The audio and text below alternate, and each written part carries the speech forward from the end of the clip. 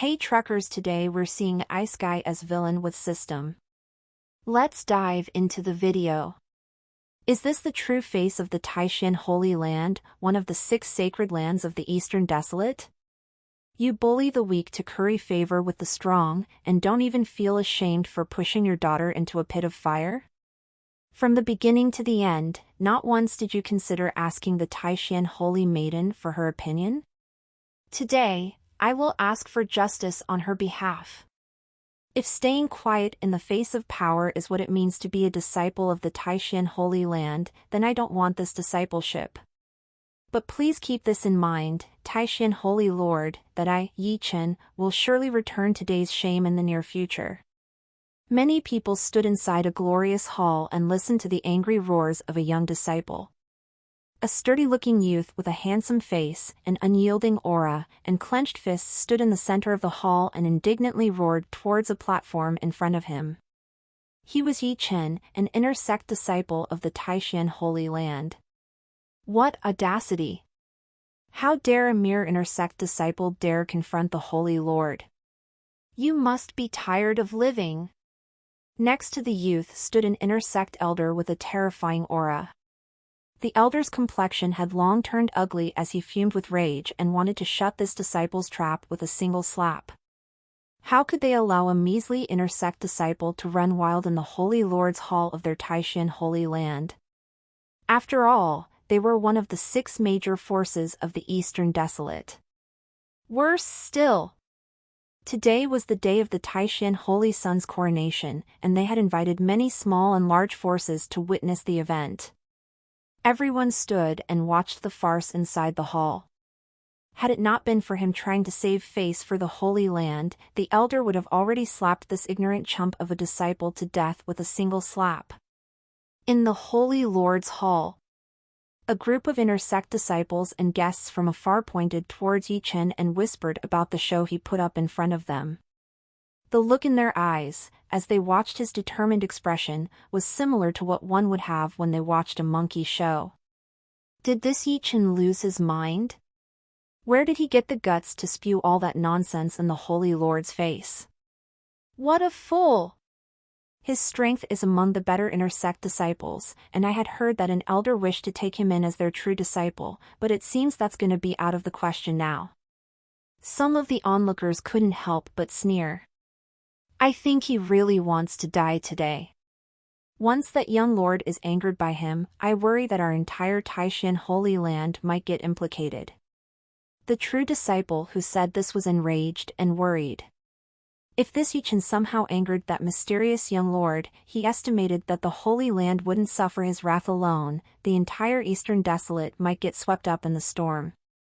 It was because of these thoughts that the disciples' desire to personally stomp Yi Chen had soared. The elders of the major powers who had come for the coronation ceremony were all looking forward to the situation's escalation.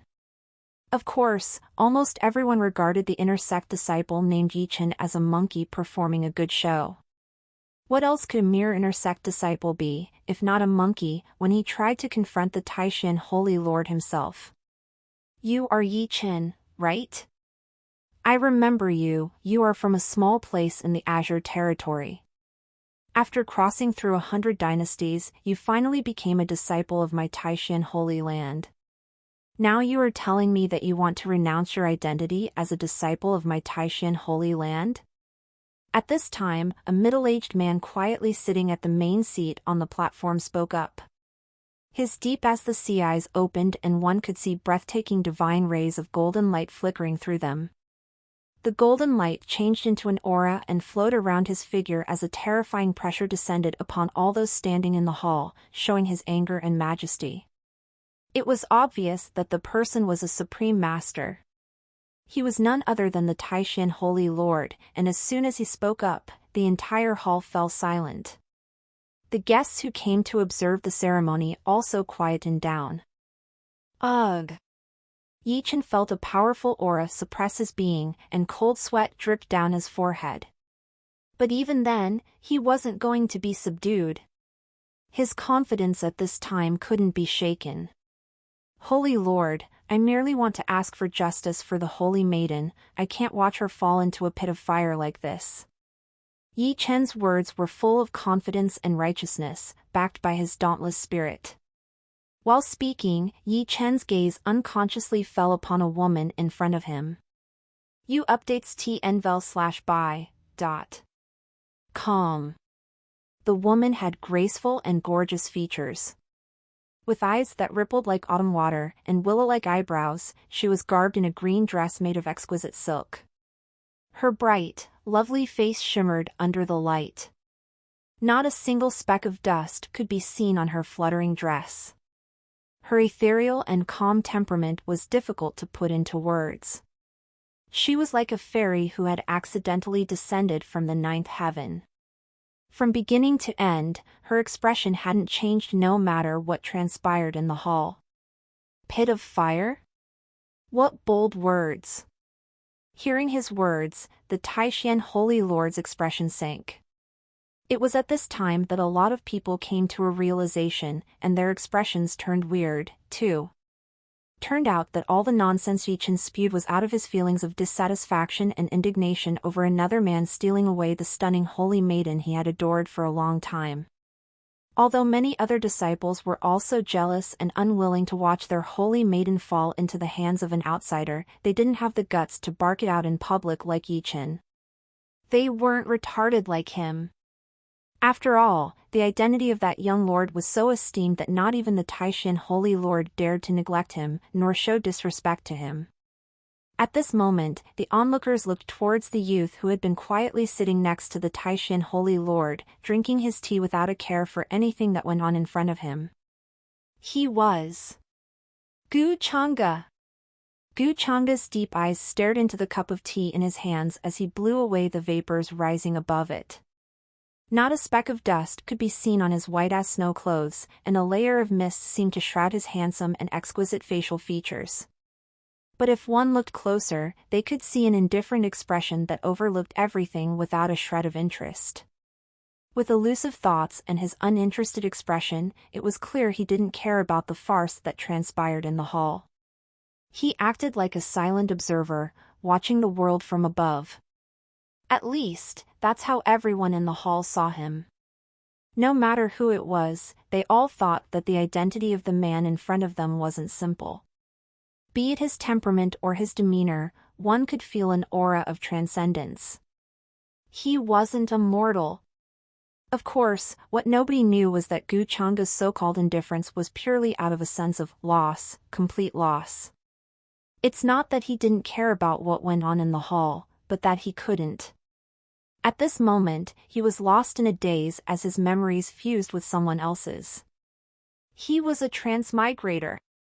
A moment ago, he was asleep in his room, and in the next, he found himself in this dangerous fantasy world as soon as he opened his eyes. Here, the mighty can pick the stars and grasp the moon. They can move mountains and overturn the seas. Flying is easy, and escaping through the earth is normal. The weak, however, are crushed beneath the feet of the strong. Their lives are worth no more than the grass and mud under one's feet, without a shred of respect and dignity. He was a true disciple of an immortal land from the upper realm who had descended to the lower realm to train himself. He was born with prodigious talent and a terrifying background. Although it all felt good to the ears, Gu Chang'e's experience from reading uncountable online novels in his previous life made his current situation crystal clear to him. He was nothing more than a mob villain, one of those cannon fodders who would get crushed within a few chapters. The realization pained Gu Chang'e's heart. As he watched the scene before him, he realized that the moment he transmigrated, he ended up in a situation where he would get humiliated by a favored son of heaven. That Yi Chen's name was clearly one of those generic cookie-cutter names for the protagonists. As for his name, it was Gu Chang'e, a name that was clearly thought up by the author on the spot to give the protagonist a cannon fodder scum to trample under his feet. He was shown to be some amazing big shot, so wouldn't the protagonist gain a ton of prestige if he successfully crushed a prestigious figure like him? Gu Chang'e. Gu Chang'e. By now, Yi Chen had already called out Gu Changa's name multiple times, but failed to elicit any response. Gu Changa didn't even deign to look at him. Yi Chen's bones creaked as his clenched fists tightened out of frustration and rage after receiving not a scrap of attention from his adversary. In his view, Gu Changa was thoroughly looking down on him. What impudence!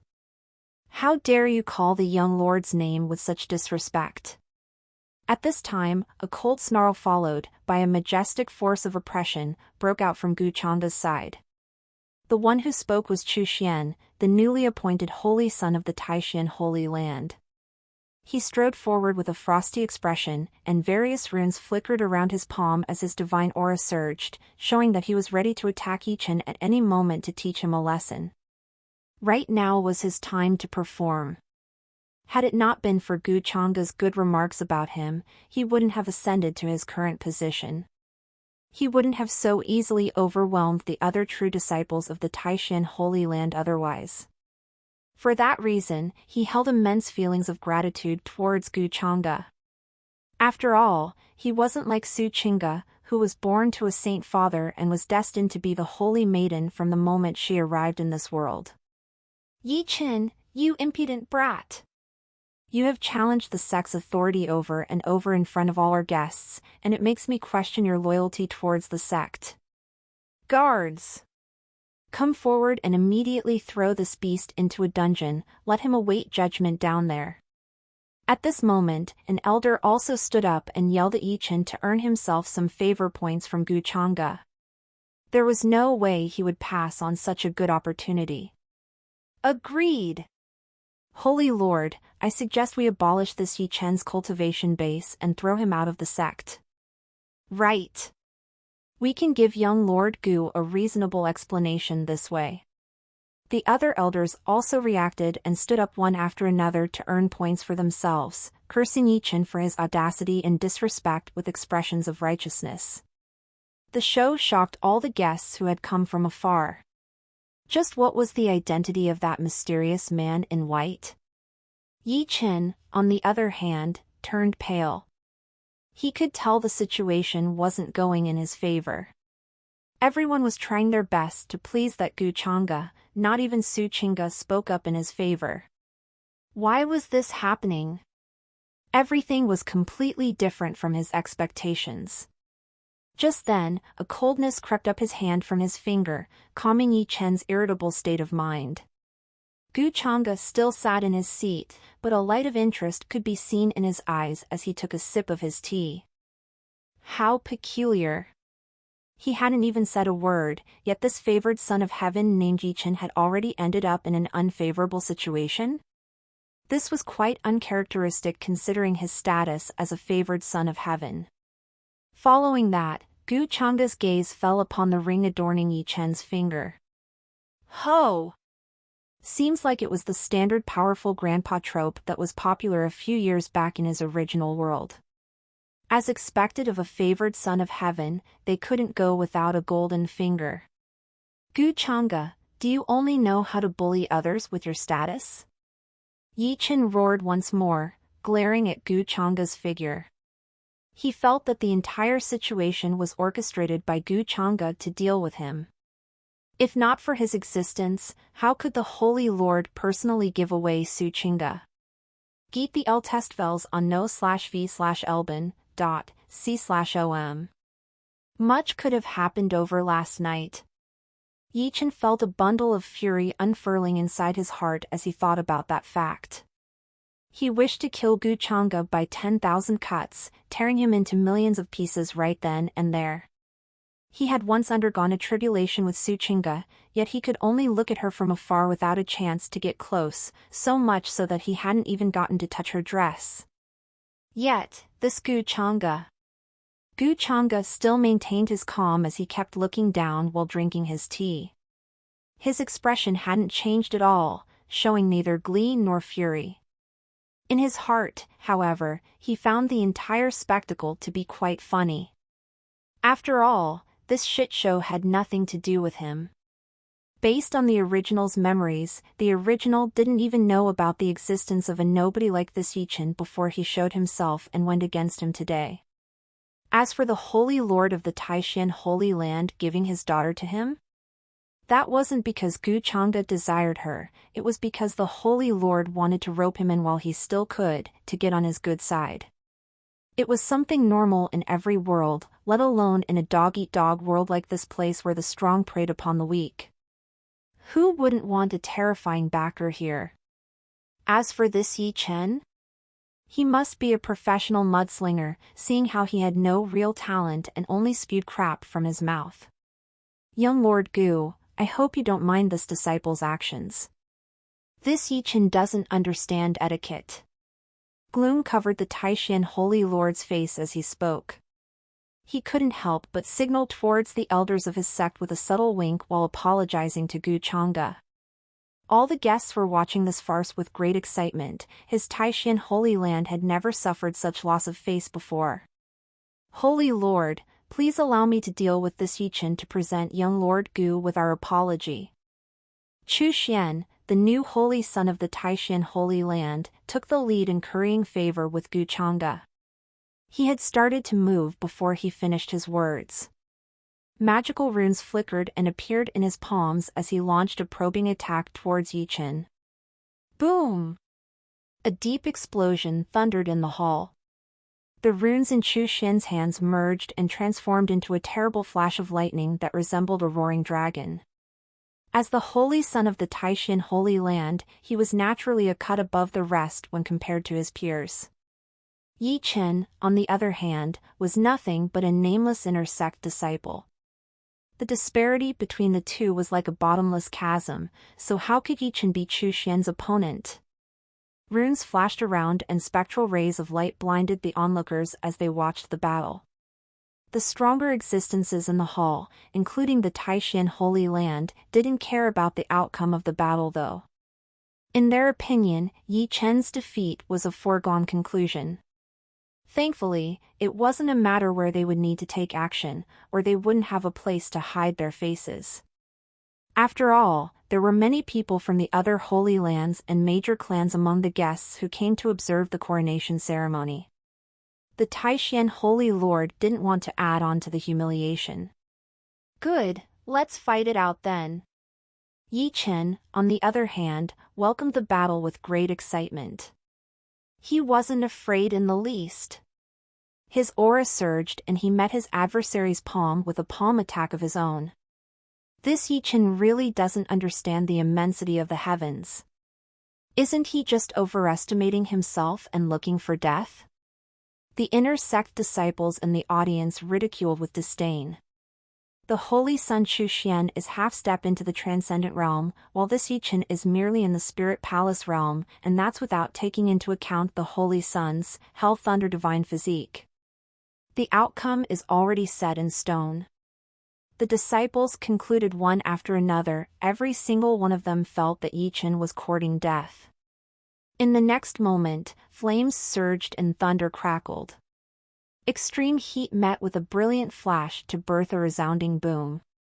In the aftermath, Chu Xian's body trembled and he felt a numbing sensation throughout his body. Yi Chen, on the other hand, stood still with a confident expression, resembling a young god of fire. What? He's that strong. Light flickered in the eyes of various female disciples as they watched Yi Chen's captivating figure. His strength exceeded their expectations, it shocked a lot of the observers. In that palm exchange, it could be seen that the two had rivaled each other without much difference. Yi Chen's cultivation is only at the spirit palace realm, yet he's able to block the holy son's blow, who's half-step into the transcendent realm? All the disciples and elders were stunned by the outcome. The result even shook the Taishan Holy Lord, who had watched the exchange with a sullen expression. After all, Chu Xian was born with the hell thunder divine physique and could easily contend against cultivators above his own realm. Few could rival him in his generation. And yet, he failed to finish someone like Yi Chen, who was almost an entire realm below him, in a single blow? Could this Yi Chen's potential be even stronger than Chu Xian's? How come they hadn't discovered his talent until now? Of course, if one asked who among the observers wasn't surprised by this turn of events, then the answer would be Gu Changge. Yi Chen was a favored son of heaven, after all. Proving others wrong and slapping their faces was the norm for his kind, after all. Gu Changge slowly took another sip of his tea. Without a hurried tone, he spoke up. You seem to have quite the trust in this Yi Chen's ability? Su Qingge turned her head when the words fell into her ears. Her calm figure couldn't help but tremble, spreading a burst of elegant fragrance of orchids in the surroundings. She didn't speak up, but her subtle movements exposed what went through her mind.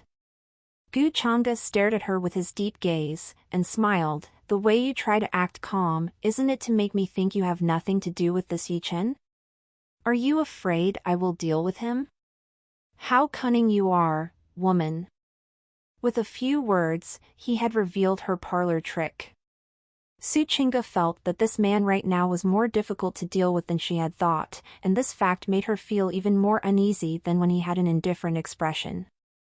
Still, she pursed her lips and made sure not to utter any words. Gu Changge, on the other hand, glanced down at his teacup, and said with a flat tone, "It's empty. See check out LTSTVL on novl/bin.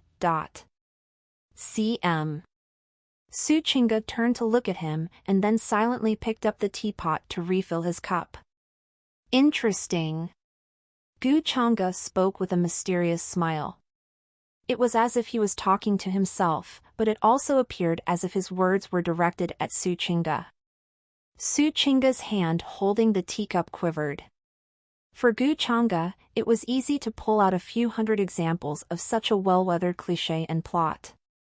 The reason behind Yi Chen's sudden anxiety today was purely generated by the fact that he overheard that the Taishan Holy Lords personally sent his daughter over to Gu Changge's room last night.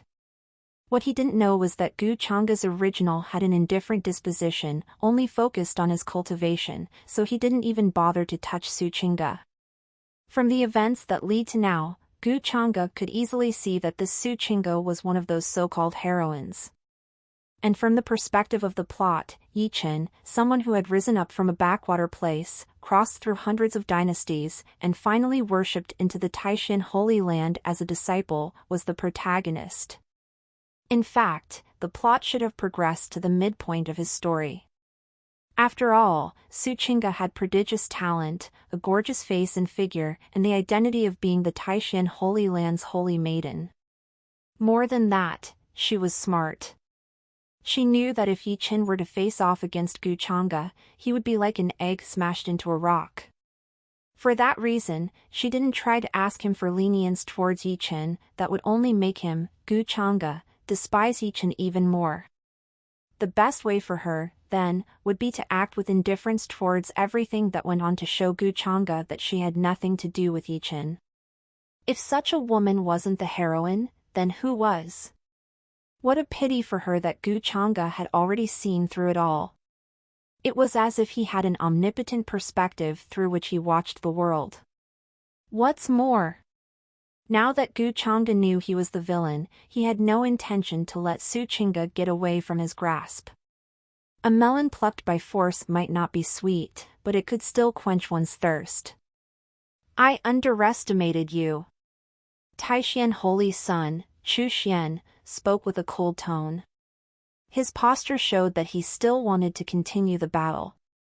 After all, he would be an embarrassment if he couldn't take down this Yi Chen when everyone, especially Gu Changge, watched him. But, by now, Gu Changge had already appeared beside them and waved his hand to stop his actions. How dull. As soon as those words left his mouth, Yi Chen froze in stupefaction. However, since this matter is related to me, I won't trouble Holy Son Chu Xian anymore. Gu Changge added while his gaze landed upon Yi Chen's face. Your fearlessness, is it out of ignorance? Gu Changge muttered, and then his gaze fell. In the next moment, a majestic force descended upon the hall as if the sky had burst open. A terrible tempest swept through everything as runes flashed and spirit energy quivered. Everyone felt deep terror rising from the depths of their souls, to the point that even some elders couldn't help but be shocked. Is this young Lord Gu's true power, huh? The Taishan Holy Lord also turned serious. Bang! As the main target of the force, Yi Chen's complexion drastically changed and his face paled, his legs softened and he knelt on the ground in the next moment. Even with his hands pushing against the ground, he could barely keep his head from touching the floor. He was squashed. No matter how he contacted the master in his ring, it made no difference. How is he so strong? Yi Chen used all his might to raise his head and stared at the man dressed in white looking down on him as if he was watching an ant. Yi Chen couldn't believe what happened, he was unwilling to accept such a result. Posturing? I can do that too. Gu Chang'e had an indifferent, lofty expression, but he sneered in his heart. There wasn't much to think about the result of the previous battle. If he let that go on, Yi Chen would easily defeat Chu Xian and strongly slap everyone in the face. Next, Yi Chen would take the opportunity to challenge him and make some kind of bet on a battle in the future. Won't that be an easy win for him with that powerful grandpa in his ring? It was quite a nice setting. Alas! He was a transmigrator, and one that came over with a cheat of his own. The entire hall turned dead silent. Wanna play with me? You are still too wet behind the ears. Gu Chang'e shook his head in silence. With clothes whiter than snow, he stood with his hands behind his back and looked down with indifference. His gaze resembled the gaze of a man staring down at an ant that pranced around. Yi Chen, on the other hand, knelt on all fours in embarrassment. His pale face showed his indignation. Cold sweat dripped down his back and limbs, and no matter how hard he tried, he couldn't lift up his head. All the onlookers watched this in shock. The ones who received the greatest jolt were none other than members of the Taishan Holy Land who knew a thing or two about Gu Chang'e. Judging from his age, they had expected Gu Chang'e's strength to be not much better than the younger generation of their Taishan Holy Land. But reality proved their thoughts wrong, and his might seemed to rival that of the Taishan Holy Lords. Young Lord Gu is so young, yet his cultivation is unfathomable. Read latest chapters at no.vel.bin/c/o/m only. Taishan Holy Lord couldn't help but exclaim in admiration as he saw the true surface of Gu Chang'e's strength for the first time. At the same time, he glanced at his daughter's pale face with a mystifying look in his eyes. He couldn't help but sigh. Had he known this would happen, he would have long crippled that troublemaker Yi Chen's cultivation and kicked him out of his sect. Where would he have the opportunity to offend this young lord then? Right then, he decided Yi Chen's fate in his heart. The Taishan Holy Lord is too generous, this one's strength isn't worth mentioning. Gu Chang'e smiled when he heard the praise, and replied in a calm tone that resembled the spring breeze. But his continuous indifference couldn't hide his loftiness and solitary attitude. He really didn't care about those remarks. He was someone who had descended upon the lower realm from the upper realm, where he was already a young sovereign whose name resounded from east to west. He was simply that powerful, so how could he be compared to some random strays? If he wanted to stomp Yi Chen, who was trying to slap everyone's face, all he had to do was to terrify the grandpa hiding in his ring from showing his face. Once that happened, would they still have the guts to protect this Yi Chen? After all, there was no way Gu Chang'e descended upon the lower realm without any protector hiding in the shadows. What's more, he had sent a sound transmission to his protector to subtly intimidate the remnant spirit inside Yi Chen's ring. And it appeared that everything progressed according to his expectation. Stomping a favored son of heaven didn't appear all that hard now. Yi Chen, on the other hand, was still in shock and panic. He couldn't comprehend why his always reliable master wouldn't respond no matter how he tried to contact them. Gu Changa's face showed no change, but his heart was full of laughter. I am ashamed to make young Lord Gu personally deal with this matter. At this time, Taishan Holy Son, Chu Xian, said with an expression of guilt. From one glose, Gu Changa could tell that Chu Xian's fate was to be his minion, so how could he blame him? Hence, he gave him a comforting smile and said, Holy Son Chu Xian needn't take this matter to heart. Since everything started because of this Gu, it's only natural for this Gu to take care of it. Young Lord is generous, this Chu Xian is ashamed. Just as Gu Changa expected, his words only increased his status and respect in Chu Xian's heart. It was to the point that Chu Xian resolved himself to hug Gu Changa's thigh no matter what. On the other hand, the flowery speech also brought Gu Changa another wave of admiration and sighs from the onlookers. This young lord was both tolerant and talented, he truly wasn't a simple man. No, how could he be described as not a simple man? He was both unpredictable and elusive. Young Lord Gu is mighty. He's truly a god who has descended upon our mortal world. Just a breath from him makes my heart tremble. I had thought our Taishan Holy Land was a mighty titan standing above all with its millenniums of heritage and millions of miles of territory, but now that I have seen young Lord, I finally understand what the words heavens beyond heaven, mountains beyond mountain mean. All the elders agreed and started to flatter Gu Changa with flowery speeches. Their appearance that resembled obedient dogs licking their master's thighs surprised the elders and disciples who had come from other forces to watch the coronation ceremony, since they didn't know the insider facts. They were even more curious to find out the identity of this mysterious young lord. It was clear to them that the Taishan Holy Land, one of the 6 sacred lands of the Eastern Desolate, had embraced this young lord's thigh at some point without making a squeak. A situation like this didn't signify fortune for the forces behind them, after all. Being a villain is cool. People fall over themselves and flatter you like obedient pups. And unlike the protagonists, you don't even have to suffer the mockery of the world. Gu Changa thought to himself. At the same time, he also opened his system. After all, how was it possible for a transmigrator to not have a golden finger of his own? His golden finger was a status screen similar to those seen in video games. It displayed his various attributes and other information. He could earn destiny points by reversing the fortune of the various favored children of heaven, and the points themselves were the currency used for all kinds of things in the system. Not only could he exchange them for cultivation techniques, but they could also be used to obtain talents, bloodlines, and so on. He could even add those points to upgrade his various mystical abilities that he had cultivated.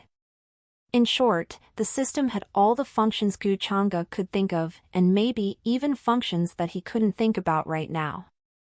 System!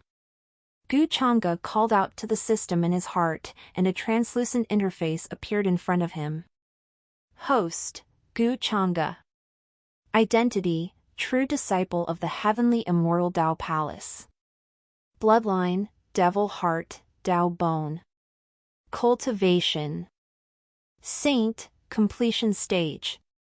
Mystical abilities. Destiny points, 50. Fortune value, 30, dark. System shop, unopened. It was a concise interface with all kinds of useful information available at a single glance. He had also obtained those 50 destiny points by stomping Yichin just now. System, what will happen if I obliterate this Yichin right here and now? Gu Changa asked in his heart. Host, the system suggests that you do not try that right now. With your current fortune value, there's a high chance you will suffer from a fortune backlash if you killed a favored son of heaven whose fortune value is much higher than your own. Sure enough, it was almost the same as what Gu Changa had guessed. He couldn't help but shake his head while secretly cursing the bastard author and his bastard world. What was with this shitty setting? TSK. Tisk. With a talent and background like his, all he received were 30 points in fortune value. To add insult to injury, it was dark as heck. That Yi Chen, on the other hand, had hundreds of points in his fortune value even in a situation like this where he got stomped. According to the system, the fortune was divided into 7 levels. Red, orange, yellow, green, cyan, blue, purple. Normal people were generally blessed with a red fortune, while this Yi Chen was blessed with a green fortune. As for dark fortune, wasn't that just fucking misfortune? It's your fate to be plagued by misfortune if you are pitted against a favored child of heaven. The system explained. As for the backlash suffered due to his misfortune, that could be anything from randomly choking to death while savoring tea, getting struck by lightning while taking a stroll, etc. It seems that to crush a favored child of heaven, you must take your time and exhaust his fortune point by point. And this process, I like it. Hee, stepping on ants and slowly crushing them to death. Gu Changa's face remained the same, but he had already communicated a lot with the system in his heart. Vilfic's crib. Favored son of heaven is supposed to be used for a male blessed by heavenly fortune. Favored daughter of heaven is supposed to be used for a woman blessed by heavenly fortune. Favored child of heaven is supposed to be used when the gender is not known/revealed. So, I can't kill a favored son of heaven until I exhaust his fortune to a certain extent? He had been talking to the system for a while already, and Gu Changa couldn't help but raise his eyebrow when he heard the system's explanation. That's right, host. Fortune is something elusive and incalculable, so although it's not difficult to kill Yi Chen with your current strength, but that will most certainly bring about a series of unexpected variables and changes. And the greatest variable, host, is you. The system explained. A favored son of heaven was indeed a favored son of heaven, so much so that, probably, Lord God himself protected them. And if one wanted to put the bias in the simplest terms, it would be something like, if Gu Changa tried to kill this Yi Chen right now, a heavenly tribulation might just descend and obliterate him from existence first. But so what if the heavens were protecting him? He could still slowly grind him to death. Gu Changa chuckled in his mind, not really caring about the restrictions. After that, he took a look at the fortune value of everyone else in the hall. Get your avrite ovals at no/v/e/lbn.com. Second to Yi Chen's 500 points of fortune value stood out Su Chinga, with 350 points of fortune value to her name, and this fact further strengthened Gu Changa's previous guess. Su Chinga was the heroine, and there was no doubt about that. It's just that he wondered what would happen if he were to devour this Su Chinga right now. Will he suffer from a fortune backlash from her, too? If so, then the loss would outweigh the gain. Be it the present or the past, he wasn't a ravenous man who thought only with his lower half. The concept of fortune value might be imperceptible, but it was a fact that it existed and could affect reality. Wouldn't he be the biggest loser if he played himself to death? Of course, he wasn't completely out of options. As long as he extinguished all of their fortune value, won't they be powerless fish on the chopping block? Just like how the system had previously given him a prompt, ding. Humiliate Yi Chen in front of everyone. Yi Chen will lose 10 points of his fortune value, while the host will receive 50 destiny points. 50 destiny points were neither too much, nor were they too little. There was much Gu Changa could do with the destiny points. He could improve his cultivation or upgrade his talent. Compared to others who patiently cultivate step by step over long periods, wasn't it awesome to simply add points to everything and level up using this cheat? Yi Chen publicly challenged the sex laws and even insulted young Lord Gu, guards. Throw him in the dungeon and let young Lord Gu decide his fate. The great elder of the Judgment Hall spoke up at this time. Burly build and a square face, the elder looked mighty and intimidating even when he wasn't enraged. Everyone in the Taishan Holy Land feared and respected him. Although he was fair and unbiased during ordinary days, and even had a good impression of Yi Chen, he wasn't someone who couldn't understand the situation at hand and bend his principles. He understood well that Yi Chen had offended someone he shouldn't have offended. Between a measly inner sect disciple and a disaster that could wipe them off the face of this earth, it wasn't hard to decide which one they must avoid. Gu Chang'e slightly nodded as he saw the judgment hall's elder's subservient and pleasing gaze. After that, he returned to his original position, and his indifferent and incalculable expression again appeared on his face. Letting him dictate Yi Chen's fate didn't sound all that bad. It was just that he never expected someone with thick eyebrows, bright eyes, and an impartial aura to be the one suggesting something like that. Gu Chang'e couldn't help but chuckle in his heart, and with that, the majestic force pressing down on everything also disappeared. Yi Chen could finally stand up, but his face still showed his shock, unwillingness, and humiliation. His current mood was no different than what Gu Chang'e had calculated as Yi Chen wondered why his master hadn't responded to him even once in such a critical moment. Did his master betray him, too? Or was even his master afraid of Gu Chang'e's background and might? The thoughts chilled Yi Chen's heart as his eyes turned cold. Worst of all was Su Qingge's performance. From the beginning to the end, she hadn't uttered a single word as she watched everything that went down. She even took the initiative to pour a cup of tea for Gu Chang'e. Yi Chen saw it all with his own two eyes. The goddess he adored took the initiative to serve another man, and that reality ripped Yi Chen's heart. Couldn't she see how he had broken out with the Taishan Holy Land for her sake? Yi Chen's heart dropped into a dark and cold abyss. Yi Chen's changing expression wasn't hidden from Su Qingge, she could tell he had misunderstood her. Still, it was impossible for her to put her sect, the place that cared for her and trained her for more than 20 years, into danger for Yi Chen. In the end, she could only lower her head and clench her hands, not daring to meet Yi Chen's eyes. Holy Maiden Qingge, I heard tonight's moon will be wonderful, so would you be willing to give me some face by appreciating the moon's beauty with me tonight? Out of nowhere, Gu Chang'e spoke those words.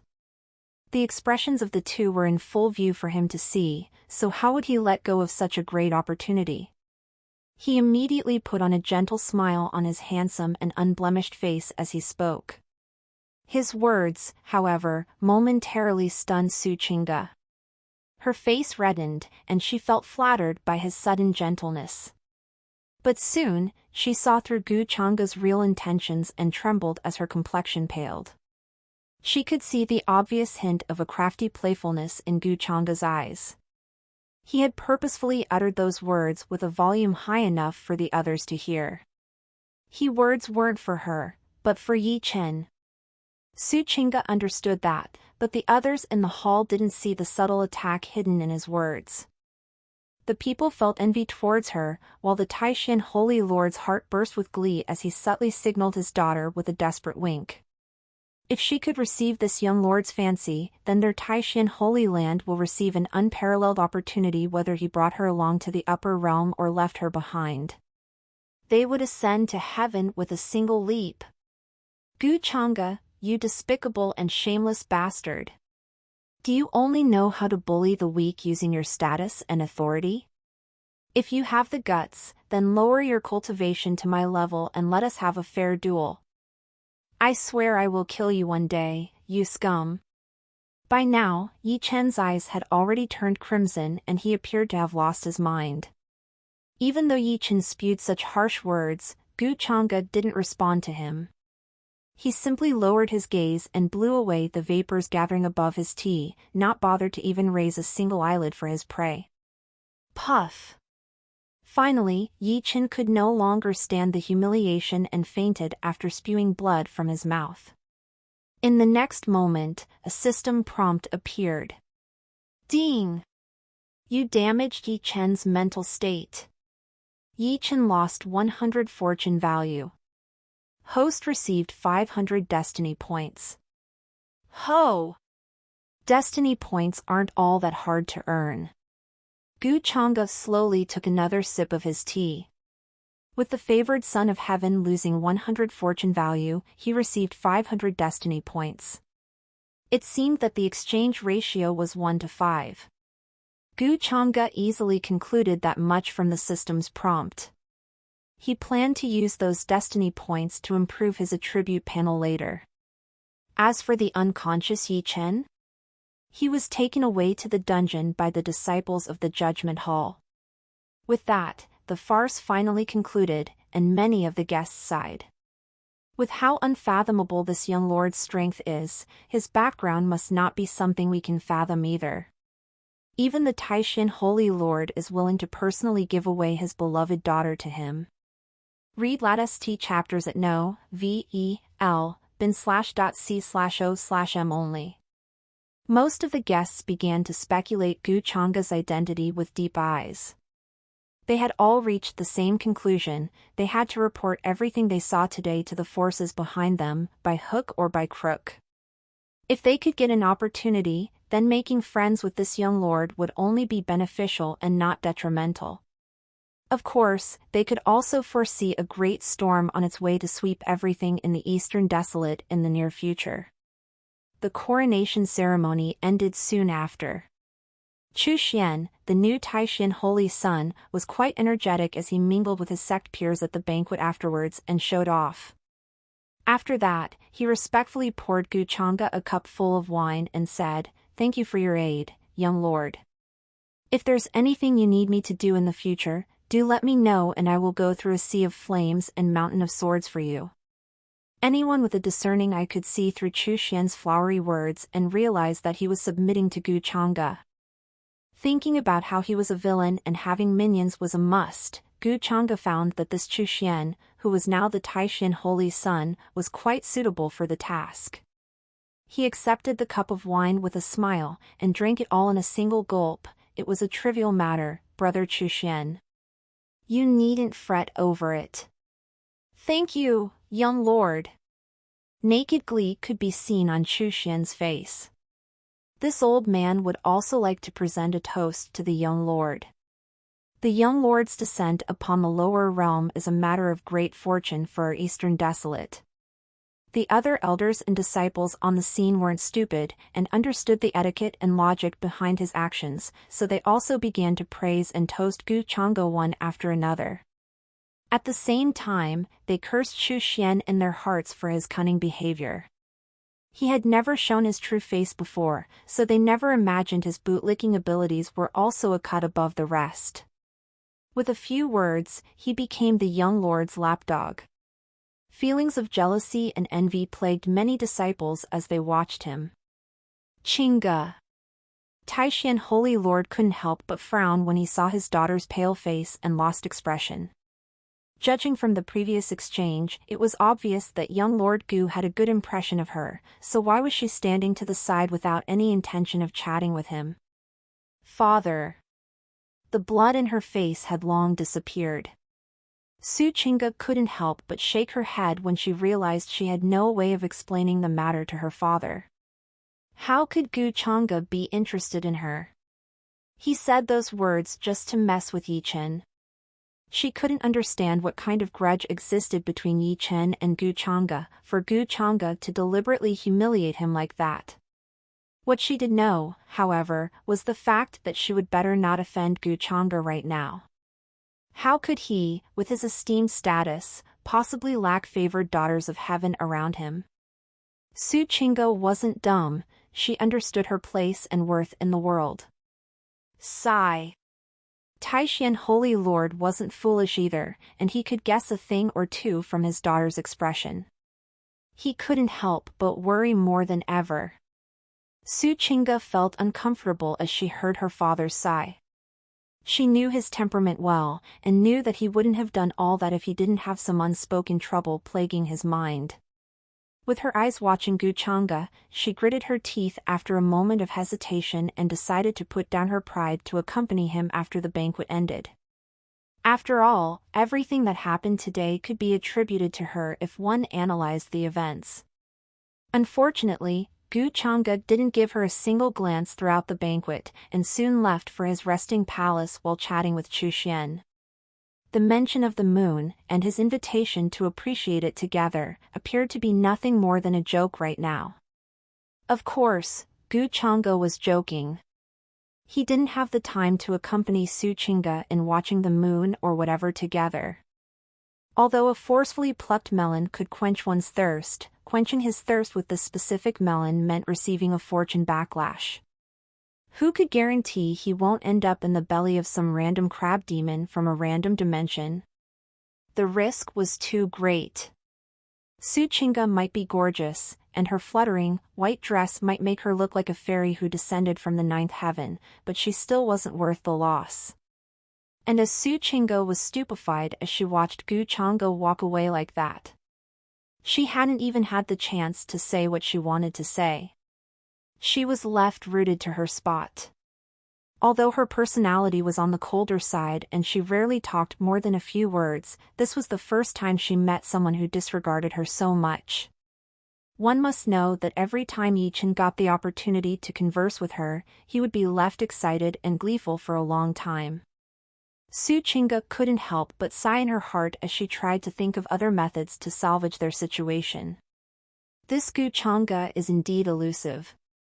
He's far more interesting than that Yichen.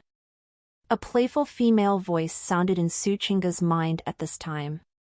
Although the voice seemed heavenly at first, one would find it laced with a baleful evil if they paid attention. Still, Su Qing'e wasn't surprised as she had long been familiar with the voice. Her face showed no change. This voice had accompanied her from the moment of her birth. It was a secret that not even her father was privy to. One body, two souls, late at night. Gu Chang'e was in his resting quarters. Suddenly, a black-clothed man with a vague-looking face emerged out of the thin air. "How's the investigation?" Gu Chang'e, who was sitting on the couch, withdrew his consciousness from the system and asked with a deep gaze. "My lord, it's as you concluded." The Taishan Holy Lord called Su Qing'e over and explained his reasoning and difficulties to her. "What are his difficulties?" Gu Chang'e raised his eyebrows.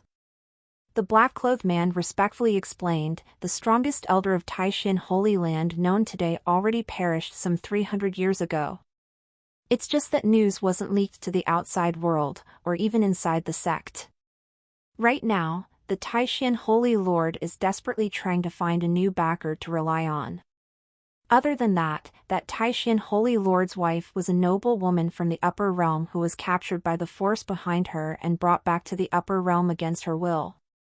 The Holy Lord wanted to use Su Qing'e to develop a connection with you, so he could find his wife's whereabouts." "Ho! I didn't expect to have guessed it all right." Gu Chang'e smirked. He had changed his mind a while ago. Since Su Qing'e was the heroine of the story, there must be something more special about her. It was because of this that he let the old man in black go out and gather information. The old man was called Old Ming, Gu Chang'e's personal guard on his trip to the lower realm. He was unfathomable expert. Let alone the Taishan Holy Land, the entire Eastern Desolate probably didn't have a place where this black-clothed old man couldn't go. Gu Chang'e fell into deep thought after hearing about Su Qing'e's situation. "My lord, there's something I don't understand." Old Ming had a face full of doubt. He was quite familiar with Gu Chang'e's temperament after following him for a while. Everything the young lord did had some reason. Every situation was carefully crafted by him even if someone couldn't see it. What he wanted to understand was why his young lord let the Yichen off after only suppressing him once. It was normal for Old Ming to have that question. After transmigrating and fusing with the memories of the original, it wasn't hard for Gu Chang'e to arrange his words to not give himself away. Regarding that, Gu Chang'e's eyes were still indifferent, and he enunciated each word slowly. "The Yichen is blessed with great fortune, so I might be able to get a fortuitous opportunity through him." These words weren't incorrect. After all, Yichen had much fortune that had to be shaved off his body. What's more, The heavens must have arranged quite a few fortuitous opportunities for these favored children. Wouldn't he be a disgrace if he didn't use these radars to obtain all those opportunities? Gu Changa couldn't help but shake his head as he thought about this.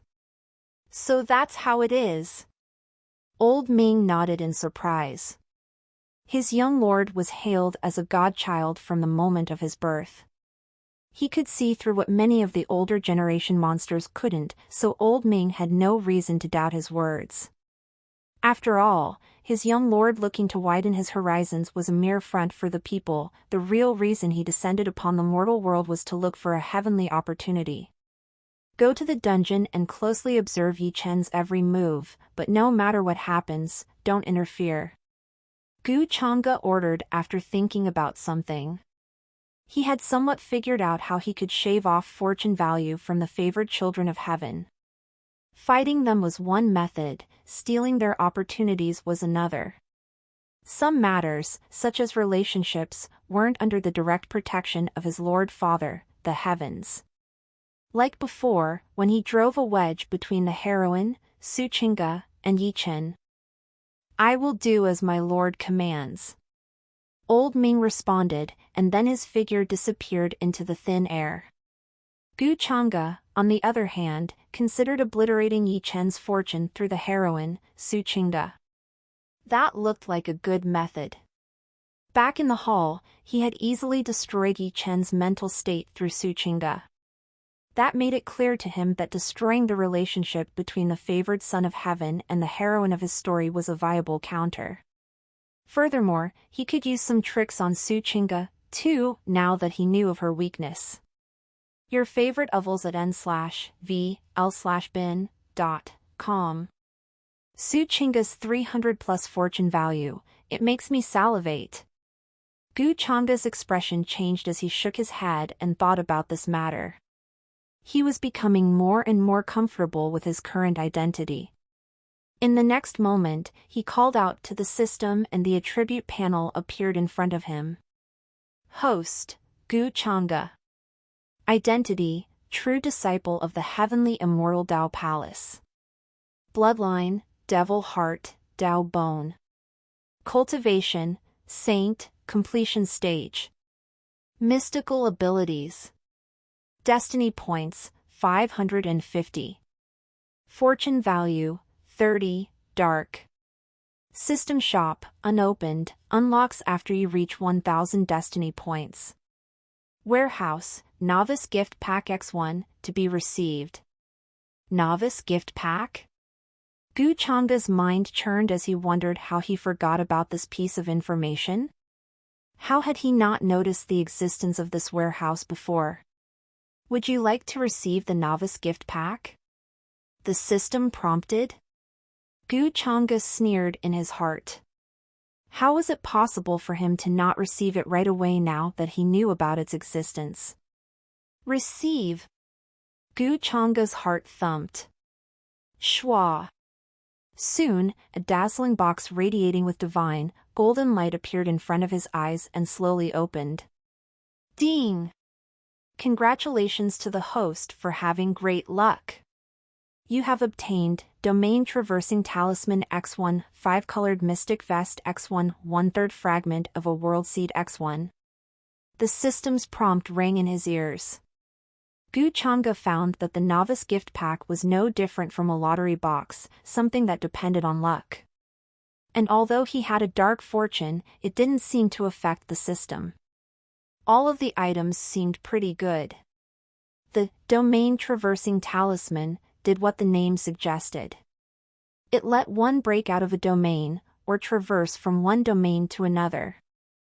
The 5-colored Mystic Vest was a defensive artifact. As Gu Changa read its introduction, he realized that it was quite a powerful artifact that could withstand a full-powered blow from a false god realm powerhouse. Mortal Physique. Spirit Ocean. Spirit Palace. Transcendent. Great Transcendent. Saint. Conferred Lord. Conferred King. False God. These were the cultivation realms Gu Chang'e was familiar with. As for realms beyond the false god realm, those belonged to the worlds beyond and couldn't be described in simple terms. They held might that could even overturn heaven and earth. Immediately, Gu Chang'e put on the five-colored mystic vest. From the outside, it looked like a silverish inner shirt made of some strange material. With the hazy brilliance flowing around it, it looked like some garment for the immortals. Apart from having an extraordinary appearance, there was nothing special about it. After that, he checked the introduction of the one-third fragment of the world seed. A complete world seed, when refined, can nourish a world of its own inside one's body, with a self-sustaining ecosystem of life and death. Creating a world inside your body? Now that's interesting. This thing could be called a godly treasure. Gu Chang'e's eyes lit up as he thought about how it could be used for escape if he encountered a crisis in the future. A world within one's body was a good place for hiding. After all, no one could guarantee they would never end up in a precarious situation without a way out. It was a pity that he only received a third of it. Gu Chang'e sighed, "Forget it, I will think about it in the future. For now, I should increase my cultivation instead of fretting over external assistance." In the vast heaven and earth, personal strength was what truly mattered in the end. No one will hinder him from increasing his cultivation. System, add points. You could call it personal strength if it was obtained through your hard-earned destiny points, right? Leak is a slang for a foolish consumer. Cutting a leak means taking advantage of a consumer to earn easy bucks. Heavenly Immortal Tao Codex, Gu Chang'e practiced this cultivation technique. Heavenly Immortal Tao Codex was a pinnacle cultivation technique that only the true disciples of the Heavenly Immortal Tao Palace could come into contact with. Saying that this immortal technique was the foundation of the Heavenly Immortal Tao Palace and the reason for their current esteemed status wouldn't be incorrect. It was hard to count the number of immortal sects, clans, and supreme orthodoxies that desired this technique in the upper realm. Gu Chang'e had already cultivated this technique to its 6th layer and stood at the top among his peers in the upper realm. However, even with his prodigious talent, his original hadn't taken another step forward for more than half a year already.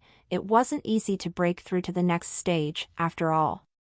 Since destiny points can raise the level of all attributes, then increasing my comprehension of this cultivation technique should automatically give my cultivation base the final push for breakthrough, right? That was Gu Chang'e's simple idea, and he even had a huge sum of 550 destiny points to bring it to fruition. System, jack me up. As soon as the thought crossed his mind, Gu Chang'e felt a breath of fresh air flow through his limbs. At the same time, he felt a peculiar change in his mind that couldn't be described in words. It was the addition of insights about the Heavenly Immortal Tao Codex that had swallowed all of his attention. At the same time, the destiny points fell at a speed visible to the naked eye. Whoosh! Boom! Finally, with a thundering explosion, Gu Chang'e broke through to the 7th layer of the Heavenly Immortal Tao Codex. Suddenly, a majestic force of oppression descended upon the palace where Gu Chang'e was resting. The surroundings turned dead silent, while the guards in charge of the area shivered with fright. The two looked back and spoke with quivering voices. Where did such a terrifying breath come from? It's as if a great devil is hidden in that palace. Mind your words. Don't utter what shan't be uttered. Cold sweat soaked their bodies and the two could barely keep themselves on their feet. Was the young lord cultivating? How terrifying he was! Is this the might of a conferred lord? How terrifying, indeed! Inside the palace, Gu Chang'e took in a deep breath and chuckled.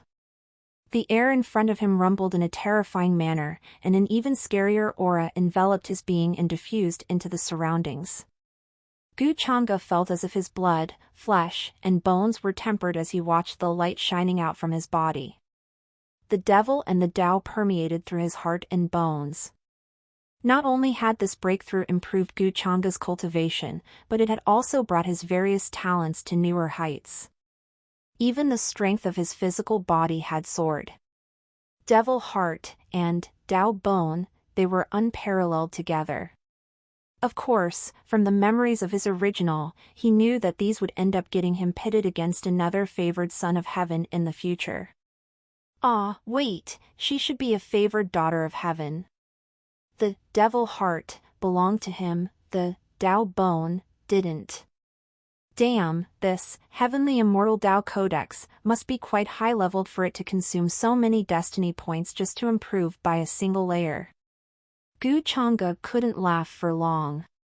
Although it felt good to break through, and the feeling of power and control that came with it was exhilarating, he had lost all of his hard-earned destiny points in the process. Still, it must mean that his Heavenly Tao Immortal Codex was a top-tier cultivation technique. The claim that it was a technique that could directly help one ascend to godhood might not be an understatement. Get your Avrite Ovals at no/v/e/lbn.com. Whatever, there's still that leak, Yi-Chen, waiting for me to cut it. I certainly won't lack destiny points by the time I am done with it. Gu Changa got over the feeling of loss within moments. After all, there were more points where these came from. And although the Yi-Chen looked ugly and battered in the eyes of others after his humiliation, but to Gu Changa, he was a juicy leek waiting to be crunched. In the dungeon. A humid air mixed with the smell of rotting corpses spread in the dimly lit dungeon of the Taishan Holy Land. In one of the many cells, Yi-Chen sat on the ground with a blank and sluggish expression.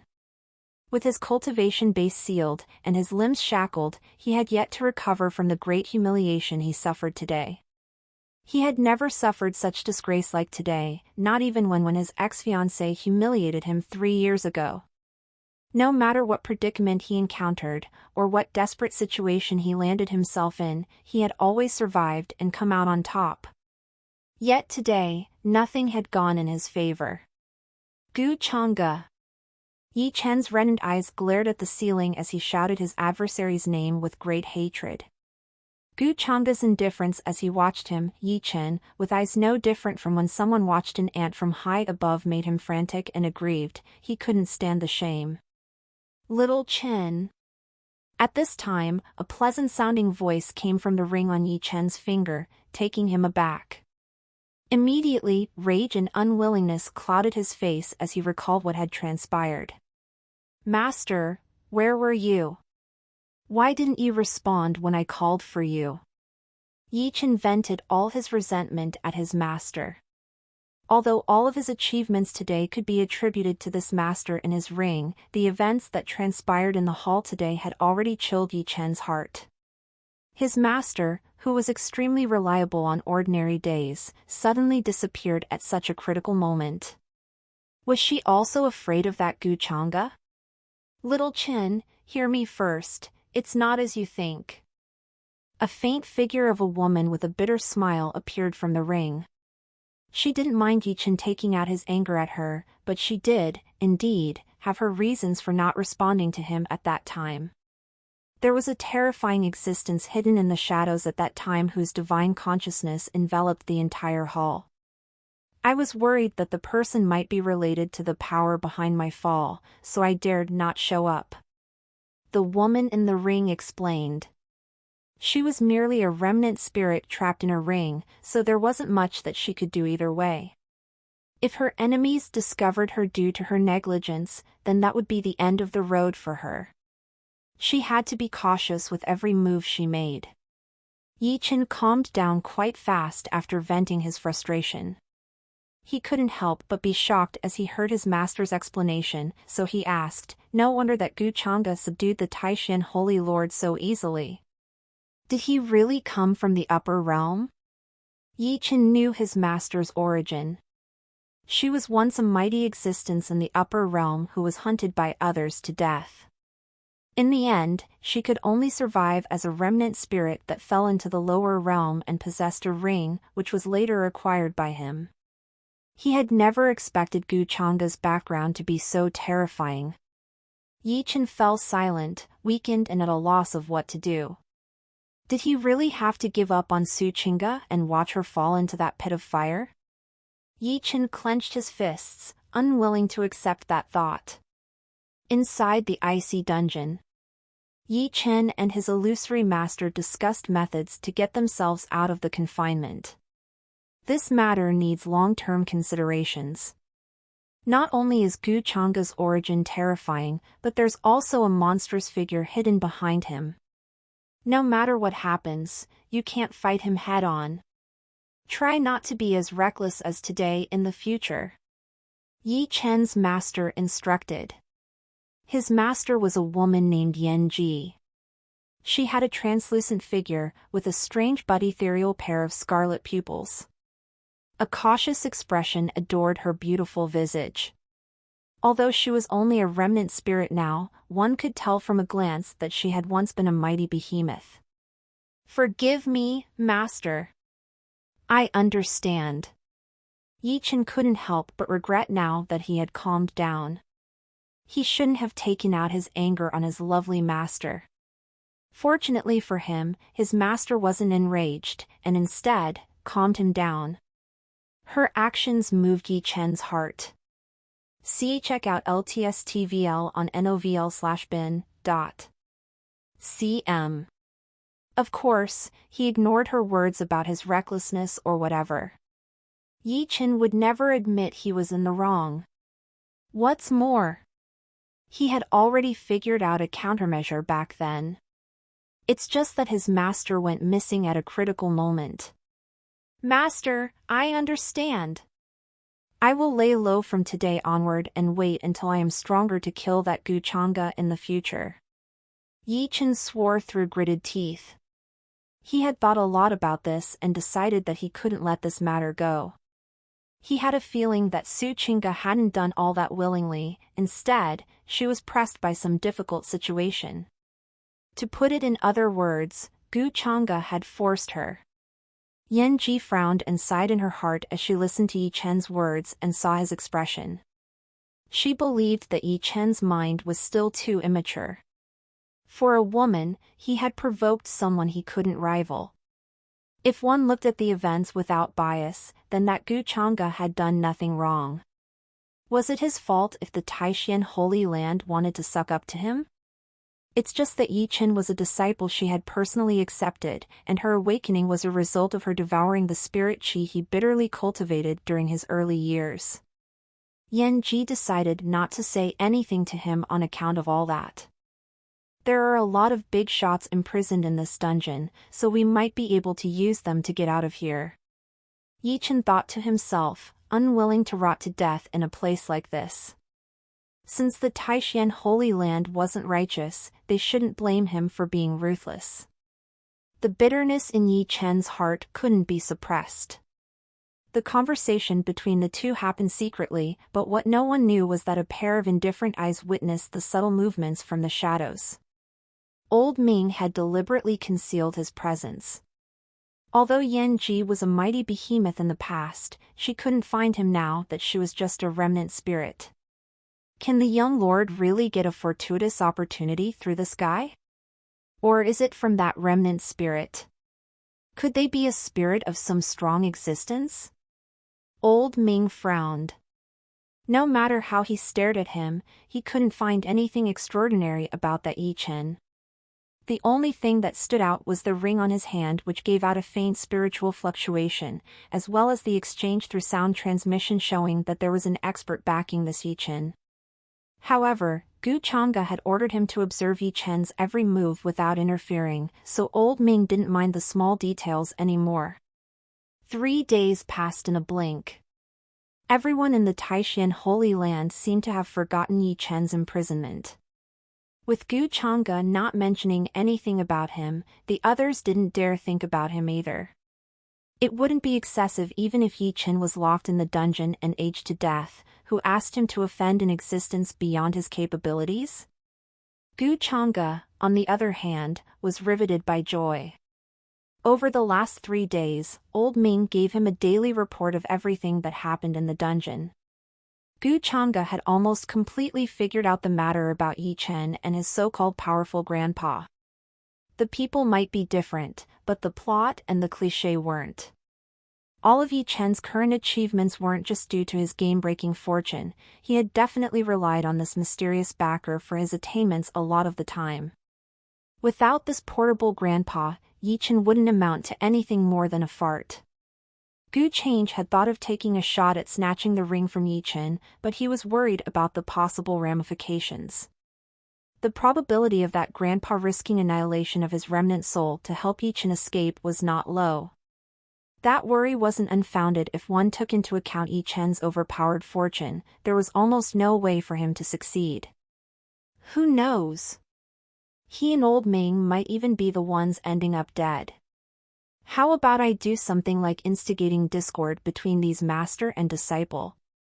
But won't that be too evil even for a villain like me? No. No.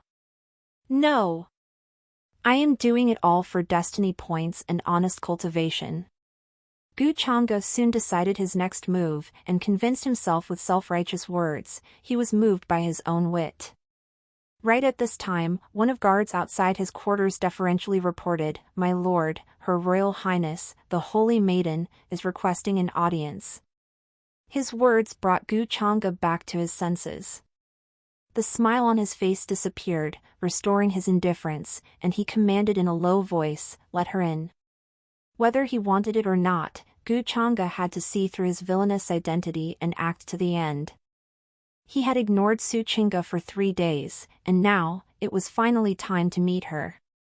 Gu Chang'e had read through uncountable online novels in his previous life, so it wasn't hard for him to figure out a method to deal with a prodigious and prideful heroine like Su Qingge. What's more, he knew her weakness, so it was even easier to subdue her. First, he would test her patience and wear down her temper. After all, he wasn't one of those horny mutts who couldn't hold themselves from wishing to mount a bitch where they saw it, even if it meant ingratiating themselves. And weren't there those words that went like this: in order to capture, one must let loose first. Give a little light when they have reached the verge of despair and darkness. One must know that the Taishan Holy Lord had been full of gloom over the last 3 days. He couldn't help but sigh and groan again and again. As for the reason, his daughter had somehow offended young Lord Gu. Taishan Holy Lord obviously didn't have the guts to ask Gu Chang'e why he was unhappy. Su Qingge, on the other hand, was a filial daughter who naturally didn't want to watch her father bear such a heavy burden. That was one of her weaknesses, and Gu Chang'e had seen through it. "Qingge greets young Lord Gu." A charming voice fell into Gu Chang'e's ears, followed by a burst of a pleasant scent.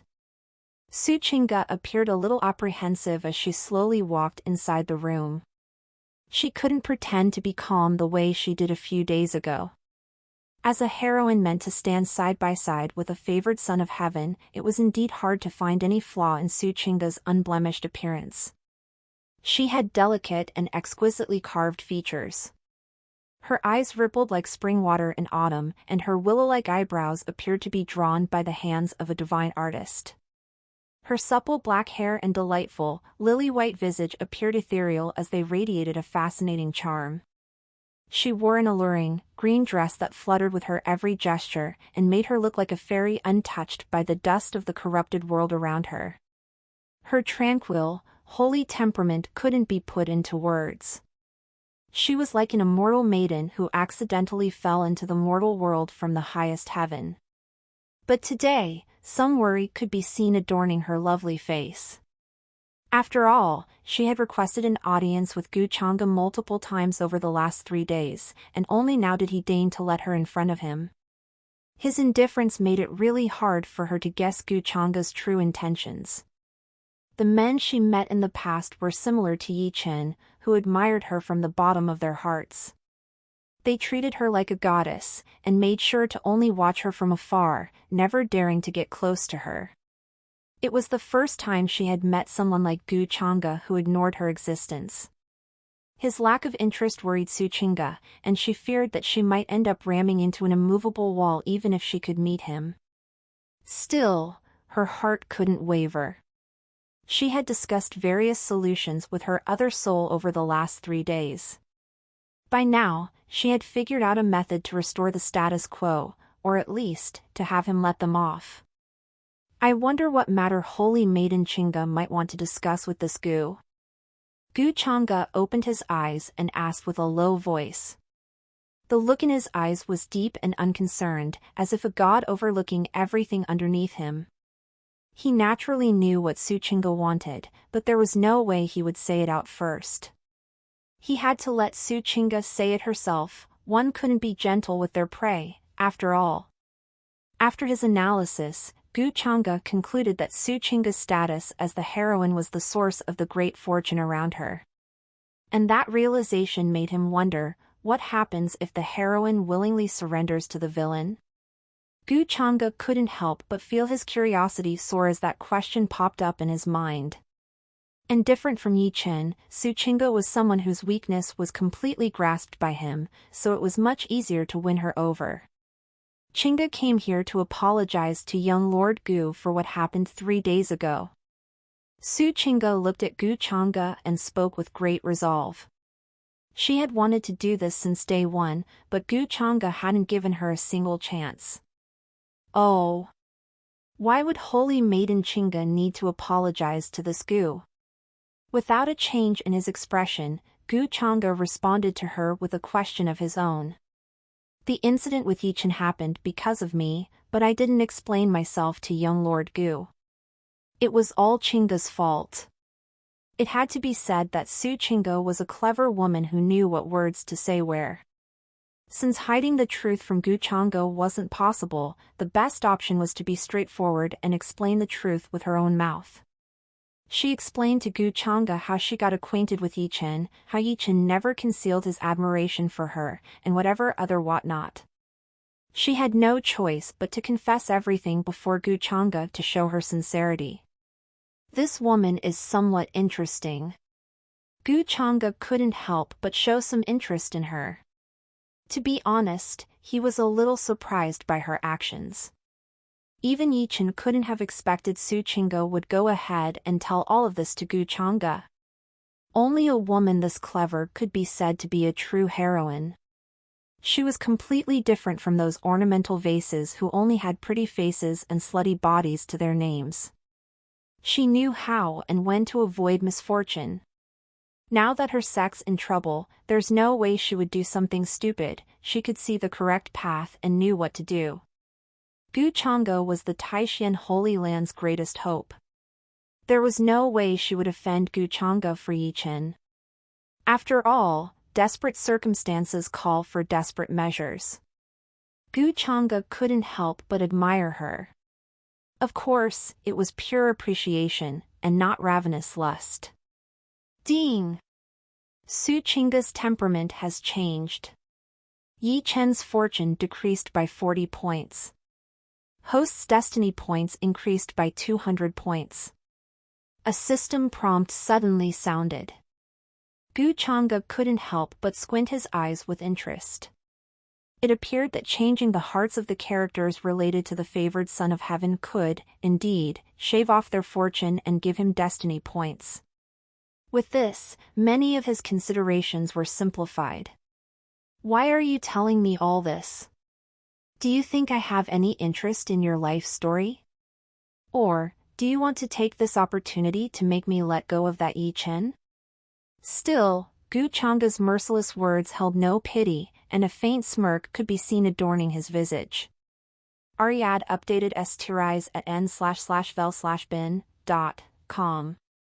Although Suchinga had anticipated such a result already, her face still paled, and she explained herself in a hurry, I dare not. Chinga knows the difference between herself and young Lord, and understands that it's not possible for her to enter the eyes of young Lord Gu.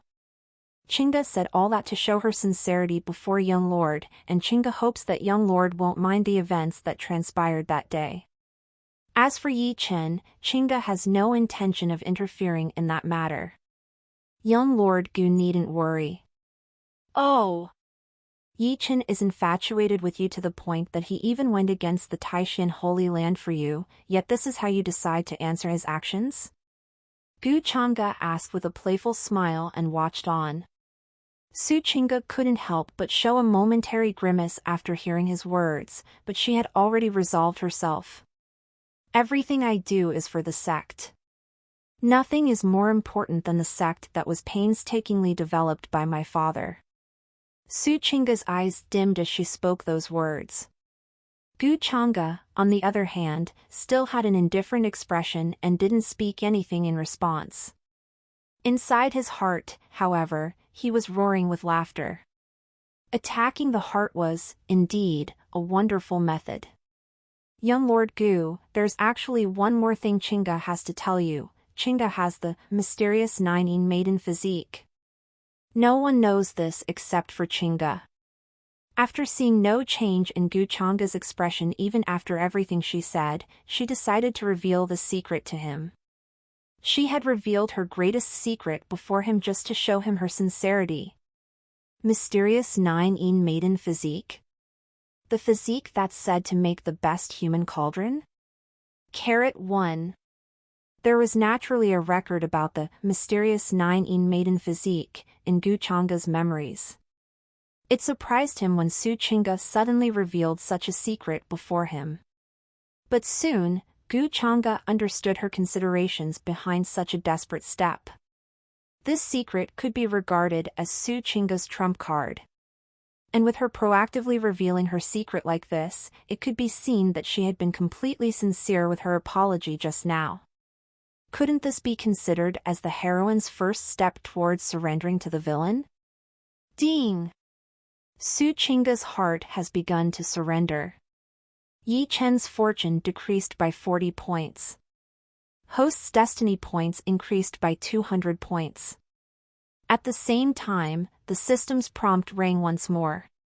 Gu Changge never expected that the process of making Su Qingge surrender before him would be so smooth sailing. With this blow, Yi Chen's fortune value had easily dropped to almost 300 points. 1. A human cauldron is pretty much a slave that's used to improve the cultivation of their captor through sexual cultivation techniques. Women are pretty much treated as fleshlights/cum dumpsters/meat toilets that give you a boost every time you rape them and use a sexual cultivation technique in the process. Men are pretty much cum pistols that are used until every shot is sucked out of them.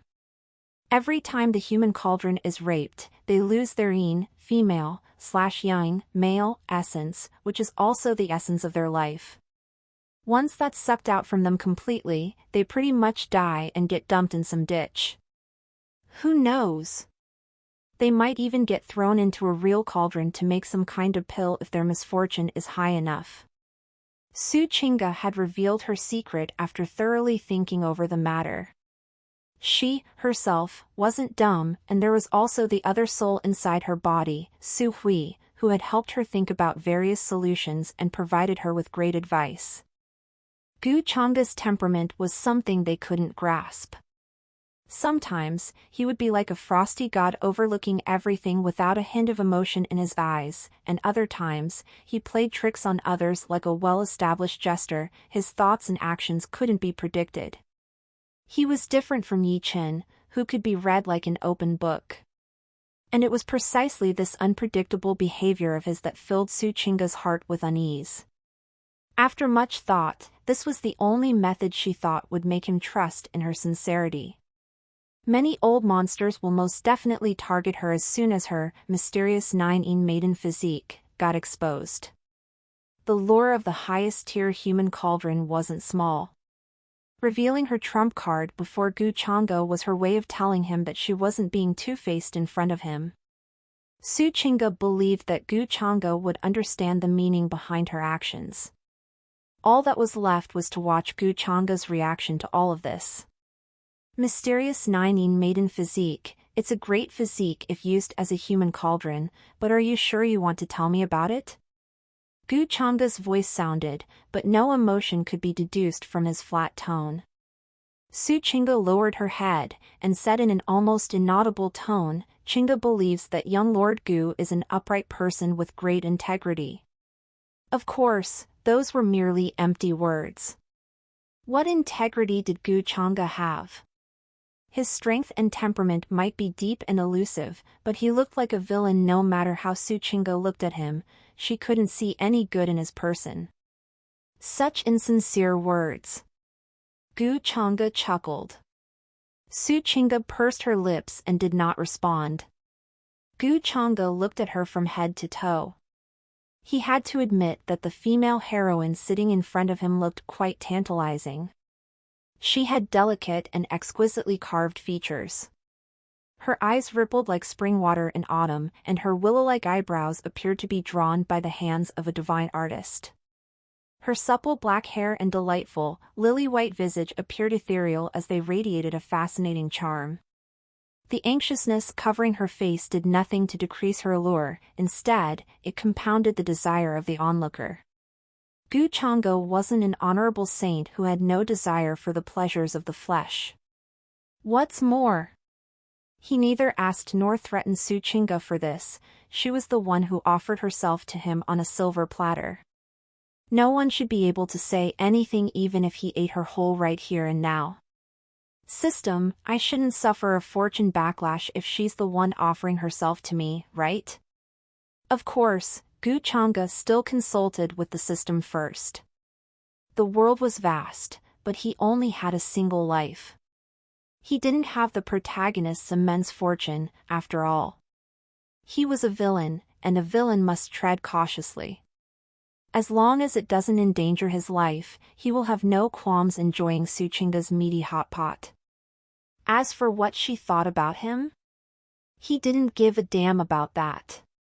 He already wanted to pluck this melon the moment he saw her immense fortune, but he was afraid of getting struck by a fortune backlash. But now that the melon delivered itself to be plucked, fortune shouldn't fuck him over, right? The heroine's fortune is still too high, and she hasn't completely surrendered to the host yet. There's a high chance host will suffer from a fortune backlash if you try to have a physical relationship with the heroine right now. The system explained.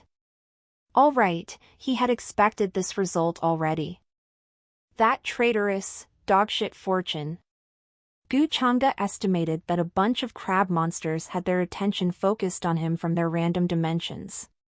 He knew something this good couldn't come so easy. Of course, there was no change to his expression, and he said without a single tremor in his flat tone, "About your mysterious nine maiden physique, this Gu will act as if he never heard about it. If the holy maiden wants to impress this Gu by this, then please return. Lady, have some self-respect." Read latest chapters at no.vel bin/.c/o/m only. His expression showed his indifference and disdain as he continued, "I need to focus on my cultivation now, so I can't entertain you anymore, holy maiden." Tut. Tut. Tut. Gu Changa couldn't help but admire his acting skills. If the system had an independent mind of its own, it would have most certainly cursed Gu Changa for his shamelessness. Who was asking him whether he could eat up the other party just now? Young Lord Gu. Gu Changa's unexpected response stunned Su Chinga as visible disbelief appeared on her face. Su Chinga had prepared herself for the worst outcome when she came to visit him. Although it was humiliating and her heart wasn't all that willing, she knew that she had no other choice left now. Gu Changa's response, however, caught her off guard. Of course, she was more relieved than stupefied. This Gu Changa is unpredictable, indeed. I can't guess any of his thoughts. At this moment, the other soul inside her body spoke up. The two thought the same right now. Contrary to what I thought, young Lord Gu didn't take advantage of our vulnerability. It seems I was biased and vilified him. Thinking of him like that, it seems I was too narrow-minded. Su Chinga couldn't help but reprimand herself after leaving Gu Changa's place. Unbeknownst to her, her mood had brightened up, and she didn't look as lifeless and anxious as before. And as Su Chinga thought about the recent happenings, she realized that young Lord Gu had indeed done nothing wrong. She was sent to his palace the night before that, but he hadn't given her as much as a glance. It was as if he couldn't be bothered by her existence. She couldn't understand how she failed to see all that with her shrewdness. It seemed that she had muddled her judgment because of the bias and pressure she bore over the last few days. Su Chinga couldn't help but feel guilt rise in her heart as she thought about everything. Why did she even believe that Gu Chang'e was an evil person before? Ding! Su Chinga's opinion of the host has changed. Fortune value increased by 20 points. Destiny points increased by 100 points. The system prompt suddenly rang in Gu Chang'e's mind, and he was left speechless by the system's message. Was Su Chinga trying to self-correct her thoughts and beliefs regarding him, rationalizing all of his actions? But that was good, too. It's just that Gu Chang'e hadn't thought his first bucket of fortune value would come from the heroine, instead of the protagonist. Well, it didn't matter where he got it from. What's more, he had earned quite a large amount destiny points today. His heart burst with joy over the great haul. 400 points. 200 points. 100 points. All in all, he made a total of 700 destiny points without breaking a sweat. More than that, he had kicked Yi Chen's fortune around 300 points. It won't be long before the fortune around this favored son of heaven disappeared and he perished under his hand. Gu Chang'e's mood brightened up. Still, he didn't rush to use these 700 destiny points. He was going to save up a 1,000 points to open the system mall. He must see what great stuff could be obtained from inside there. Although he wasn't lacking in mystical abilities and techniques, but what if he could get something even stronger from the system? Won't he soar to heaven faster with that? And now that his preparations were almost done, it was time for him to start with Yi Chen's grandpa. Inside the dim and damp dungeon, Yi Chen cut a sorry figure with his drooping head and unkempt hair. He had suffered much over the last 3 days of solitude. There was no one guarding his cell, nor did anyone come to visit him. It was as if the world had abandoned him. His hatred for Gu Chang'e had gone through the roof, and he couldn't wait to cut the man in a million pieces. But suddenly, a shocked expression appeared on Yi Chen's face as he saw the person he had cursed countless times over the last 3 days. The one person he didn't want to see was heading towards his direction, led by a disciple of Taishan Holy Land. Young Lord Gu, everything will be according to your desire. This is where we imprisoned Yi Chen during this time. Gu Chang'e walked behind the disciple and soon arrived before Yi Chen's cell. I see. You may leave now. Gu Chang'e indifferently nodded to the disciple, and the disciple dared not stay after he heard the command. Now was a good time to see how well the protagonist, Yi Chen, was doing now. Just one look was enough for him to know that Yi Chen had gone through quite a miserable time after his imprisonment. To please him, the Taishan Holy Land had commanded Yi Chen to be kept in complete solitude, to the point that he wasn't even given a drop of water over the last 3 days. The favored son of heaven had a disheveled appearance, and he looked pitiful beyond measure. Of course, Gu Chang'e had no intention of showing him any mercy. After all, the moment Yi Chen obtained the ability to deal with him, he would undoubtedly not let him off. There was no way Yi Chen could wait to scatter his ashes in the world. Gu Chang'e, what do you want? Yi Chen roared towards Gu Chang'e, feeling that his adversary had arrived with evil intentions. His subconscious mind believed that Gu Chang'e had arrived to end his life. Obviously, I came to see you. Ah. That's not right, to be precise, I came to see your master. Gu Chang'e smiled and bluntly pointed out Yi Chen's secret. You, what do you mean? I don't understand what you are talking about. Yi Chen's complexion paled, and he panicked. Gu Chang's sudden words had stunned him. After all, how could Gu Chang'e know about his master's existence? It was a secret no one apart from him knew about. Yi Chen's couldn't help but feel his limbs turn cold. In front of Gu Chang'e, he felt like an ant that couldn't hide any of its secrets. Don't try to pretend. Do you think you can trick me with that expression on your face? Gu Chang'e sneered, and then continued, Senior, are you not going to show yourself? Or do you want to tide through this using petty tricks? An elder like you doing something like that won't look good. As Gu Chang'e said those words, his gaze landed on the ring on Yi Chen's finger. This one look from him made Yi Chen's heart sink.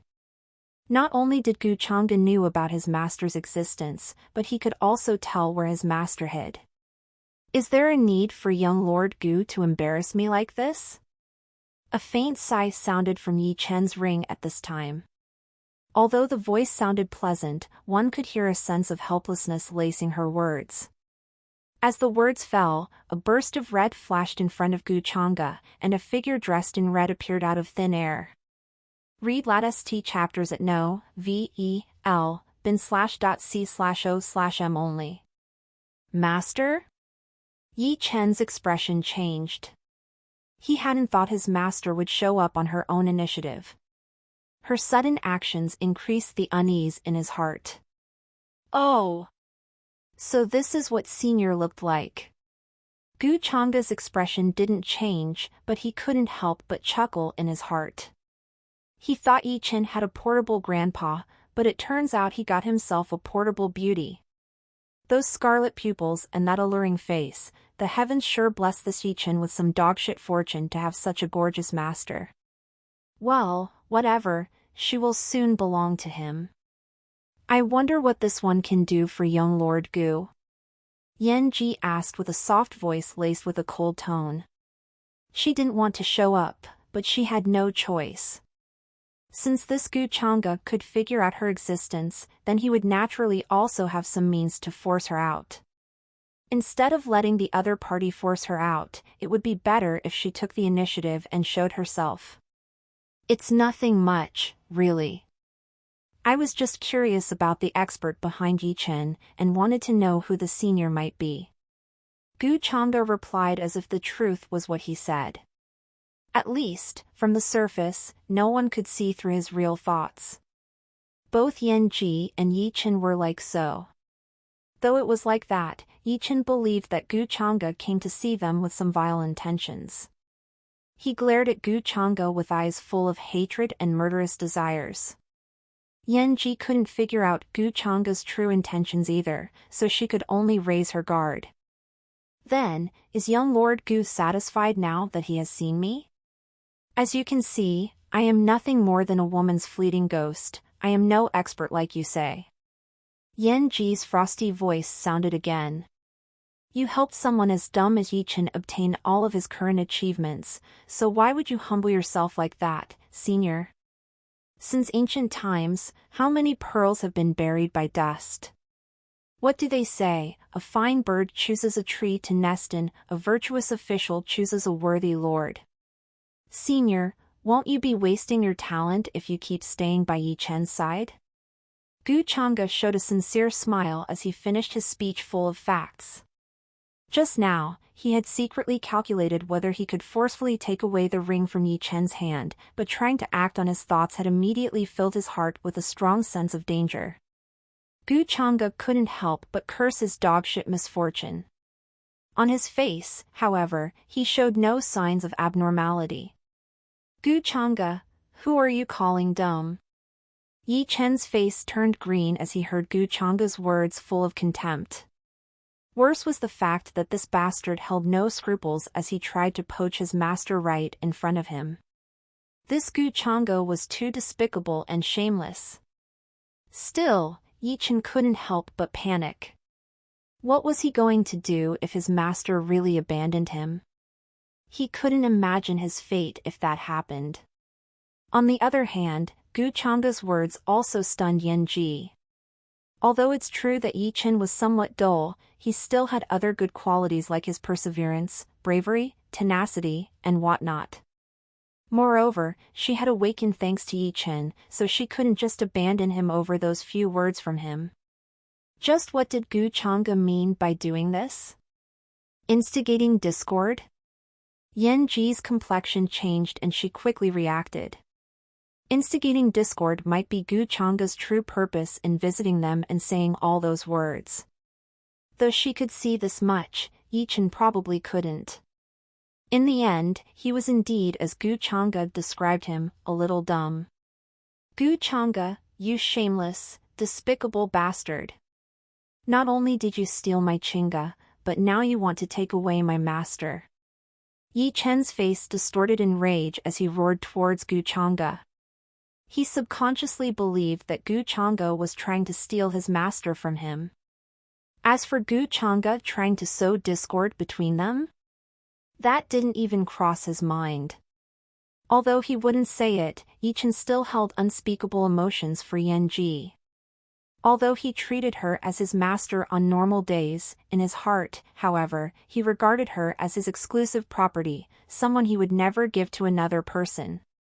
So, now that Gu Chang'e tried to steal her away from him, his rage and hatred brewing towards him grew at an exponential speed. He was ready to burst at any time now. Why can't this Gu remember ever stealing your Chinga? Yi Chen's outburst didn't surprise Gu Chang'e. He didn't mind his words, and said with a playful tone, "You do know that everything she did, from the beginning to the end, she did it of her own volition. Not once did this Gu force or threaten Holy Maiden Chinga. What about that do you still not understand? Tell me, is what this Gu said not the truth? Water flows downhill, and man aims for a high status. That's the unchanging law of the world followed by all that dwell within it. Instead, if you really have your master's best interest in your mind, then don't hold her back like this. Do you think a remnant spirit can live in this world forever?" Every word hit the spot, arranged in a way that would destroy the opponent's mind. Yi Chen tightly clenched his fists as his already ugly expression worsened. He naturally understood that a remnant spirit couldn't survive for long in the world, so he had been working hard to get strong as fast as possible. He, too, couldn't wait to help his master reconstruct her body. "Little Chen, calm down." Yan Ji couldn't help but sigh as she invoked her qi.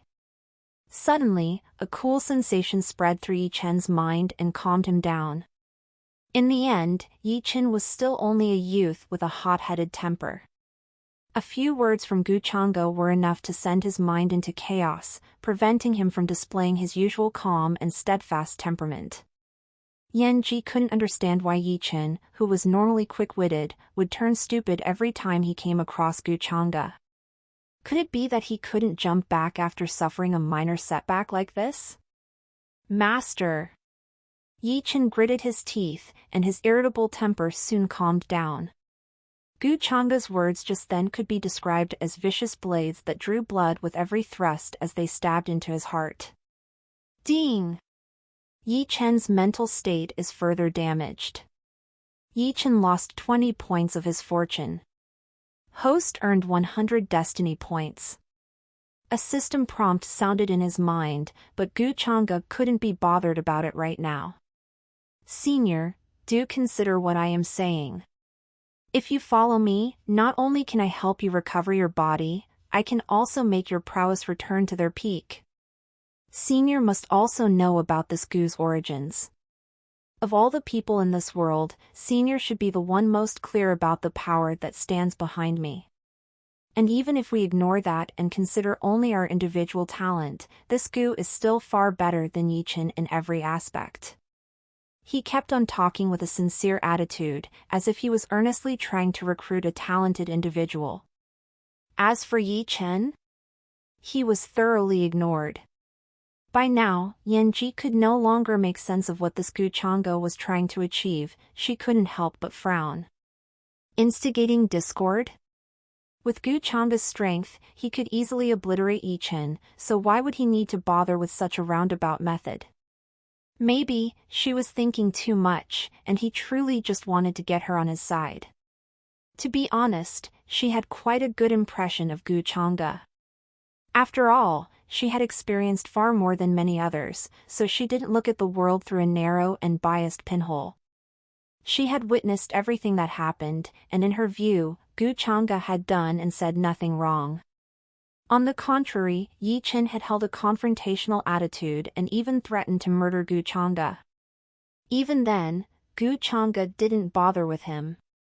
The grandeur he held, his heroic might, and the calm temperament he showed, all that made Yan Ji believe that his achievements would be limitless in the future. Young Lord Gu, you needn't say any more. Since I have received little Chen's kindness, there's no way I will leave him alone before he has grown up. Still, Yan Ji shook her head and bluntly declined Gu Chang'e's kindness. Although the conditions were quite tempting, they couldn't make her go against her conscience. Her response visibly disappointed Gu Chang'e, and he said with a sigh, "Of course, I won't press Senior to give me a response right now. You can take your time and consider my proposal. If Senior decides to follow me, I will forget about Yi Chen's hatred and offense towards me. Asking the Taishin Holy Land to release him without any more punishment will also only take a sentence. As for Su Qingge, I can give her to him, too." You. Throbbing veins could be seen on Yi Chen's forehead, but he held back his rage. By now, Yi Chen had already understood that Gu Chang'e didn't just want to humiliate him, he wanted to steal everything that belonged to him. Although Yi Chen didn't say anything, the hatred and rage in his eyes had already grown as deep as a bottomless abyss. In Gu Chang'e's words, Su Qingge, who Yi Chen could only watch from afar, was nothing more than a doll whose fate could be decided with a single word from him. It opened Yi Chen's mind to the truth of the world once more. In a dog-eat-dog world like this, the strong could, indeed, do whatever they wanted. Please don't speak anymore, young Lord Gu. I appreciate your sincerity, but... Gu Chang'e's words had also startled Yan Ji. She had never thought he would propose something like that. It could be said that he was truly sincere with his request. Senior, do consider it. This Gu will never force anyone against their will, let alone threaten Senior with Yi Chen's life. Gu Chang'e spoke once more with an indescribable look in his eyes. If he could really kill Yi Chen, he wouldn't have let him live this long. Although Yan Ji had lived far longer, her temperament was more straightforward, so she was far easier to deal with than Su Qingge. The small bias against him in her heart was stamped out with just those words. What's more, he had practiced for tonight's play for quite a while over the last 3 days. Discover W stories on no/e/lbin.com. Gu Chang'e had already said everything he needed to say, and now, it was time for the final act of the play.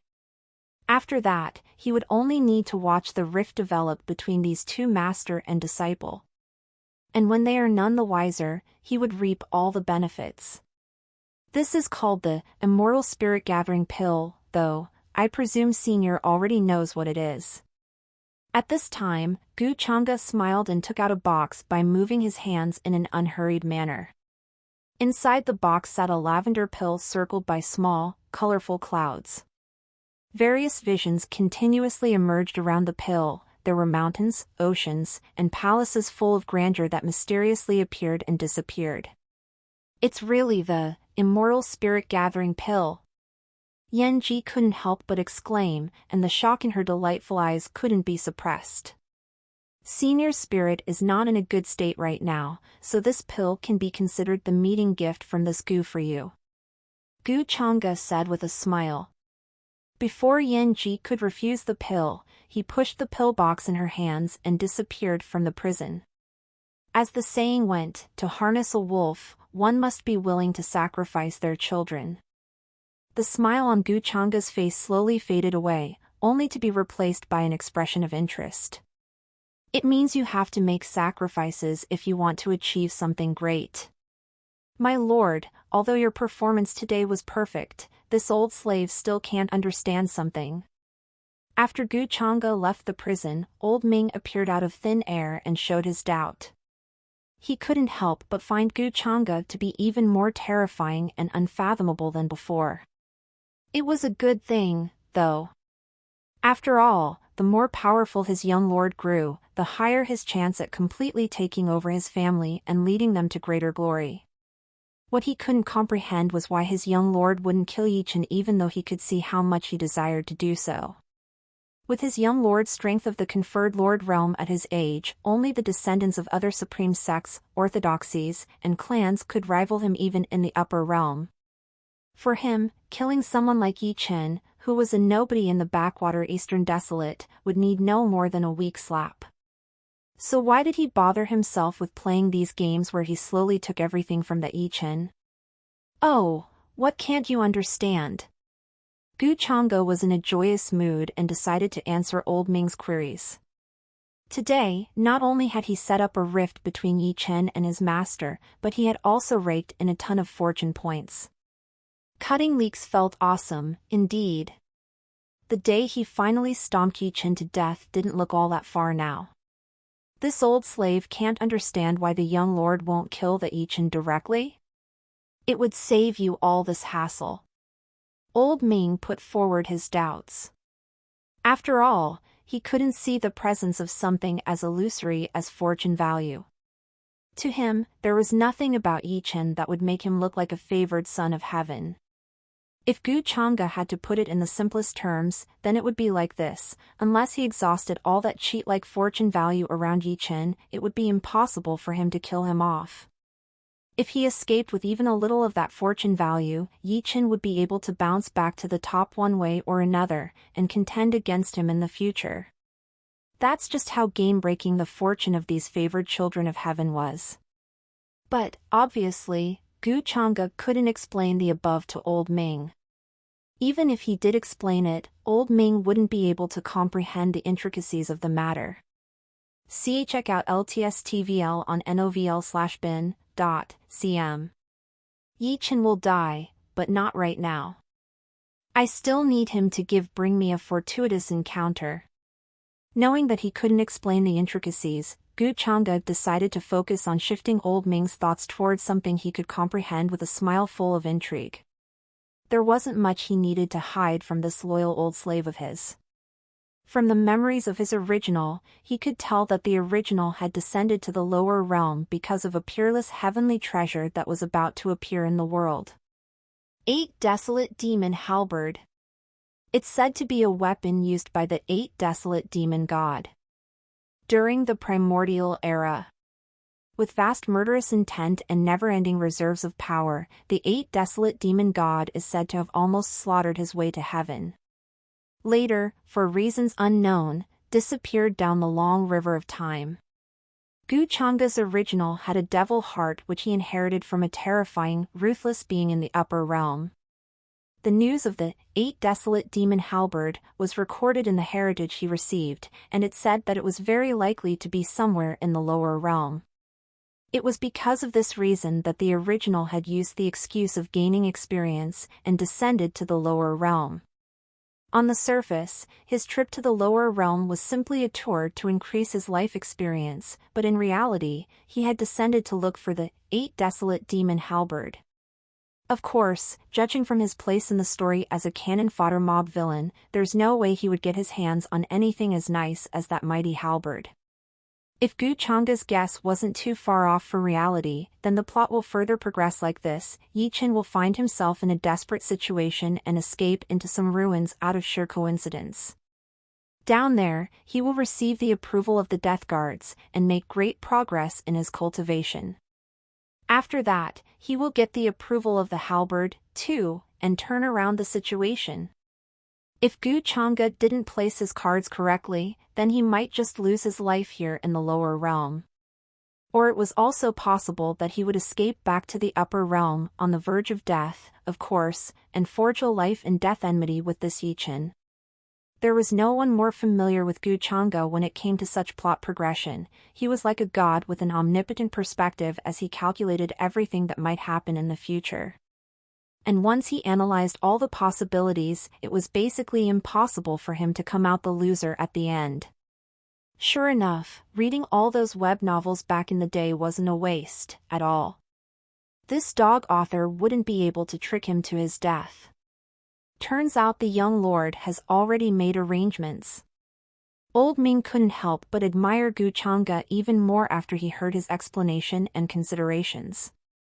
His young lord was indeed worthy of his title of godchild.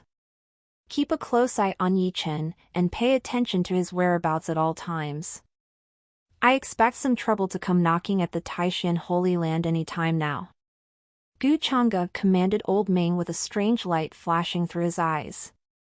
They had imprisoned the favored son of heaven in destitute conditions for 3 days, so there should definitely be something bad coming the Taishan Holy Land's way, right? Fortune backlash, or whatever, should be taking effect any time now. What would it be, though? That's what Gu Chang'e wanted to know. Inside the dungeon. This is really the immortal spirit gathering pill. Yan Ji murmured to herself. Her scarlet pupils couldn't hide the shock in them as she looked down at the pill wrapped in lavender qi. There was no way she could misrecognize this pill, and it was because of this that she was truly shocked. One had to accept that Gu Chang'e was indeed generous with his meeting gift. She was never short of this pill when she was at the peak of her power, but now, Gu Chang'e giving her this pill was no different from someone sending you charcoal on a snowy winter night. 1. Even in the upper realm, the immortal spirit gathering pill is an extremely precious treasure. Its refining process is troublesome beyond measure, and the materials are difficult to come across. One had to know that even in the upper realm, one would rarely find this pill only in some massive auction houses. As for refining an immortal spirit gathering pill in the destitute lower realm, that was an impossible task. The pill's powerful effect of rebuilding and stabilizing spirits made many mighty figures salivate for it. Because, in some situations, having an immortal spirit gathering pill could spell the difference between life and death. No matter how mighty a person might be, they would always have some immortal spirit gathering pills on their person for desperate situations. Master, what exactly is this pill? Yi Chen's complexion couldn't help but change, and a bad premonition rose in his heart as he watched Yan Ji silently stare at the pill. Was that pill really so precious? Gu Chang'e was indeed a sly bastard. Not only did he mess with his master's mind using flowery words, but he also used a precious pill to seduce his master. He had to slaughter that bastard. Yan Ji had a complicated expression as she explained the pill's rarity and prowess to Yi Chen. Yi Chen couldn't help but clench his fists and grit his teeth in silence as he listened about the wonders of the immortal spirit gathering pill. The immortal spirit gathering pill could be said to have more than just powerful effects. It could be called a heavenly panacea, and that wouldn't be too much of an overstatement. What's more, it could help Yan Ji stabilize her current state and give her enough power to repair her remnant spirit. Master, are you really going to use this pill? Yi Chen's eyes reddened, and he asked through gritted teeth with a hoarse voice. He couldn't stand such humiliation. It felt as if he was a beggar and Gu Chang'e had given him some alms. But it was indeed a fact that this pill could help his master suffer less from her crumbling remnant spirit. He was trapped in a dilemma. It could be said that he was trapped in a situation where he would be the loser no matter what option he chose. Gu Chang'e. Good, good, good. You are indeed a crafty bastard. I will kill you for sure. I must slaughter you. Yi Chen couldn't help but scream in his heart. After all, it's young Lord Gu's kindness, so... Before she could finish her words, Yan Ji saw Yi Chen's ugly expression and knew what was wrong. Little Chen, be honest with me, are you biased against young Lord Gu? Yi Chen's eyes widened in disbelief as those words fell into his ears. His vision darkened and the world around him collapsed into rubble. 1. It means to help someone in their worst times. A friend in need is a friend indeed. Yi Chen wasn't just biased against Gu Chang'e, he could hardly wait for a chance to smash Gu Chang'e and trample him to death. Yi Chen's head buzzed as he heard his master's words. Read lat.st chapters at no.bin/c/o/m only. Were a few words and a pill enough to buy off his master's favor?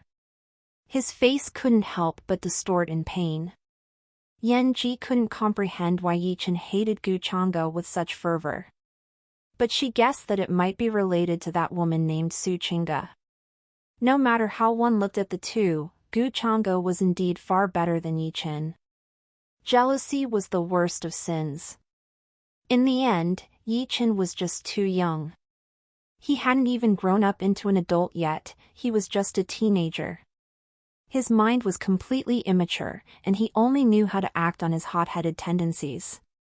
Little Chen, you don't need to envy young Lord Gu. I believe your future achievements won't be any lower than his. Yan Ji persuaded softly, trying her best to resolve the grudge between the two. After all, if Gu Chang'e had really wanted to kill Yi Chen, he wouldn't have waited until now. Of course, she didn't know of Yi Chen's status as a favored son of heaven. If not for that dogshit fortune protecting Yi Chen in secret, Gu Chang'e would never need to act the way he did and orchestrate such a show before he slapped Yi Chen to death. Young Lord Gu this, young Lord Jiu that. If you like him so much, why don't you go to his side then, asterisk. Why take pity on me and stay here? Yi Chen couldn't help but loudly interrupt Yan Ji through gritted teeth. His eyes had already reddened, and he resembled a wounded beast. Su Qingge had already abandoned him, and now, even his master, who was the only one he had left, was thinking well of his enemy. Yi Chen couldn't stand this. His hatred and madness were through the roof. If he was an ordinary person, he would have already spat out a mouthful of blood and fainted on the spot.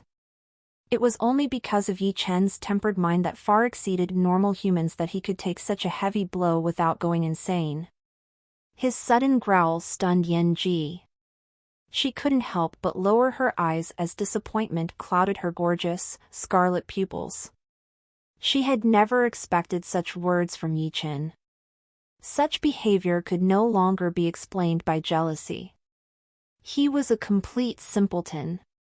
Hadn't he seen how she had rejected Gu Chang'e even after he did his best in trying to invite her over to his side? Did Yi Chen truly not understand what kind of person she was? Yan Ji couldn't help but sigh in heart as a breath full of regret escaped through her lips. How good would it have been if the one who helped her awaken was not Yi Chen, but young Lord Gu? Little Chen, I am definitely going to consume this pill, no matter what you say. Even if Gu Chang'e has other plans, he probably never thought that I would help you escape from the dungeon. Yan Ji continued. It's just that her voice was less soft, and more cold and majestic. Consuming the immortal spirit-gathering pill could not only ease her current state, but it could also stabilize her spirit and allow her to exert some of her strength. Help me escape? Is that what Master wanted to do? Yi Chen thought to himself and didn't utter another word. His mind was in a mess, and he needed to calm down. Still, he could feel deep down in his heart that he had lost something very important to him. It's just that he couldn't put his finger on what that might be. Ding! You have successfully created a rift between Yi Chen and his master. Yi Chen lost 80 points of his fortune value. You received 400 destiny points.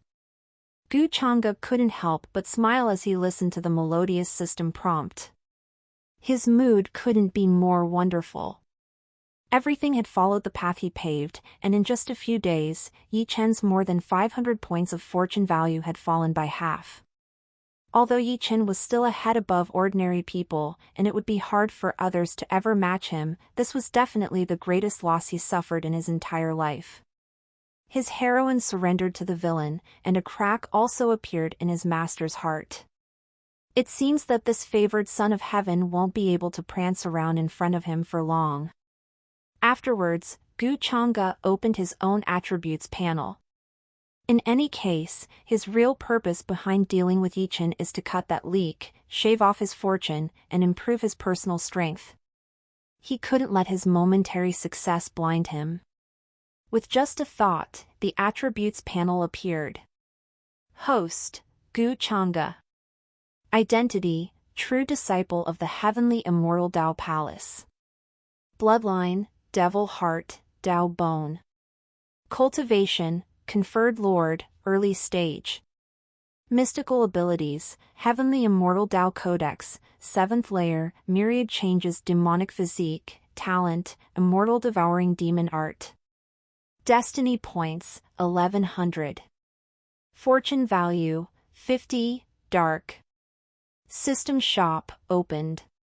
Warehouse, domain traversing talisman X1, 1/3 fragment of a world seed X1. From my previous experience, I doubt that 1,000 or so destiny points will be able to help me break through to the 8th layer of the Heavenly Immortal Dao Codex.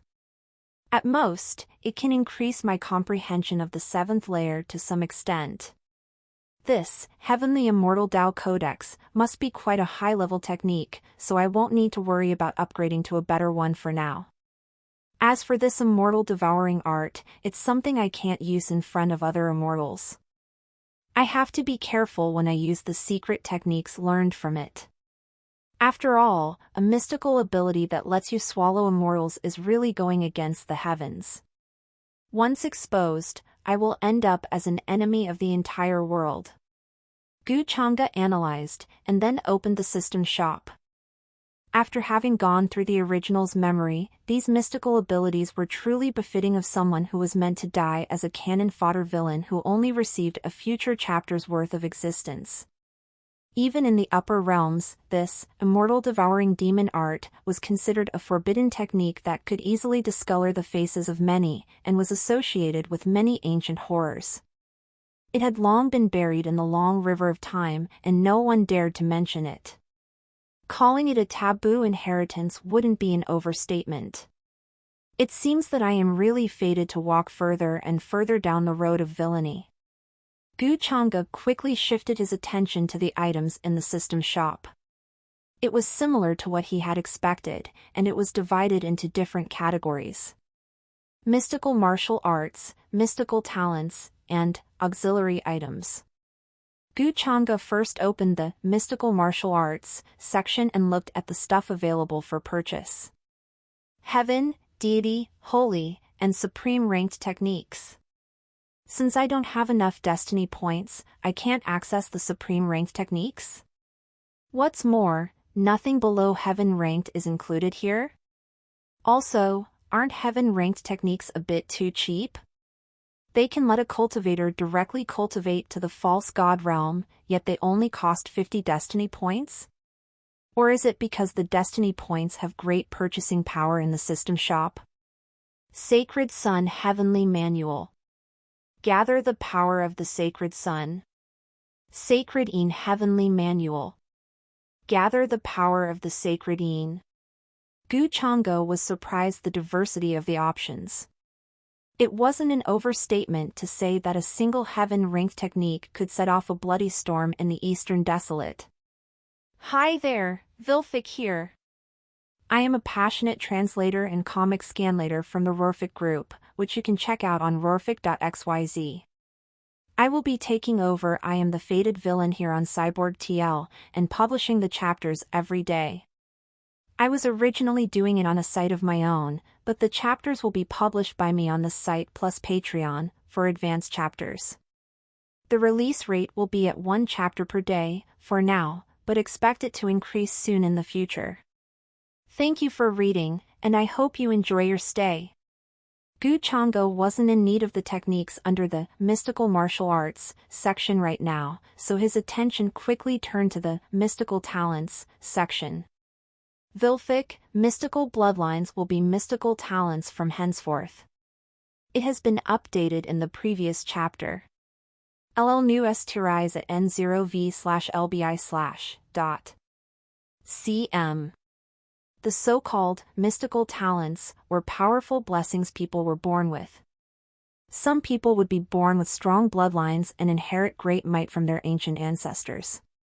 Some people would be born with powerful physiques that could exert unrivaled might. So on and so forth. In short, all kinds of bloodlines, talents, and physiques existed, and it was hard for all of them to be named in a single encyclopedia. The only constant about them was the fact that people were innately born with their talent, whatever it might be. But the system easily broke that constant, as you could easily exchange for a talent, bloodline, or physique using the destiny points even if you weren't born with one. Gu Changa scanned through the available options one by one. His current talent was already terrifying enough. His devil heart was an innate talent that could let other talents exist in his body without conflict. If someone else tried to merge with another talent, then the stronger talent will easily exterminate the weaker one. Or there could also be unpredictable risks if the two talents couldn't merge or devour the other. Gu Changa, however, didn't need to worry about such risks. Or how else would he have obtained the Dao Bone? Dao Bone was also an extremely terrifying innate talent. Dao Bones came to existence when a person was born and natural Dao runes branded themselves on one of their bone. As long as a possessor of a Dao Bone didn't get killed in the cradle, they would be destined to reach great heights and become supreme behemoths in the future. After all, the Dao is above all, and heaven is its backer, so you just gotta ride on its coattails to reach immortality. Still, nothing in the world could satisfy human greed. Gu Changa looked through the system shop and found his own talents in there, too. Soon, his eyes lit up. Innate God Spirit Temple. Gu Changa slowly enunciated these words. The name was enough for him to see that this talent was related to the cultivation of the soul. The soul's form and limits were set in stone at the moment of birth, and those born with some talent related to the soul would be extremely terrifying and possess incredible abilities. Saying that someone with a stronger soul would be a cut above their peers, and that few could compare to them, wouldn't be an overstatement. Gu Changa hadn't heard of anyone with such a talent in the upper realm. The soul was an illusory and unfathomable matter.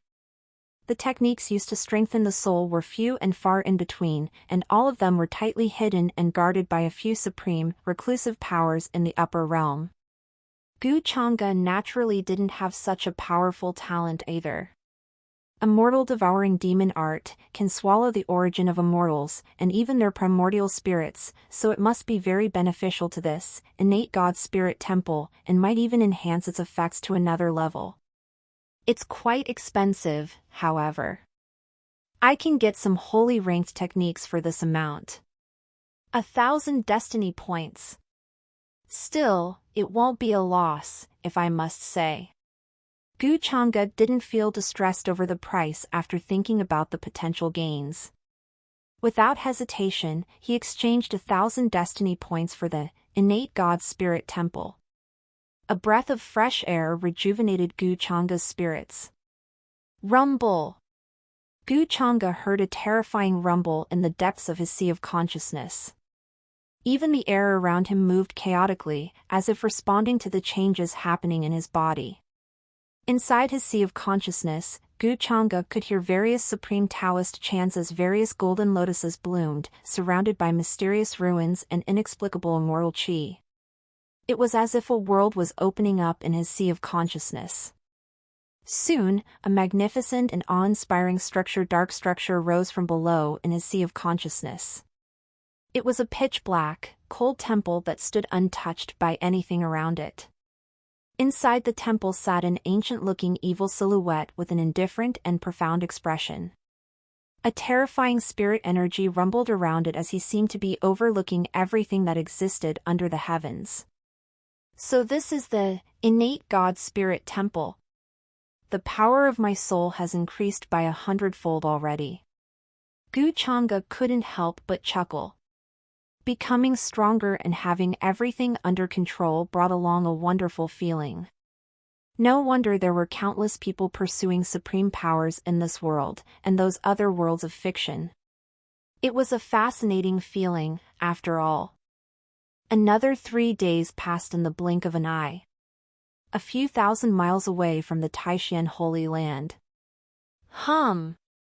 Streams of rainbows appeared in the sky as many mighty figures joined each other from different directions. Some were traveling on flying boats, others were riding atop fierce beasts, and some flew without any support. The only thing common among them, though, was the fact that they all radiated fierce and extremely powerful auras. A lot of powerful forces from all over the Eastern Desolate were heading towards the Taishan Holy Land at their maximum speed. There were other sacred lands that had millenniums of heritage, cultivation dynasties, ancient families, sects, etc. All of them lorded over massive swaths of land in the Eastern Desolate. Could the news be wrong? An old man resting atop a mountain peak asked. He wore spotless white robes that fluttered in the wind, his lustrous skin reflected the sunlight, and he looked like an immortal as he focused his detached gaze towards the Taishan Holy Land that stood in the distance. The Taishan Holy Land spanned across endless stretches of mountains, with its many divine islands floating in the air. One could see a spiritual mist shrouding the Taishan Holy Land's premises as the visions of auspicious beasts soaring in the air and diving towards the earth inspired awe in the hearts of the onlookers. Behind the visions and veils of mist stood a land of pure holiness. The old man's burning eyes had long turned green with greed as he watched the Taishan Holy Land with the eyes of a wolf staring at his prey. If his void young Holy Land could swallow the Taishan Holy Land, then they would definitely be crowned the strongest force in all of the Eastern Desolate. Reporting to the Supreme Elder. The news is indeed correct. When the Taishan Holy Land held the ceremony to coronate their new holy son, one of our spies sneaked to the place where the Supreme Elder of the Taishan Holy Land secluded himself, and the spy found that the Taishan Supreme Elder's breath had disappeared from that place. We suspect that he has already died in the midst of his seclusion. An elder of the Void Young Holy Land standing behind the white-robed Supreme Elder respectfully reported. Good. I have brought along all the old monsters today, so we can use this opportunity to obliterate the Taishan Holy Land while we are here. The white-robed old man stroked his beard with a smile. Joy filled his heart as he imagined the future. The Taishan Holy Land, with a millenniums-old deep heritage, will soon be exterminated from the Eastern Desolate for good. However, Supreme Elder, we have received reports that the Taishan Holy Land recently got close to some mysterious youth.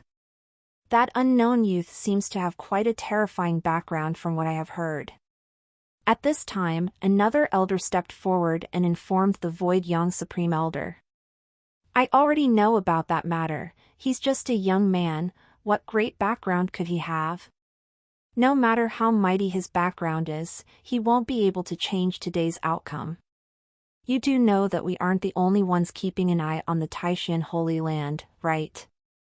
What's more, I heard that the kid my granddaughter's so infatuated with is also imprisoned by the Taishan Holy Land in their dungeon. These Taishan Holy Land bastards are truly blind to not see such a talented youth right under their noses. The white-robed old man smiled with a deep look in his eyes. Hi there, Vilfic here. I am a passionate translator and comic scanlator from the Rorfic group, which you can check out on rorfic.xyz. I will be taking over I am the fated villain here on Cyborg TL, and publishing the chapters every day. I was originally doing it on a site of my own, but the chapters will be published by me on this site plus Patreon, for advanced chapters. The release rate will be at 1 chapter per day, for now, but expect it to increase soon in the future. Thank you for reading, and I hope you enjoy your stay. Holy Lord, something big is happening. Many major forces are gathering a few thousand miles away from our sacred land. There's the Void Young Holy Land, the Great Sun Dynasty, the Ancient Shao family, and many more big shots. What are they up to? Are they here to attack us? Right now, the Taishan Holy Lord was discussing some matter with a group of his elders in the Holy Lord's Hall of the Taishan Holy Land, when a breathless disciple ran in to make a report. The disciple's complexion had paled. After all, this was no small matter.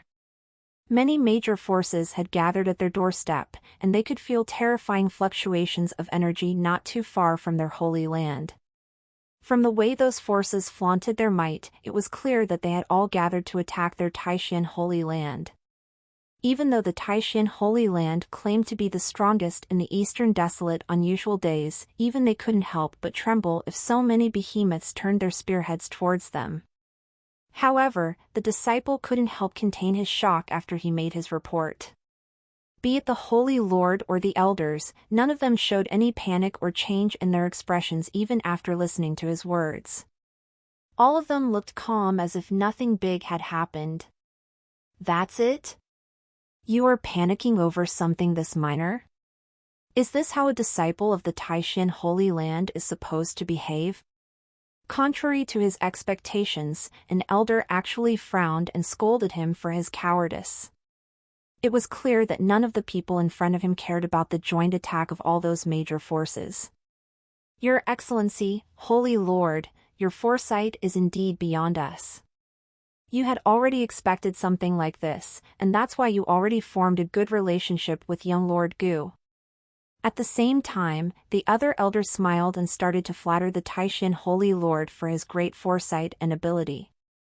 Although the Taishan Holy Lord knew the elders were only bragging and didn't really admire him as much as they showed on their faces, he still couldn't help but feel proud of himself. However, he still had to keep appearances and couldn't just put down the majesty of the Taishan Holy Lord, so he majestically waved his hand and said in a light tone, "Our Taishan Holy Land has been in a state of anxiety ever since our Supreme Elder passed away in the midst of his seclusion, and it's all thanks to young Lord Gu coming down to the lower realm for life experience that we could have a chance of having a favorable relationship with him. Instead of flattering me, all of you should thank young Lord Gu for his grace." Taishan Holy Lord couldn't help but feel pride as he said all those words. After all, Gu Chang'e was a genuine young lord from the upper realm, with a strong identity and a terrifying background. Except for the elders and some of the trustworthy inner sect disciples, no one else in the Taishan Holy Land knew about this matter. It was because the Taishan Holy Lord wanted to give a massive surprise to the various major forces.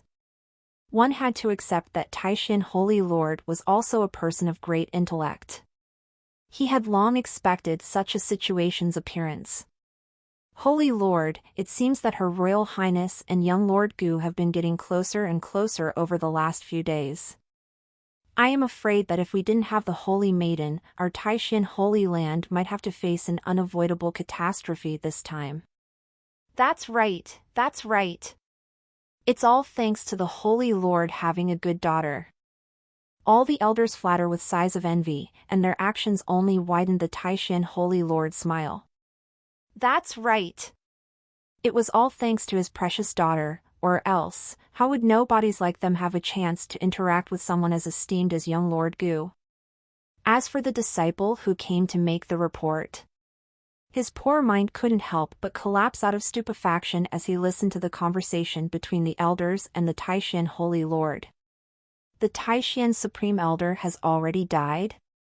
Is that mysterious young lord truly powerful beyond measure? The disciple's head buzzed as he watched the elders and the Taishan Holy Lord converse among themselves joyfully. There wasn't the least bit of panic between their brows. "Open the gates and follow me. Let's go meet those factions that have come to our doorstep." Golden rays flashed past the Taishan Holy Lord's pupils as his aura surged and he boldly walked out to meet his adversaries. In a pavilion of the Taishan Holy Land. Young Master Gu's words are really interesting. Is the upper realm really that massive? Su Qingge pursed her lips and asked. At the same time, she gently rolled back her cuffs to reveal a small section of her delicate and flawless wrists that resembled the roots of a snow lotus to fill Gu Chang'e's empty glass of tea sitting in front of her. The stories about the upper realm that came out of Gu Chang'e's mouth fascinated Su Qingge. After she let go the prejudice in her heart and contacted Gu Chang'e once more, she found that the feeling of being in his company was completely different from before. Although Gu Changa's had an extremely deep and elusive temperament, she couldn't help but be attracted to him. That's just how much undeniable charm he held towards the members of the opposite sex. As the holy maiden of the Taishan Holy Land, and someone who also held two souls in her body, Su Chinga had been hailed as an intellectual prodigy since young. Throughout the years, she had met many young talents, but none of them could compare to Gu Changa, if she were to be honest. To put it simply, she thought it would be an insult to Gu Changa if those talents were to be compared to him. With his handsome appearance, elusive thoughts, and majestic temperament, not many could compare to him. Not to mention Gu Changa had a great depth of knowledge, tolerance, conversation skills, cultivation base, and background, etc. Even her father said that he might not be Gu Changa's opponent. No matter how one looked at Gu Changa, he was the perfect dream husband desired by many women in the world. And Su Chinga was naturally not an exception. Gu Changa couldn't help but smile a little as he heard Su Chinga's question. Why not go up and see for yourself how massive the upper realm is? They had been getting closer and closer over the last few days, to the point that Su Chinga had almost opened up to him, but Gu Changa couldn't comprehend why his fortune value still hadn't increased. He had already concluded that Su Chinga's luck had nothing to do with Yichen. So, was she also a favored child of heaven? Or was it because her mother came from the upper realm, so she had inherited some extraordinary bloodline? Or could she be the reincarnation of an ancient behemoth? Even the system couldn't explain her existence. It seems the world doesn't lack people blessed with great fortune who are completely different from the favored children of heaven like the Yichen. Gu Changa thought. At the same time, Gu Changa guessed that he could still use Su Chinga to get some more dough from that leak called Yichen, since Yichen had still not given up on Su Chinga.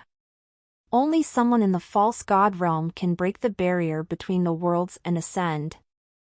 How can ordinary cultivators from the lower realm like us go to the upper realm so easily? Su Chinga replied with regret. After all, powerhouses of the false god realm represented the absolute pinnacle of the lower realm. Not to mention in the eastern desolate, you wouldn't even see them in the northern, western, or other desolates and places in the lower realm. Even the supreme elder of their Taishan Holy Land was merely half a step into the conferred Lord realm, yet he had already died in the midst of his seclusion. Right now, the strongest in the sacred lands of the Eastern Desolate was probably only half a step into the conferred Lord realm. As for how hard it was to reach a point where one could break through the barrier and ascend, Su Chinga couldn't comprehend. She had her own principles and conscience. Wasn't Yichen imprisoned in the dungeon? How did he suddenly appear here? Had he escaped? Su Chinga couldn't help but wrinkle her brows as the various questions floated in her mind. Yichen, however, didn't notice the minor changes in her expression. After his master, Yan Ji, consumed the immortal spirit-gathering pill, the strength of her remnant spirit had increased and she helped him escape the dungeon. But the first thing Yichen did after escaping wasn't to leave the Taishan Holy Land. Instead, he rushed over to the Holy Maiden's Hall to look for Su Chinga. It was easy for him to sneak inside unnoticed with Yan Ji's help. What surprised Yichen after he sneaked in, though, was the fact that Su Chinga, who would normally spend all her time engrossed in cultivation in her palace, wasn't inside. Unease kept clawing at his heart as he imagined the reasons. Was she forced by Gu Changa and now lived with him? It broke Yichen's heart as that thought appeared in his mind, and he hid inside the Holy Maiden's Hall with a heavy heart. Fortunately, he finally saw Su Chinga again. Chinga, you must have suffered over the last few days. Yichen said these words, but didn't know how to continue. Su Chinga didn't look haggard at all. Instead, she was as bright as ever. Her thrilling beauty appeared even more ethereal now. He wanted to ask how she had been over the last few days, but didn't know how to speak. No matter how he looked at her, it didn't seem that Su Chinga was having a hard time.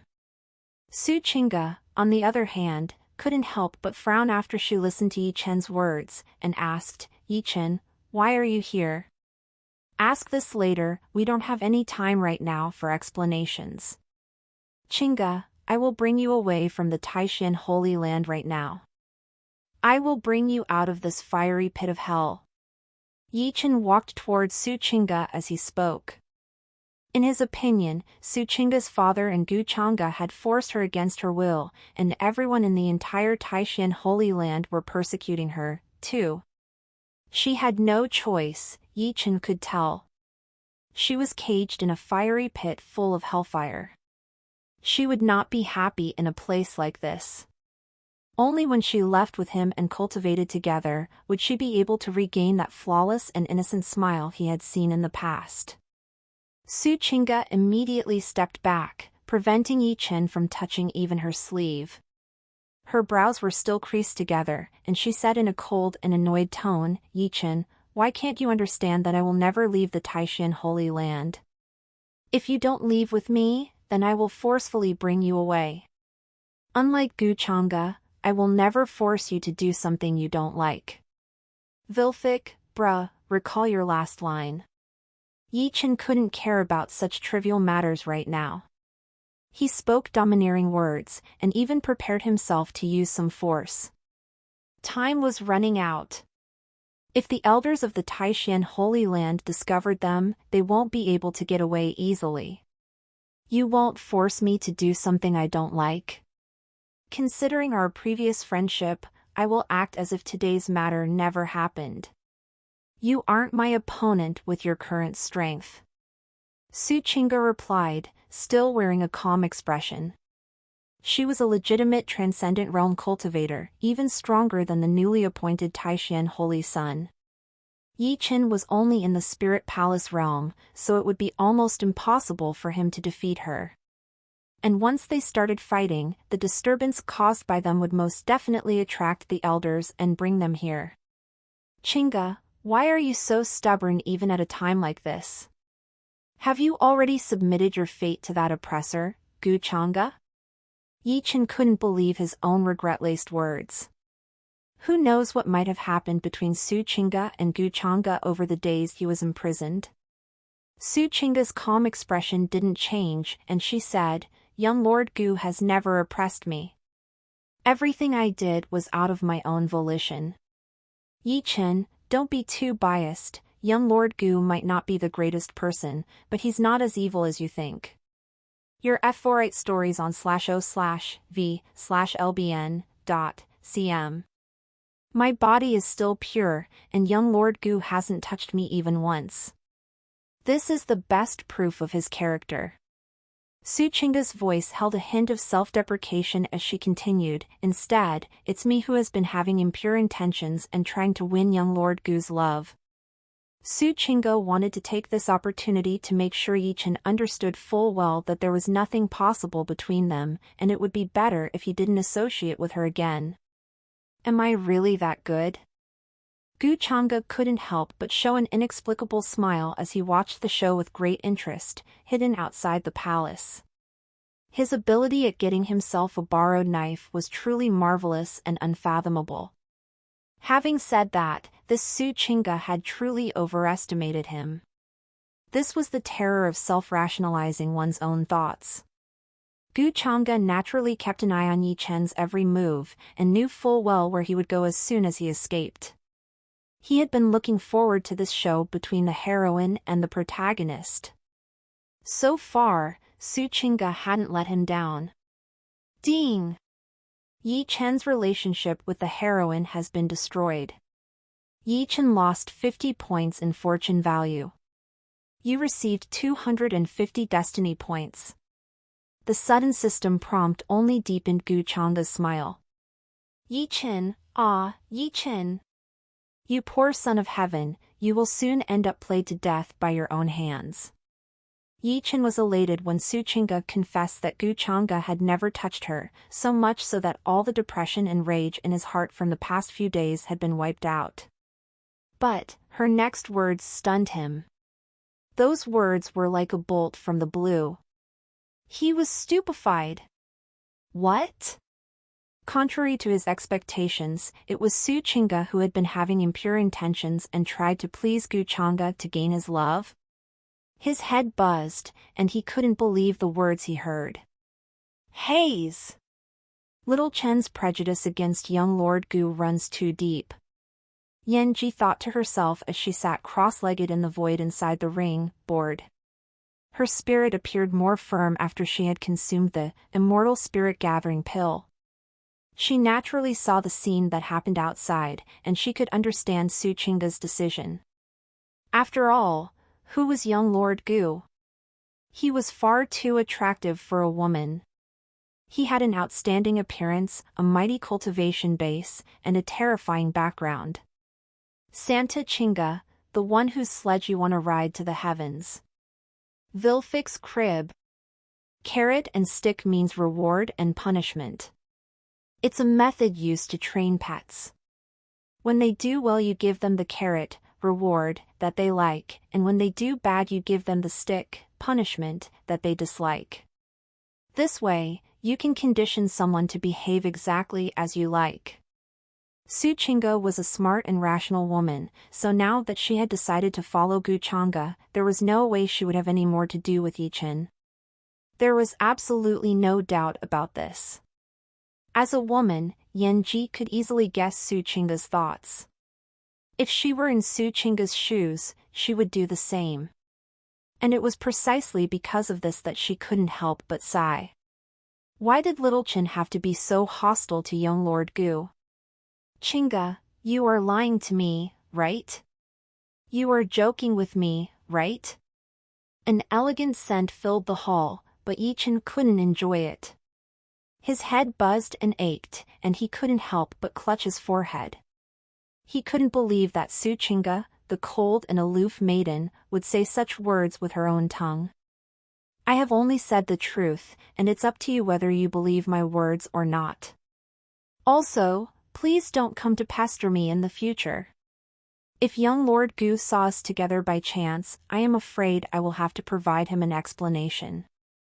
Su Chinga's gorgeous face still had a calm expression, but the words she uttered held no mercy. She had said what she had to say, so if Yichen didn't stop his obsession with her, then she would need to take some extreme measures.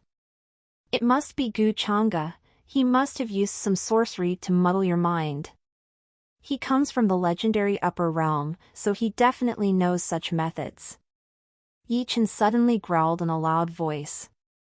His eyes turned bloodshot and he glared at Su Chinga, looking like a beast that stared at its prey. Calm down, little Chen. Or you will suffer from qi deviation. Yanji saw Yichen's unstable state of mind from inside the ring, and immediately used her qi to spread waves of coolness through his body to calm him down. I don't believe this. Yichen groaned. Why was the goddess he admired now acting like this? Su Chinga's face turned cold, too. She unsheathed her long sword and prepared to attack. Thump! Thump! Thump! At this moment, someone suddenly knocked at the door of the hall, and a chuckle sounded, Is Holy Maiden Chinga present here? Gu Changa stood at the door with a peculiar smile, dressed in a black dress that accentuated his handsome features, and gave him a sinister yet charming attractiveness. It was high time he joined in on the show. After all, he couldn't put all the burden on Su Chinga alone, right? Hearing the voice of his old acquaintance, Gu Changa, Yichen's expression also changed drastically as deep hatred and a murderous intent replaced his previous face full of disbelief. Little Chen, leave immediately. Yanji's expression changed too, and she urged him to leave.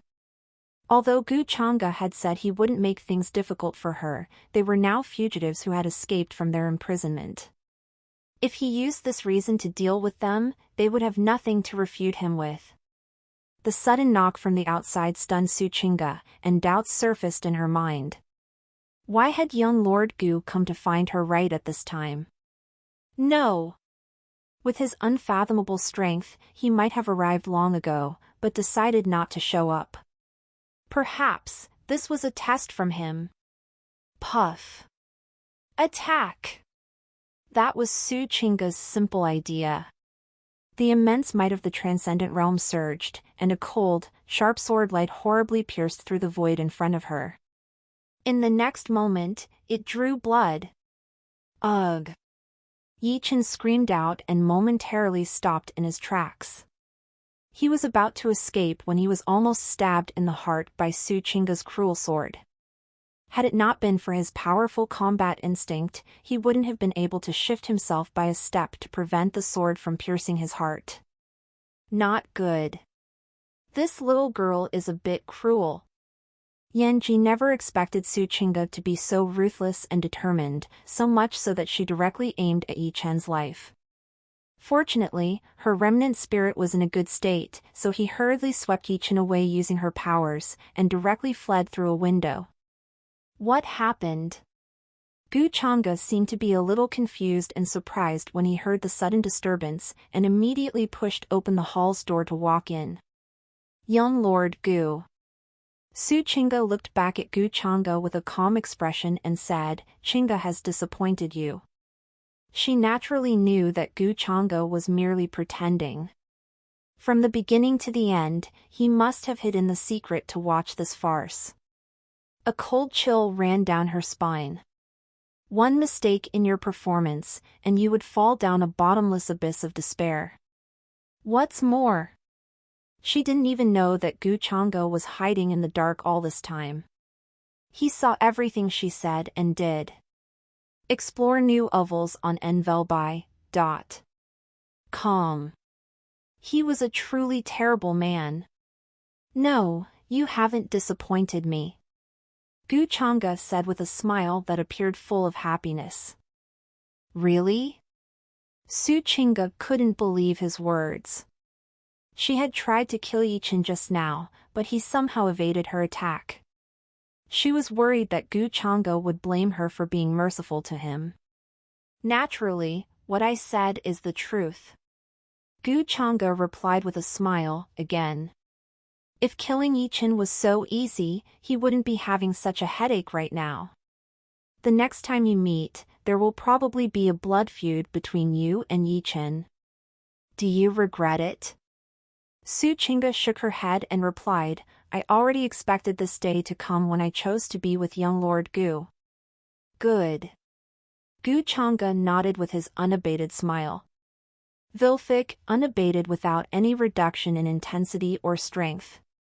If I see some new word, I will add their meaning in a note like this so you don't have to search. If you see some new word that's hard to understand on the first read, let me know in the comments. Su Chinga's relationship with Yi Chen was completely destroyed now, and they could even be said to be life and death enemies. He doesn't have to be as harsh on her anymore. The so-called carrot and stick could truly make someone surrender. What's more, Su Chinga was also blessed with great fortune that was far beyond ordinary people, so her future achievements wouldn't be low either. Gu Chang'e naturally wanted Su Chinga on his side so he could use her well. After all, he no longer had to fear getting struck by a fortune backlash. Don't worry, I wasn't testing you this time, I already had complete trust in you from the beginning until the end. I merely wanted to watch a good scene, Gu Chang'e said with a chuckle, and with just the right amount of gentleness, he pulled her in his embrace. The sudden change stunned Su Chinga, and she didn't know what to do as she stood rooted to her spot. Her delicate body trembled, and she blinked her flawless, gem-like eyes in confusion. It was the first time she had been this close to a man. And to compound the effect, the man was none other than Gu Chang'e, the cold and intimidating monster she couldn't see through. Su Chinga had never expected to hear such gentle words from Gu Chang'e, so the sudden tenderness immediately threw her heart into chaos. Su Chinga couldn't help but admit that she was confused. Just now, even her heart had skipped a beat. To hear such tender words from someone like Gu Chang'e momentarily moved her heart, and she even felt flattered. But, she understood that 9 out of 10 words that came out of Gu Chang'e's mouth weren't honest truths. Accompanying a monarch was no different from accompanying a tiger, both could tear you apart at the slightest negligence. She was still far away from truly winning Gu Changa's love. Chinga is touched to know that young lord trusts Chinga so much. Su Chinga replied. Her flawless, lovely face held a gentle smile as she let her supple figure lean against Gu Changa's body. Are you truly touched, or do you dare not be touched? Gu Changa casually asked with a smile. A woman as clever as Su Chinga would never surrender just because he said a word or two with some gentleness. But that didn't matter, after all. Wasn't there a saying that familiarity breeds fondness? Ding! You have triggered a fortuitous event. Your fortune value has increased by 60 points, and your destiny points have increased by 300. A sudden system prompt sounded at this time and surprised Gu Changa. Unknowingly, his fortune value had broke through the 100 points mark. Still, the color hadn't changed, and it was still dark. Gu Changa couldn't help but wonder how much change it made when compared to his initial 30 points of fortune value. At the same time, he felt that things had become more interesting. To put it in simple terms, if he could quickly raise his fortune value, then even if he meets other favored children of heaven, he wouldn't have as much trouble to deal with them as he did with Yichin. After all, if not for his overpowered fortune protecting him, Gu Changa would have long slapped Yichin to death. He wouldn't have to go through so many hoops to deal with an ant like him. It seems that I can increase my fortune value even without messing with those favored children of heaven, as long as I come across other people who are also blessed with great fortune. Although it seems that my words had no effect on Su Chinga, that's only on the surface. Deep down, she has already begun to surrender herself to me. It's because of this that my fortune value increased out of nowhere. Gu Changa didn't even need to ask the system to guess this much, and he was correct in his conjectures. In addition to suppressing the favored children of heaven, he now had another method of earning fortune value and destiny points, conquering those favored with great fortune. The people of Taishan Holy Land soon discovered Yi Chen's disappearance from the dungeon. His escape enraged many elders and disciples, but soon, unease and apprehensiveness filled their hearts. After all, Yi Chen had offended young Lord Gu. But because of their poor supervision, Yi Chen had escaped. If young Lord Gu were to put the blame on their heads, then even cutting down 10,000 heads in their Taishan Holy Land might not suffice. The Taishan Holy Lord, who was previously smug and arrogantly postured before the other forces, panicked after he learned of this matter. The thoughts about their fate disturbed his heart and mind. Father, don't worry so much. Young Lord Gu won't blame you for this. Different from him, Su Chinga sat there without any worry. Taishan Holy Lord relaxed after hearing her words. He remembered that his good daughter was getting more and more of young Lord Gu's attention and love. LL new rise at N0V/LBI/.cm. Chinga, you must speak a few good words for your father if young Lord Gu truly blames me. Taishan Holy Lord said. Su Chinga's expression didn't change, but she wanted to roll her eyes at her father's words. She felt helpless in her heart. How could she change young Lord Gu's mind if he truly intended to do something? Father, don't worry. Still, she assured the Taishan Holy Lord. Su Chinga could tell that Gu Changa had deliberately let Yi Chen go. As for the reason, that's what she couldn't guess. In the Taishan Holy Lord's hall, many figures stood unmoving with a solemn and quiet atmosphere around them. At the helm of the crowd stood many of the big shots like Zhao Tian, the supreme elder of the Void Yang Holy Land, Chu Wuji, the emperor of the Great Sun Dynasty, and Xiao Hua, the patriarch of the ancient Xiao family. All the forces that had come to invade the Taishan Holy Land were present in the Grand Hall. Among them were men and women, young and old, but at this moment, all of them stood on their spots with respectful attitudes without making a squeak. Let alone squeak, they didn't even dare to breath out loud. These forces together made the greatest might of the eastern wilderness, yet they were like this now. Under the Taishin Holy Lord's arrangements, everyone had come to the Holy Lord's Hall in hopes of meeting Gu Chang'e. Only when they arrived did they get the news that this young Lord Gu was someone from the legendary Upper Realm. The news shocked them to their cores. Like a meteorite crashing into the deep sea, stormy waves set off in everyone's hearts and they couldn't calm down at all. Upper Realm. It was an extremely mysterious and unreachable place for the people of the Eastern Wilderness, but it also represented unmatched might and terrifying sovereignty. They hadn't heard of anyone breaking the barrier and ascending to the Upper Realm in the last 50,000 years. To them, the existences from the Upper Realm were nothing more than illusory legends. But now, they were told that a young lord from the Upper Realm and descended upon their lower realm to gain experience.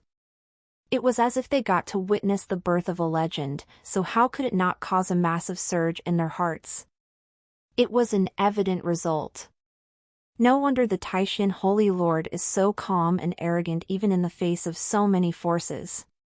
If our sect was lucky enough to meet this young lord, we would probably be even more arrogant than him.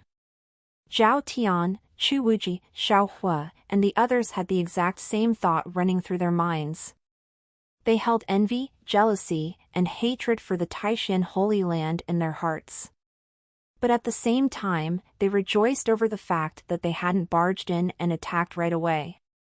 Ascension was easy, the true Herculean task was descent from the Upper Realm. Everyone could tell that the origins of this young lord couldn't be ordinary. He was an absolutely terrifying existence they mustn't provoke, no matter what. Right now, everyone was extremely curious about the young lord and wanted to get a glimpse of his divine visage. Soon, everyone in the hall received a shock. Be it the mighty elders or the prodigious youth, they couldn't help but open their eyes wide as they saw a young man suddenly appear above them. He had appeared out of thin air, without causing a single fluctuation. They felt as if he didn't even exist, and they were hallucinating. The young man had a calm and indifferent expression. He wore a black dress without any adornments, but his natural-born charm gave him an incomprehensible lofty nobleness. Behind the man stood a respectful Taishin Holy Lord and a woman in white with a veil obscuring half of her face. The woman's ethereal figure immediately attracted the attention of many young men. Holy Lord Taishin. The Taishin Holy Maiden, she's the one known as the #1 beauty of our Eastern Wilderness. No wonder. We pay our respects to the young lord.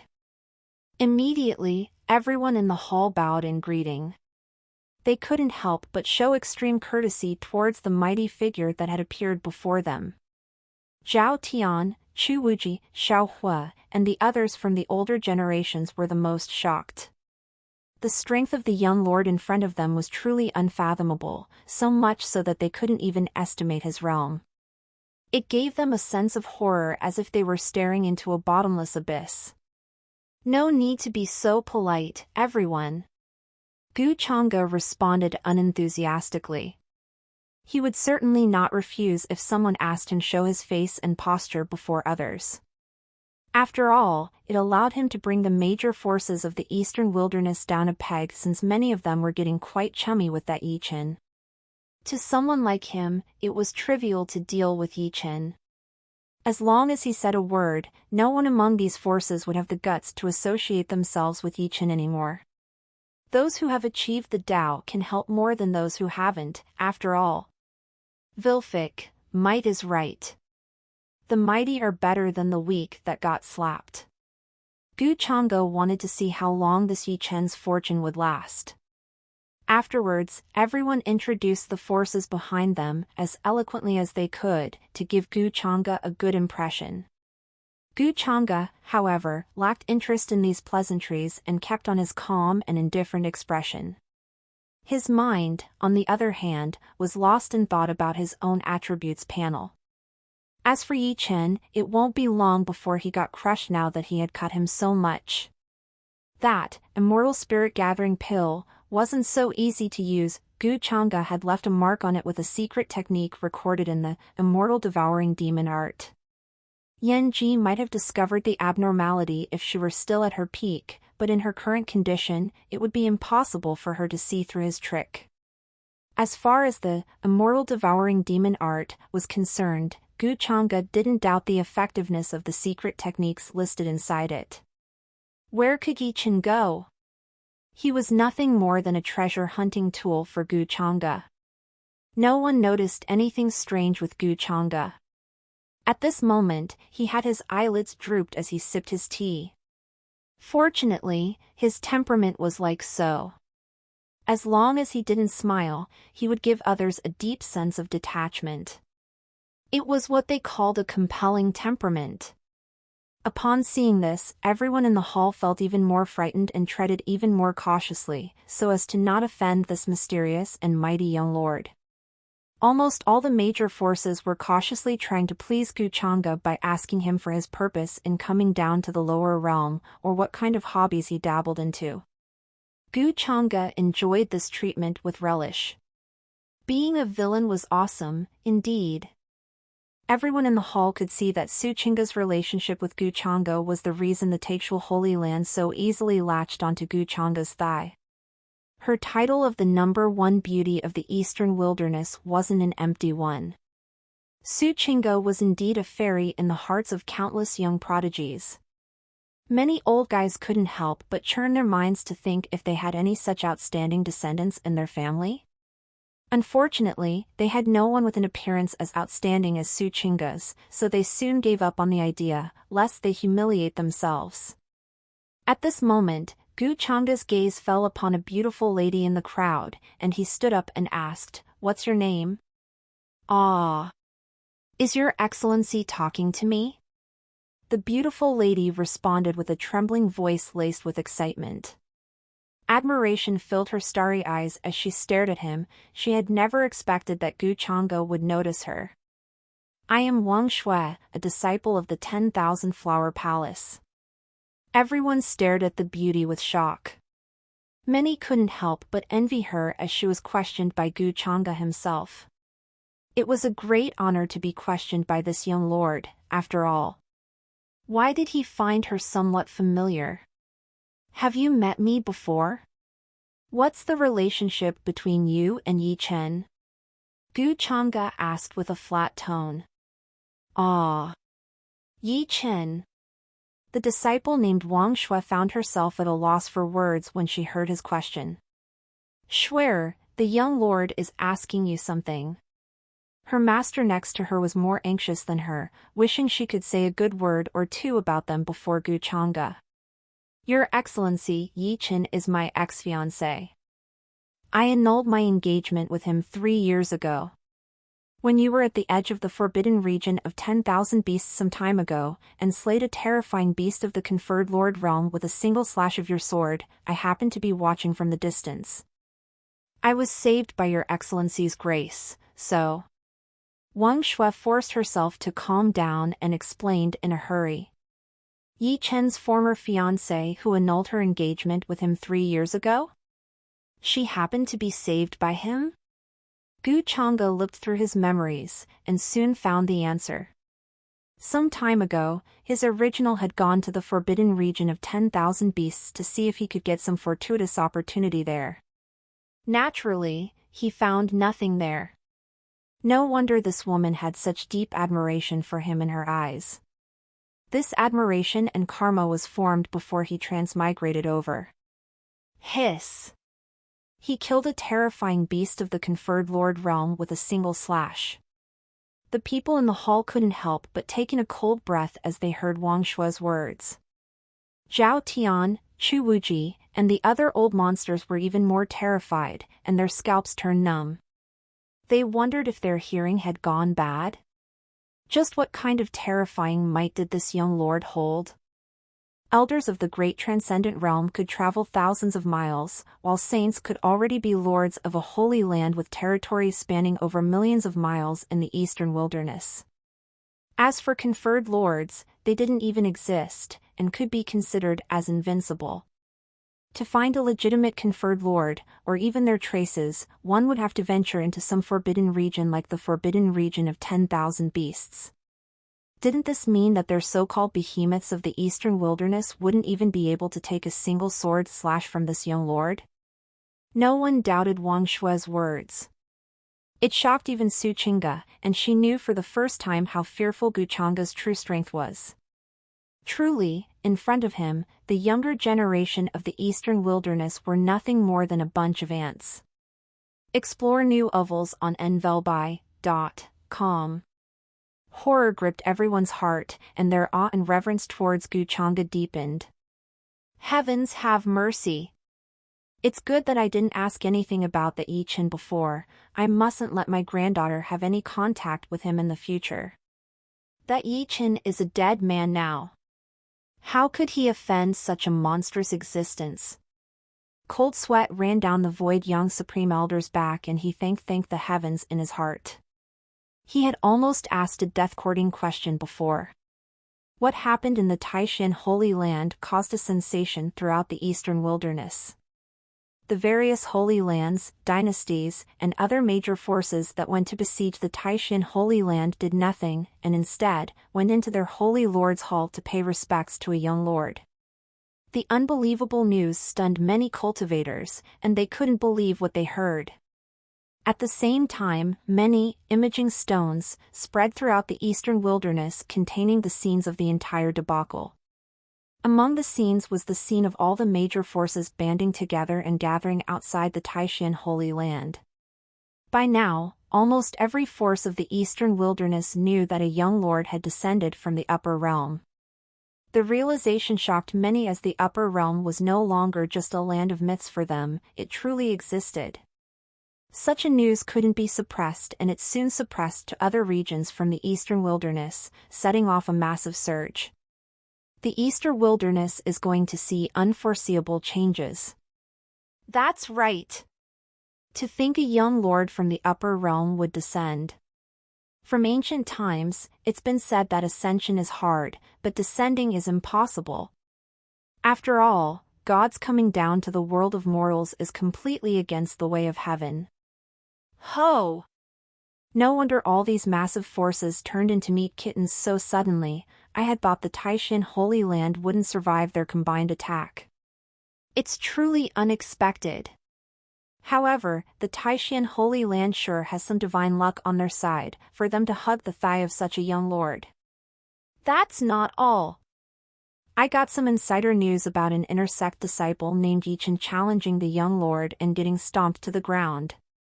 Many people talked through laughter in a restaurant. Ha ha ha, I also heard about this, the person next to the speaker interjected with a roaring laughter. I heard it was because he was jealous over the young lord easily winning the heart of our eastern wilderness #1 beauty. He then overestimated himself and challenged the young lord in front of everyone. Unfortunately for him, that inner disciple surnamed Yi got his face planted on the ground and was forced to kneel on all fours like a mutt, unable to move. Tisk, tsk, tsk, every toad wants to eat swan meat these days. What makes him think that he deserves the #1 beauty of the eastern wilderness? The cultivators talked about this matter while drinking, or even as after-dinner leisure talk. You could hear them talk about this matter with relish in every ancient city, wine shop, and pavilion. There were hundreds of millions of cultivators in the eastern wilderness. A single ancient city alone accommodated more than 10 million residents. In just one day, this matter spread everywhere and caused an unimaginable sensation. In an ancient city, a man with an unhealthy complexion hurried through the streets. His fists creaked, and his face turned ugly as he overheard the conversations of the people around him. Explore new novels on nvelbai.com. He couldn't help but grip his chest. He felt as if someone was trying to rip his heart out. A deep hatred flashed through his cold eyes, and he muttered to himself, Su Qingge, you bitch. How dare you betray me? Gu Changge, I will return this shame 100 times over in the future. This person was Yi Ching, who had disguised himself for escape. The eastern wilderness naturally had no more place for him to stay. Just one word from Gu Chang'e would be enough to send the entire eastern wilderness on a witch hunt against him. Yi Chen didn't dare to roam around with his original appearance. He planned to use the ancient city's large teleportation array to head towards the lands of the Middle State. Compared to the Eastern Desolate, the Middle State was far more mysterious and massive. Spiritual veins were a dime a dozen, with great sects, holy lands, and sacred mountains scattered everywhere in there. There was no shortage of inheritances, either. Gu Chang'e could cover the eastern wilderness with one hand, but could he do the same with the Middle State? What's more, there were many ancient clans and families in Middle State that had connections to the upper realm, as many of their ancestors had ascended in the past. Yi Chen had planned well. With his powerful talent, he will naturally soar to the skies when he joins one of those powers. Wasn't Gu Chang'e so arrogant just because he had some backing in the upper realm? Then wouldn't Gu Chang'e be able to do nothing to him if he also got a big backer? He will most certainly make Su Qingge and Gu Chang'e regret their actions. Yi Chen calmed down and sneered as he thought about the future. Master. The only matter that worried and puzzled Yi Chen was the fact his gorgeous master hadn't spoken much after the incident in the Taishan Holy Land. Only when he encountered some dangerous situation would his master move to rescue him. Unease gripped Yi Chen's heart, and he clenched his fists. Could it be that Yan Ji also wanted to betray him and leave? He couldn't accept that. Half a month passed in the blink of an eye. An invitation letter sent by the third prince of the Great Xia dynasty from the Middle State? He's inviting young geniuses from every region to discuss the Tao? Gu Chang'e took the invitation handed to him by Su Qingge and looked through it. He lost interest after a single glance at the invitation's contents. The so-called young geniuses of the lower realm were nothing more than ants that he could crush with a single finger. Messing with Su Qingge and taking her advantage every day was far more interesting than this gathering of geniuses. I have heard that a former emperor of the Great Xia dynasty ascended to the upper realm, and they have an unfathomable background. What's more, the third prince himself is quite talented. When he was born, the sound of a heavenly phenomenon was heard as far as 3,000 miles away. Su Qingge explained to Gu Chang'e. At the same time, her scallion-like fair and tender hands peeled open a spiritual crystal grape and brought it before his mouth. Great Xia dynasty, right? Middle State, isn't it? Good. It's high time I moved to another map, too. Gu Chang'e ate the grapes fed to him, thought about the matter. He stood up. Life nowadays was getting too stale with nothing but leisure. He felt uncomfortable now that he didn't have that leak, Yi Chen, to cut. If he guessed correctly, then Yi Chen must be on his way to Middle State right now. All the holy lands, dynasties, and ancient families of the eastern wilderness will be sent off to partake in this event in 3 days. Would you like to go along with them, young lord? Su Qingge asked. Gu Chang'e thought for a bit and nodded. At the same time, he recalled that Old Ming's family seemed to be in the Middle State of the lower realm. Old Ming had broken through the barrier to ascend to the upper realm from the Middle State around 30,000 years. Old Ming ascended to the upper realm from the Azure realm, the lower realm that Gu Chang'e was in right now. Naturally, Old Ming had never mentioned this matter to him. It was the original who dug around and found that Old Ming was from this lower realm, and it was because of this reason that he allowed Old Ming to accompany him on his trip. Gu Chang'e only remembered this after Su Qingge mentioned the Middle State to him. With Old Ming's identity, it would be much easier for them to roam around in the Middle State. Qingge will go and arrange everything then. Gu Chang'e nodded to her in response. He had nothing to fret over when Su Qingge did the work herself. After Su Qingge left, Gu Chang'e pondered for a while and then said to Thin Air, Old Ming, you ascended from the Middle State around 30,000 years ago, right? A wave of fluctuations appeared in the air, and old Ming's figure appeared from the void. With a tone full of respect, he answered, "My lord, this slave indeed ascended from this azure realm's middle state some 30,000 years ago. When I had just arrived in the upper realm, I wasn't familiar with anything, and ended up getting captured by a powerful cultivator of the upper realm who turned me into a miner. Thankfully, I met an elder of the family, Gu Changas, who rescued this old slave. It was all thanks to that elder that this old slave could escape from that sea of suffering, or this old slave would have died in those mines." Old Ming felt emotional as he spoke of this past. The cultivators in the lower realm believed that ascension was some grand matter, but in reality, it was something completely opposite. When the cultivators who have no background ascend to the upper realm, their only fate is to be caught by some powerful existences of the upper realm to be miners and manual laborers. They lose any and all dignity, and spend the rest of their lives doing menial tasks. In Old Ming's eyes, those forces of the middle state that had connections in the upper realm were merely putting on appearances. Their ancestors, on the other hand, were probably mining spiritual ore in some corner of the upper realm. Because of this, Old Ming felt immense gratitude towards the Gu family. He was fortunate to have come across that noble person from the Gu family. "I will head to the middle state in 3 days, so you can check up on your family when we are there," Gu Changa said with a light smile. Read lat.stchers on n/v/l.bi.cm. After finally descending to the lower realm, Old Ming must also be looking forward to see how his descendants were doing after he left back then. It's just that he couldn't leave without Gu Changa's permission due to his identity and mission. Gu Changa's sudden permission moved Old Ming, and he thanked him. "Thank you for showing such consideration towards this old slave, my lord." Gu Changa waved his hand in response and said, "Old Ming, there's no need for such courtesy, it's the least you deserve." Gu Changa might be a villain who was born to trample the favored children of heaven, but he wasn't an unkind fool. Old Ming was no outsider. This minor gesture from him could not only strengthen Old Ming's loyalty, but it could also show his magnanimity. How could Gu Changa not take such an advantage? 3 days passed in the blink of an eye.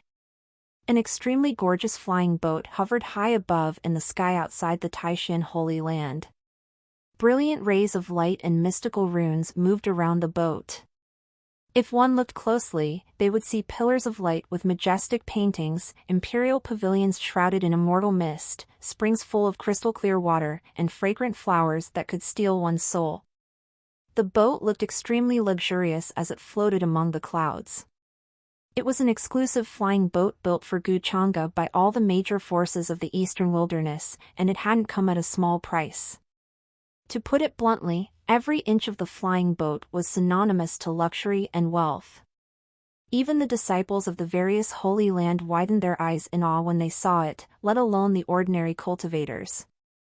None of them had seen such a majestic flying boat in their life. Everyone sure went all out. Gu Changa chuckled when he saw the high-profile display. Still, he liked it. "It's just a little toy, nothing is overboard if it makes the young lord happy." The supreme elders, sect masters, and patriarchs of the major forces laughed. Young Lord Gu seemed satisfied with their hospitality, and that was enough for them to rejoice. After all, it was apparent to them that this young lord wasn't someone who liked to keep a low profile. Spending so much on this gorgeous flying boat wasn't a loss as long as they could get his appreciation. They had their priorities in order. "Young lord, please." The Taishan Holy Lord requested Gu Changa to board the flying boat first, with a reverent expression. He was considered as Gu Changa's #1 lapdog. And even though lapdogs were frowned upon, everyone around him held envy towards him. Gu Changa gave him a slight nod and boarded the boat first. The others followed a few steps behind him, not daring to walk ahead of him. This time, the young generation from all over the realm were heading to the middle state. There was the Void Young Holy Son, the Void Young Holy Maiden, the young emperor of the Great Sun Dynasty, the ancient Shao family's young master, and many more. All of them were at the top among the younger generation in the eastern wilderness. But the pressure they felt from Gu Chang'e was 1,000 times more terrifying than what they felt from their elders. Some of them had wanted to go forward for a chat, but they couldn't help but tremble in awe and swallow their words. In comparison to them, Gu Chang'e's first lapdog, Chu Xian, was in an advantageous position. Yi Chen will soon be squeezed dry, so who will be the next favored son of heaven? Gu Chang'e couldn't help but mutter to himself. What do you mean, young lord? His words surprised Su Qingge, who was busy massaging his shoulders, as she couldn't understand why he said such words out of nowhere. Qingge, do you want to follow me back to the upper realm? Gu Chang'e suddenly asked with a smile. On normal days, Su Qingge would be very interested when he talked about the upper realm, but now, her expression didn't show any change, and she said, Young lord, haven't you used the same question to take advantage of me several times already? How boring. Gu Chang'e shook his head, and then gently brought her into his embrace. He loved to see Su Qingge's insincere display when she was actually annoyed. Sure enough, no matter who and where they were, bullying women was what men loved to do most. Vilfic, frick you, I have never committed such honorable heinous act, nor thought about it, ever. Humph. Misandrist bastard author. 'Tis a joke. Boom! Soon, the void outside turned turbulent and set off a hurricane. Bright rays of light and mystical runes burst around the luxurious flying boat as it crushed the space around it and began to gallop through the void at a high speed, heading towards the lands of the Middle State. The Middle State was a land of outstanding people rich in spiritual qi, hidden dragons, and crouching tigers. In addition to the many holy lands and great dynasties that had existed for millenniums, there were also many great clans and ancient families. Ancient creatures with mighty cultivation bases dwelled inside endless spans of sacred mountains. With their might alone, they could lord over a region of the world without issue. In addition to the humans, the Middle State had other races, too, that came into being in times immemorial. Extreme Tao Academy, Central Heavenly City, Middle State. A group of youths, male and female, quietly listened to their teacher's explanation regarding cultivation. The teacher in question was a young beauty dressed in colorful robes. The thin layer of makeup on her face compounded her charm. Her skin was like a milky jade, and her hair fell behind her like clouds. Her loose robes did nothing to hide her tall and plump figure that was fat where it should be and lean where it should be.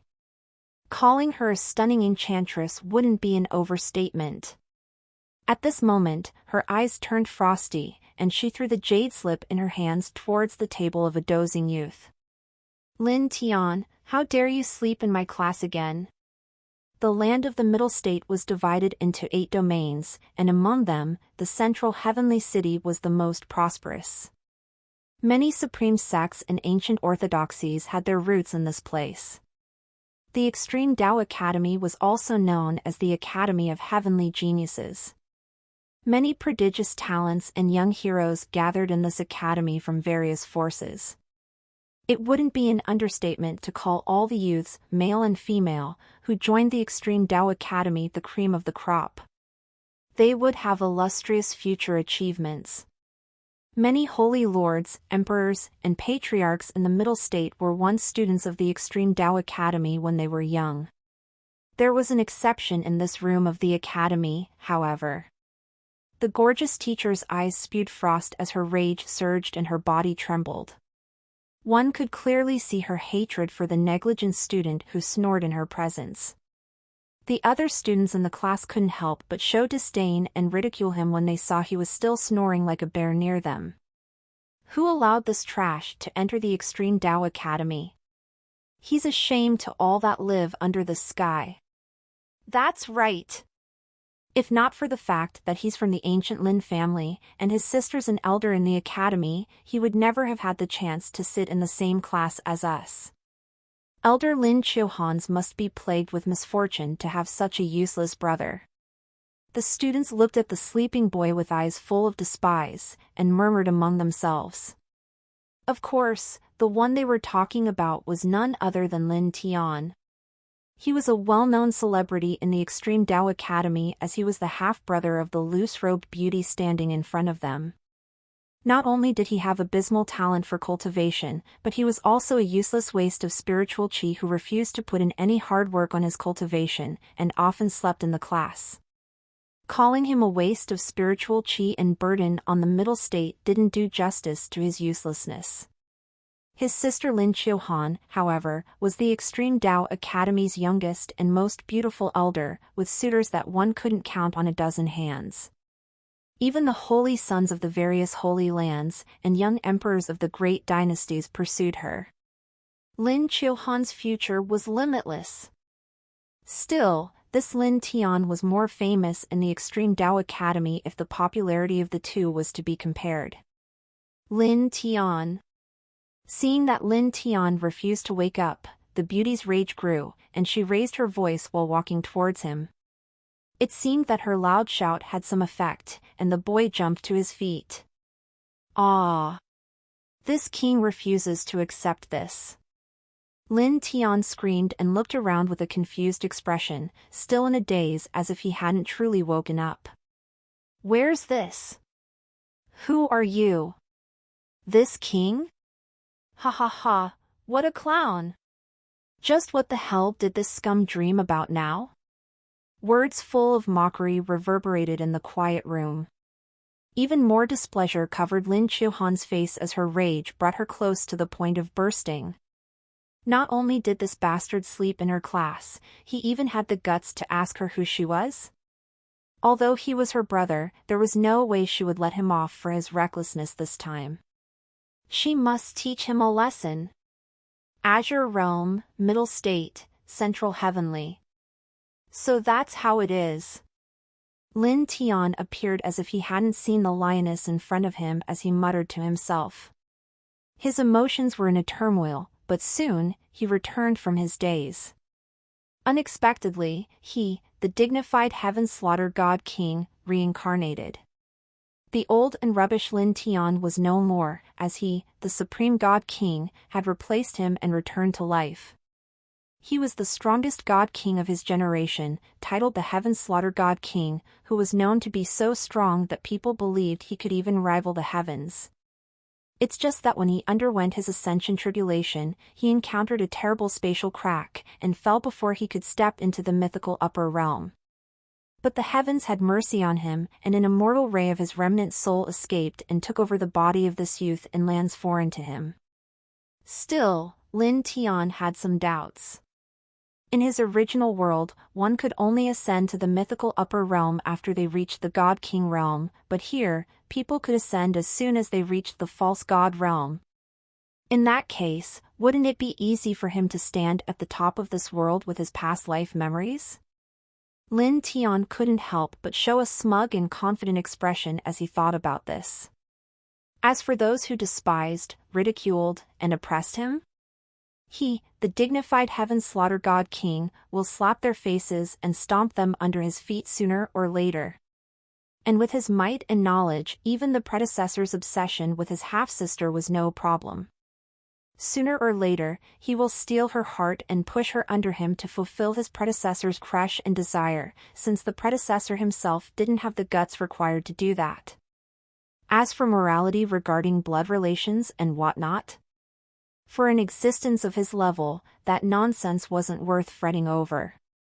Lin Tian, what are you smirking like an idiot for? If you can't break through to the Spirit Sea realm by the end of this month, you will be expelled from the Extreme Tao Academy.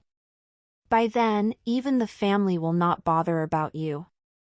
Lin Chiohan couldn't help but wrinkle her brows as she watched Lin Tian ignore her, and her tone turned harsher. Lin Tian wasn't a legitimate heir, and instead, he was the son of a maid and had abysmal talent for cultivation. His situation in the ancient Lin family wasn't quite good, and no one in the family welcomed him. Lin Chiohan had a naturally kind heart, so she would look after him on normal days.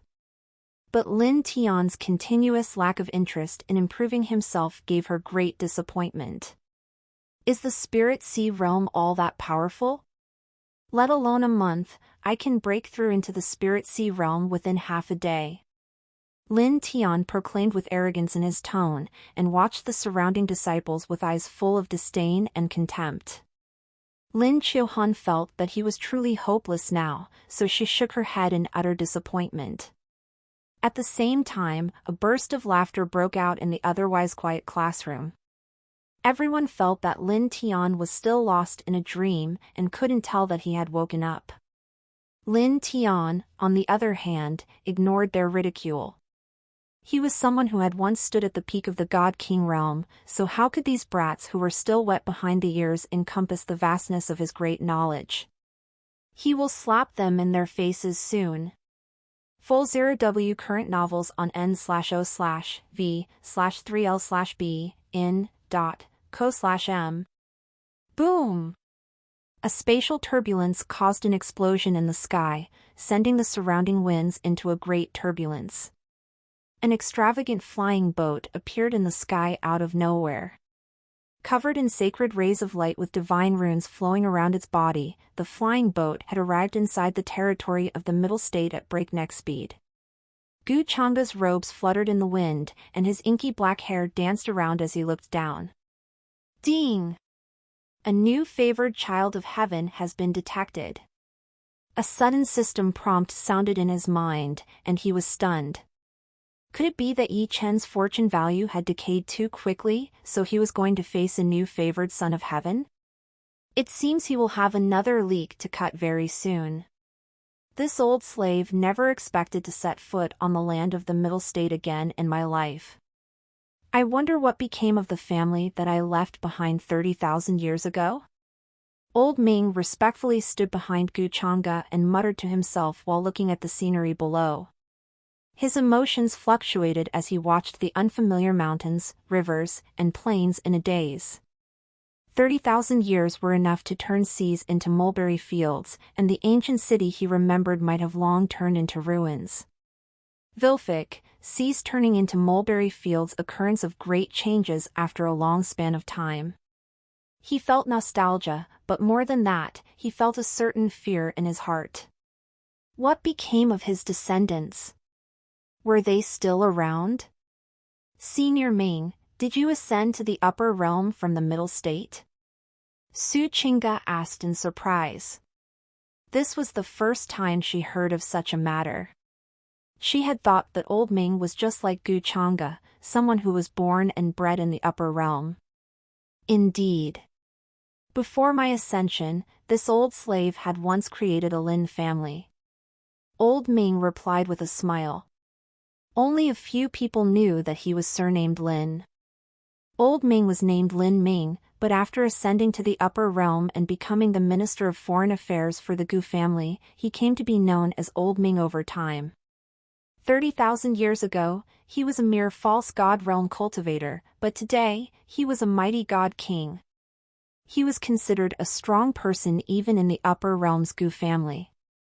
It's just that he couldn't exert his true strength in the lower realm due to the world's will, or he will be rejected by the world's will of this lower realm, and expelled or attacked. He might be a god king, but that didn't mean he could ignore the laws of the world and tread wherever he desired to. I created the Lin family all by myself. Gu Changa nodded after listening to old Ming's sound transmission. At the same time, he communicated with the system in his heart. What's Yi Chen's current fortune value? He had clearly heard the system's prompt just now. Since he changed the original trajectory of the world's advancement, the world itself intervened to correct the disparity, and a new favored child of heaven had appeared. It seemed that Yi Chen's heavenly daddy was about to abandon him. Gu Changa guessed that the favored children of heaven didn't follow the same template. There must be different clichés and plots, and that wouldn't be surprising to him. He was already guessing what template this new favored child of heaven will have since the last one had the annulled engagement plot. The system replied, "Host, Yi Chen has 230 points of fortune value. The reason I will suffer from a fortune backlash is because of my low fortune value when compared to these so-called favored children of heaven, right? If my fortune value is high enough, I shouldn't suffer from it, right?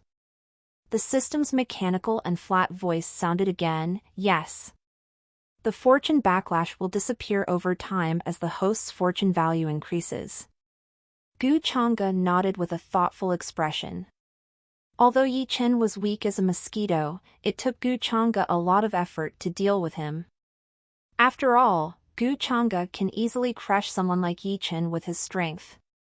It's just that the heavenly Tao provided special protection to Yi Chen, and that made it impossible for him to directly obliterate Yi Chen in soul and body.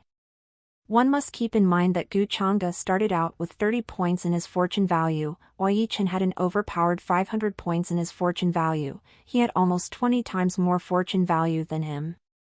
If one just compared strengths, then his original could obliterate Yi Chen with his pinky alone. What Gu Chang'e found hard to believe was the fact that the original, a true disciple of the heavenly immortal Tao Palace, only had 30 points in fortune value. Gu Chang'e had thought about this matter for a long time and realized that the reason was probably due to his original's temperament, apart from his villainous role in the story. The original was a haughty and indifferent man who only cared about cultivation. He was completely dumb when it came to matters beside cultivation. He was truly fit to be a cannon fodder whose only job was giving experience to the protagonist. He even disdained to stomp an ant like Yi Chen. According to his character and actions, the world would probably follow this route. Fortune value is illusory and imperceptible. No matter how Yi Chen offended the original, and no matter how many hard situations he found himself in, he would ultimately survive and the world would make it completely reasonable through coincidences. Since he had crossed over and knew all these clichés by heart, he would naturally not allow Yi Chen to make a comeback and step on him after stomping him under his feet. Gu Chang'e had become one of the so-called anomalies, and the heavenly Tao was already finding it hard to shelter the favored children of heaven using inexplicable coincidences.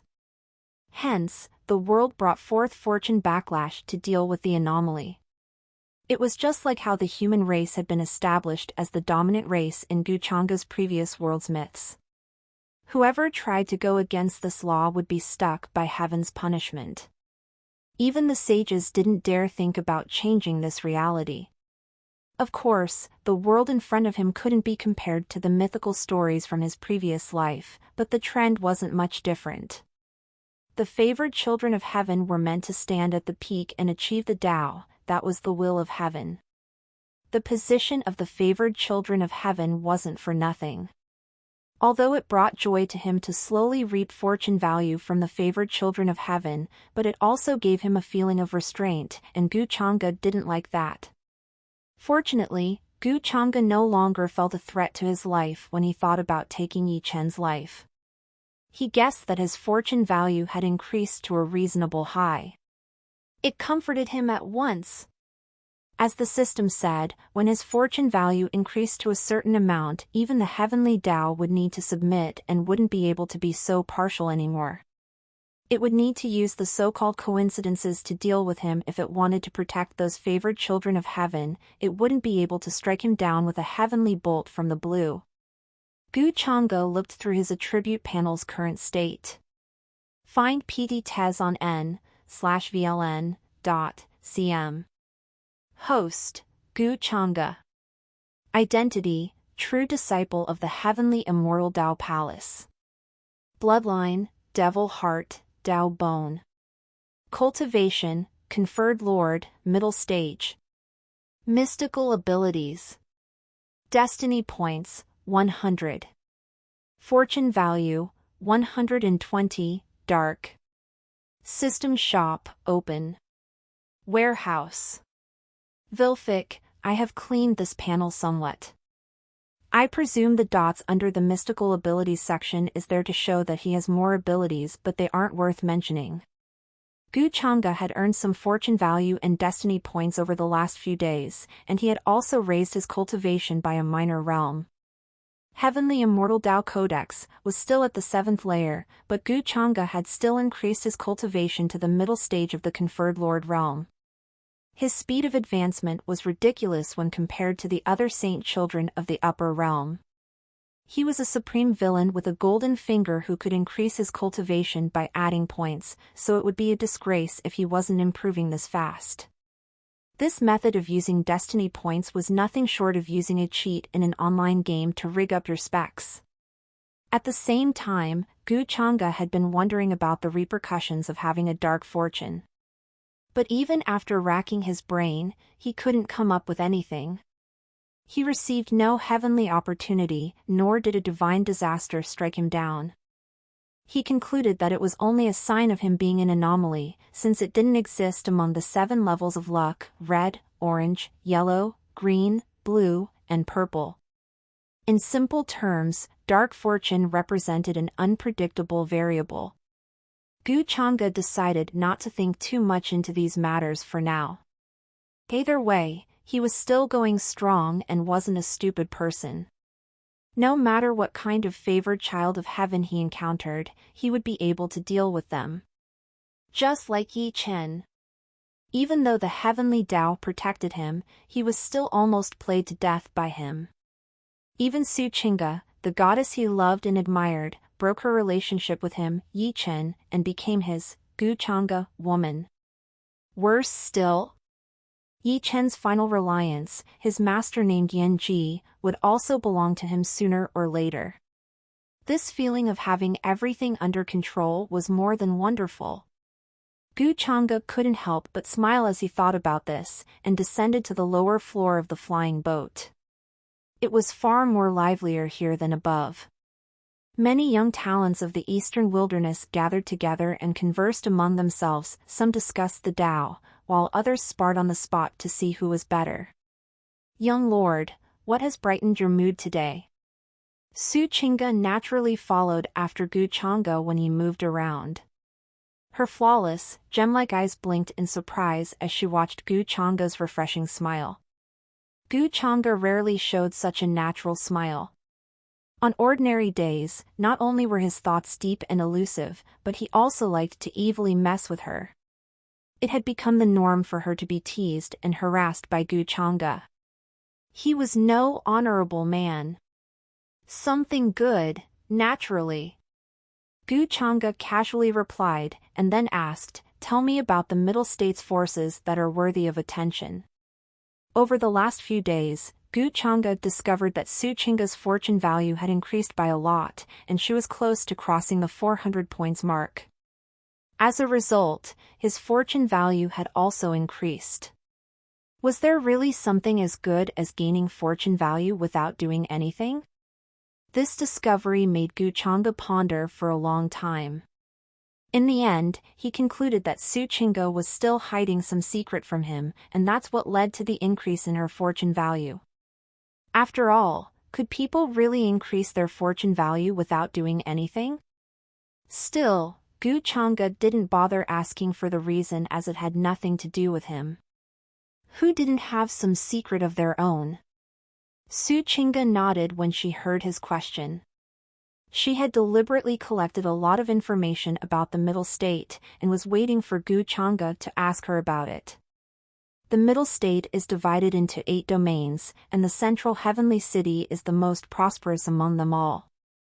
The event that the Great Xia dynasty's 3rd prince is holding will also take place in the central heavenly city. This level of Tao assembly can't match up to Your Excellency's identity, so Your Excellency can simply watch it as a show of entertainment. Chu Xian added from the side. He had rushed over after he saw Gu Chang'e coming to the lower floor of the flying boat. Many young prodigies in the distance laughed with some bitterness when they had his words. They had waited a long time for such a gathering, desiring to become famous all over the world by showing their talents at once. "I am not interested in this Tao assembly." Gu Chang'e didn't hide his lack of interest. He had come to the Middle State for his own matter, to cut another leak, the newly appointed favored child of heaven. As for watching a bunch of brats from the lower realm discuss the Tao, He couldn't be bothered about that. He would be making a fool out of himself if he deigned to show interest in such a low-level farce. Middle State, Central Heavenly City, Ancient Lin Family. As one of the ancient families of the Middle State, the ancient Lin family had stood tall in the Central Heavenly City for more than tens of thousands of years. The ancient Lin family came into being some 30,000 years ago, at the hands of their ancestor who broke through the void and successfully ascended to the upper realm to become a mythical existence. It was precisely because of this background that the Lin family could become one of the strongest ancient families of the Middle States. So much so that even some great dynasties and holy lands had envy towards their deep heritage. At this moment, in a deeply hidden ancestral hall of the Lin family, a candlelight flickered and the light in the surroundings dimmed. At the same time, a certain disturbance could be heard. What happened? Why did the great elder suddenly summon us to the ancestral hall? A group of old people gathered together with serious and doubtful expressions. The current head of the Lin family was no exception. All of them were the highest-level figures of the Lin family. They had strong cultivation bases and supreme authority. A single stomp from them could cause the world outside to tremble. But now, all of them stood dumbfounded in the ancestral hall. They were shocked by the sudden summon from the great elder who had long entered seclusion. The great elder hadn't showed himself for nearly 10,000 years, and he had an unfathomable cultivation base from what they knew. Many had even thought that he had perished amidst his seclusion. They couldn't help but rack their brains to think about what matter had taken place for the great elder to summon them all so suddenly. The situation puzzled everyone, and they all watched the spirited and childlike old man in front of them. That old man was none other than the Lin family's great elder. We pay our respects to the great elder. We wonder why the great elder has summoned us and asked to wait here? Everyone showed their puzzlement. Generally, unless some earth-shattering event took place, they would never gather together all at once. Could it be that the great elder's cultivation base had another breakthrough, and he wanted to try his hands at ascension? Seeing that everyone had arrived, the great elder finally opened his mouth with a strange expression on his face. He looked extremely excited, to the point that his body couldn't stop trembling. But soon, he forced himself to calm down, and spoke with a quivering voice. "Today, I felt our ancestor's aura. It's possible that the ancestor is returning."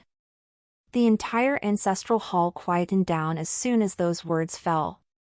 What? Everyone was stupefied for a moment, but then shock covered their faces immediately afterwards. They were in a state of disbelief. They wondered if they had heard wrong. Their ancestor, who ascended to the upper realm some 30,000 years ago, was actually returning? How could that be? One had to know that ascension was difficult, but descending was almost impossible. It was almost 10,000 times difficult to descend, then to ascend, and that made the process nearly impossible. Or had their ancestor reached an even more incredible cultivation realm over in the upper realm? To the point that he could trave through the void at will, and had come down to bring them all to the upper realm? Ariad updated stirise at n/vel/bin.com. As this thought crossed their minds, their excitement soared and their complexion turned bright red. Their ancestor was a legend from 30,000 years ago. All of the Lin family's glory and power today could be attributed to that ancestor's contributions. They had no doubt in what they heard. After all, the great elder had said so himself. None of the gathered people could suppress their joy and excitement. Good. Great. Awesome. With the ancestor's return, our Lin family is bound soar higher and higher. Ha ha. I must let all the forces of the Middle State know that our Lin family's ancestor has returned. At that time, the Great Xia dynasty, the Buddhist Holy Land, and all the other forces will have come here and pay their respects. Our Lin family's momentum is bound to shake the entire Middle State, and no one will be able to contend with us. Their words of praise satisfied the great elder, and he nodded while stroking his beard. With a laugh, he said, "Good, good, good. Inform the others in the family to prepare a welcome celebration for the return of our ancestor. Our Lin family will surely see an even more glorious time." Vilfic's crib. Thank you, everyone, for your patience. I couldn't do any chapters the last 2 days due to IRL matters, cold and whatnot, the weather be bad, and I would like to request your pardon for that wholeheartedly. I missed a total of 5 chapters, and I am completely intent on making up for them over these few days by increasing the release rate by +1. I hope you can understand my difficulty. Enjoy! Without a shred of surprise, the news regarding the return of the ancient Lin family's ancestor from the upper realm spread throughout the central heavenly city like wildfire. Even with the people of the Lin family doing their best to suppress the news, it still spread to every corner of the realm. The entire central heavenly city was like a cauldron about to explode. Countless forces and cultivators were shocked. Just what kind of existence was the ancestor of the ancient Lin family? He was a powerhouse of the false god realm who shattered the void and ascended to the upper realm some 30,000 years ago. Yet now, he had returned? One could hardly imagine the terrifying sensation caused by this news. Countless people couldn't sit still, especially the various hegemonic forces of the Middle State who immediately dispatched uncountable spies to investigate the truth of the matter. This matter was originally suppressed as the region was soon going to hold the Tao Conference of the Heavenly Geniuses of the realm. Innumerable forces were paying attention to this conference, so they decided not to dwell too much on this matter. But the subsequent actions of the ancient Lin family's members confirmed the authenticity of this news to the world. The Lin family members that were dispatched outside the family rushed back, as if waiting to welcome their ancestor on his return. Many people had a keen mind and observation, and they soon recalled the rumors that spread from the eastern wilderness regarding the descent of a young lord who had come from the upper realm. Many had considered that to be nothing more than a rumor, but now? It shook the people to their cores. Could the return of the Lin family's ancestor be related to that matter? Even the overlords such as the Great Xia dynasty, the Buddhist Holy Land, and the Yinyang Holy Land also sent their people to the ancient Lin family to request an audience with their ancestor when he appeared. They were also forces who had their ancestors ascend to the upper realm, so they were very keen on knowing the whereabouts of their ancestors. For a while, all of the Middle State surged with dark undercurrents. At the same time, an extremely magnificent flying boat galloped through the sky and soon landed in the central heavenly city's vicinity. There were already people from the Middle State who had arrived to pick up the geniuses of the Eastern Wilderness for the Tao Conference. Gu Chang'e and Su Qing'e, on the other hand, went to the family that Old Ming had created years ago. An ancestor who returned from the upper realm? Ancient Lin family? This could be a good place for me. What a pity, though. In an ancient city of the Middle State. A youth with a cold face and a bronze ring on his hand stopped in his tracks when he heard the sudden news, but soon, his eyes flashed with hatred when he thought deeply about the matter. The youth was none other than Yichen, who had traveled to the Middle State after leaving the Eastern Wilderness. Along the way, not only had he not suffered much, but he had instead received a lot of opportunities and benefits. His cultivation base even made a breakthrough and he reached the transcendent realm in one fell swoop. In addition to that, he even got acquainted with the Holy Son of the Buddhist Holy Land, and the two of them became sworn brothers at first sight. It could be said that he had already washed away the humiliation he suffered back in the Eastern Wilderness. The ancient Lin family has a deep heritage, but you have a lot of secrets that need to be protected, or someone will discover an abnormality with you and you will be targeted. A cold voice sounded from the ring and warned Yichen. Yan Ji, still dressed in red as always, sat cross-legged in the void, and advised Yichen against what he was thinking. Although a rift had appeared between her and Yichen due to the previous events and happenings, she couldn't help but turn a little soft-hearted and forgive Yichen after he constantly apologized for his behavior. Still, no matter how she persuaded Yichen to let go of his hatred towards Guchanga, he wouldn't listen and thought that she had some impure motives behind her constant nagging. Yan Ji felt helpless at this result. "Master, please don't worry. I still have more important matters to deal with, so I will most certainly not go to the ancient Lin family," Yichen replied while looking down at a broken ancient relic in his hands. It was an ancient fragment he accidentally obtained from a small stall, and it seemed to record a route to an ancient ruin. After many days of deciphering, he found that the ancient ruins weren't too far away from the city he was currently in. No one has discovered these ancient ruins before, so there must be a lot of opportunities in there. When I break through to the great transcendent realm, I will be able to fight even existences of the saint realm. At that time, Gu Changa and Su Chinga, you sons of bitches. Heh. Yi Chen's lips showed a sneer as he thought about the future. In his opinion, Gu Changa could only be in the saint realm, no matter how overpowered he might be. Once he broke through to the great transcendent realm, he would be able to easily suppress Gu Changa's so-called prodigious talent with his own ultimate talent. After all, Gu Changa was nothing more than a spoiled bastard who attained his cultivation base through consuming pills and heavenly treasures from a young age. A spoiled genius like Gu Changa could never compare to someone like him, who had gone through countless life and death experiences and battles. With those thoughts in his mind, Yichen strode out of the ancient city and headed towards the ancient ruins. Vilfic, such delusions, someone tell him. At this time in a Lin family courtyard, an ordinary-looking boy with a stone-cold face busied himself in concocting some sort of medicine. He held a cattail fan in his hand and gently fanned the flame under the medicinal pot to control the flame size and intensity. "I am still short of 3 herbs that are required to refine this origin tempering spirit pill.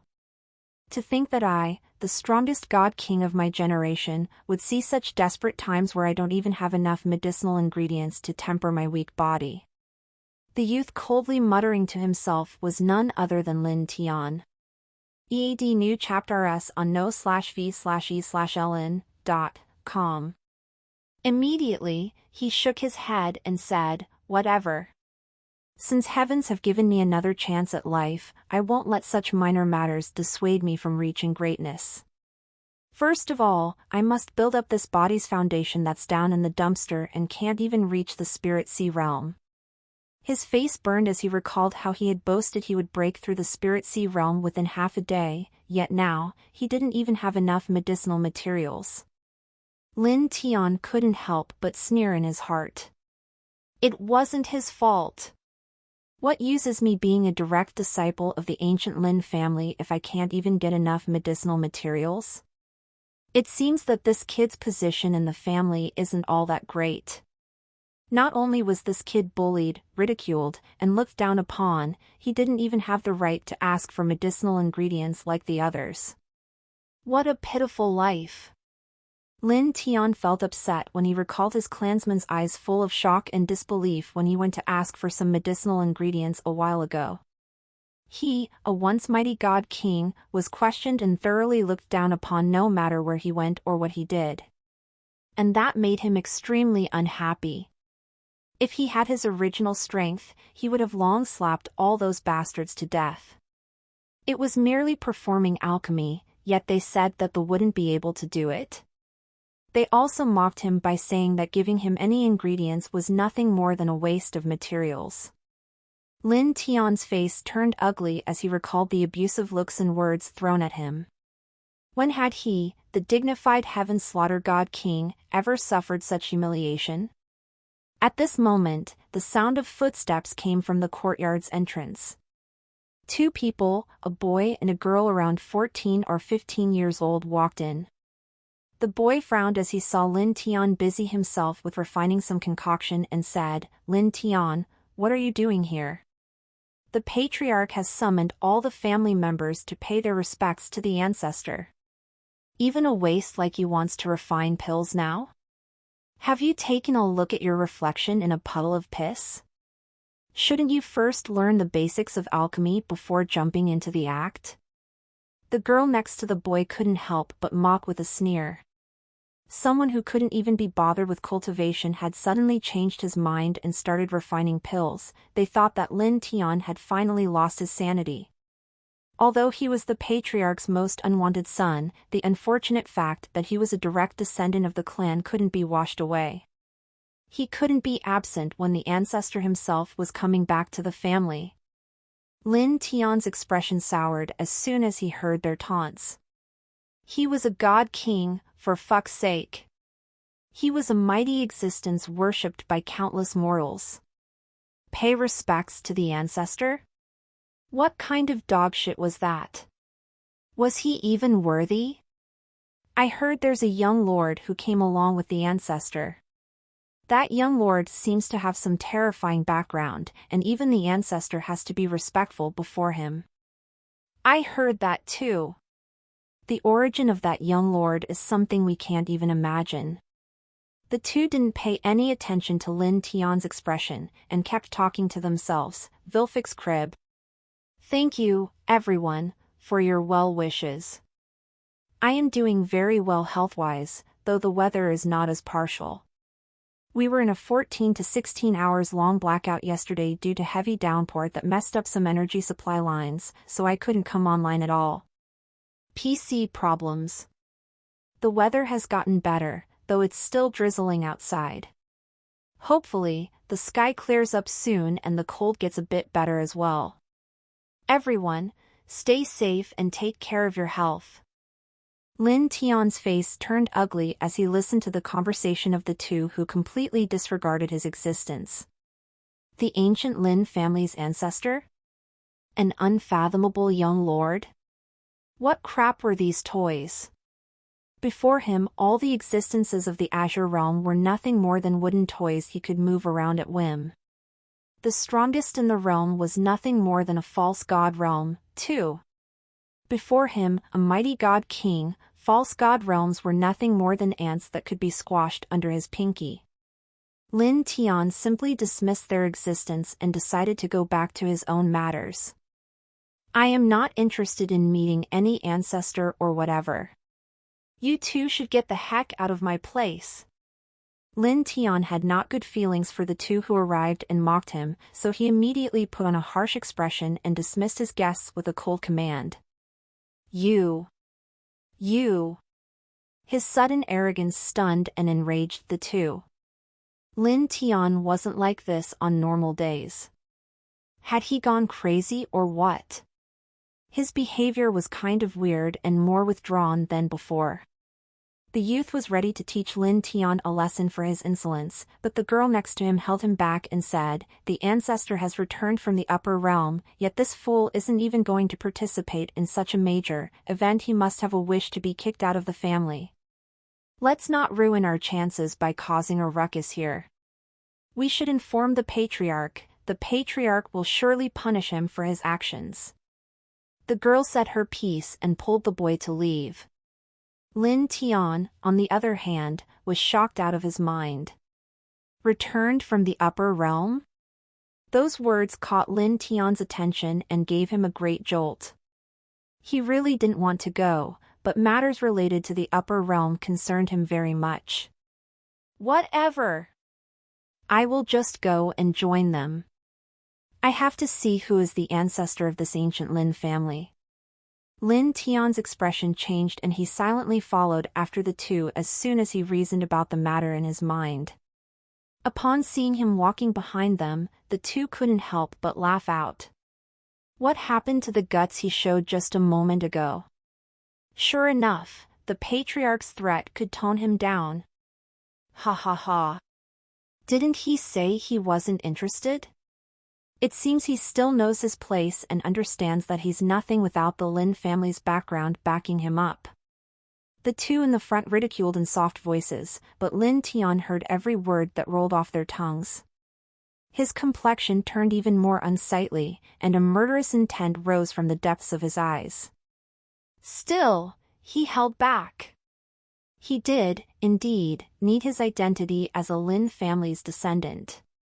He couldn't reveal his origin. The two youths in front of him didn't know that they had walked down the path to hell, and Ayama was watching them with great intent. Although Lin Tian's cultivation base wasn't all that high right now, he could still easily make minced meat out of the two using methods from his previous life. In the ancient Lin family's great hall, many powerful figures stood around inside the hall. Their mighty spirit energy surged around, and divine lights loomed around their figures. Sacred ruins intertwined around them, showing the profound heritage of the ancient Lin family at its best. Many more members of the ancient Lin family also stood outside the hall. Most of them were youths, male and female, who were shrouded in holy halos. They were the elite geniuses of the ancient Lin family, and they were quite famous in the lands of the Middle State.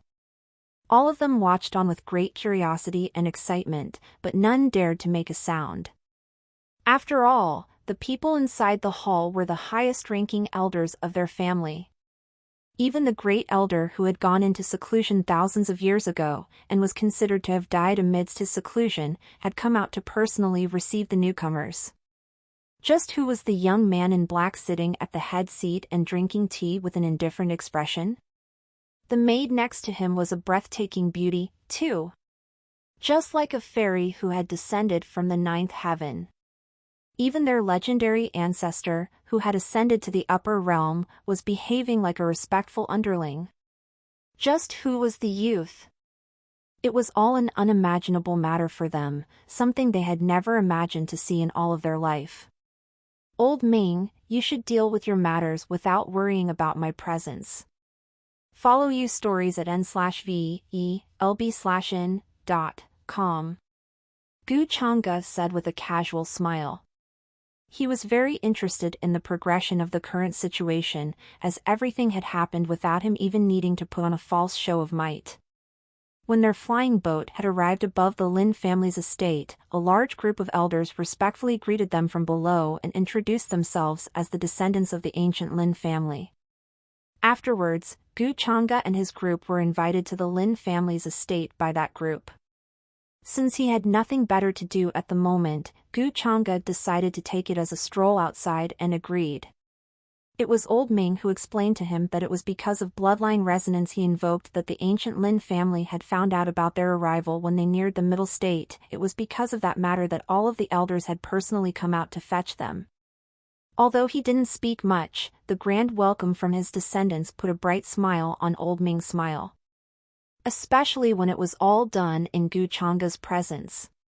He didn't want his young lord to see ruins when he brought him to his family in the Middle State. This trip to the lower realm was an opportunity for him, after all. If they were still in the upper realm, then, with his status in the Gu family, it would be impossible for him to get close to Gu Chang'e, let alone do something for him that would be worth remembering. My lord, I can't fulfill your command this time. No matter how happy this old slave is, this old slave dares not leave your side. Old Ming said with a wry smile. Of course, he knew that Gu Chang'e wouldn't blame him for his current half-joking tone. Today, old Ming's heart was bursting with joy after he saw that his descendants were not only having a great life, but they had also become one of the greatest ancient family of the Middle State. He wasn't this courageous on normal days, and would never use a joking tone in front of Gu Chang'e. Old slave? Their ancestor actually referred to himself as an old slave? Everyone who heard those words took in a deep, cold breath. Their pupils shrunk, and their hearts shuddered. The youngsters outside couldn't help but open their eyes wide. It's all right. Gu Chang'e responded with a smile. He would naturally not mind such trivialities.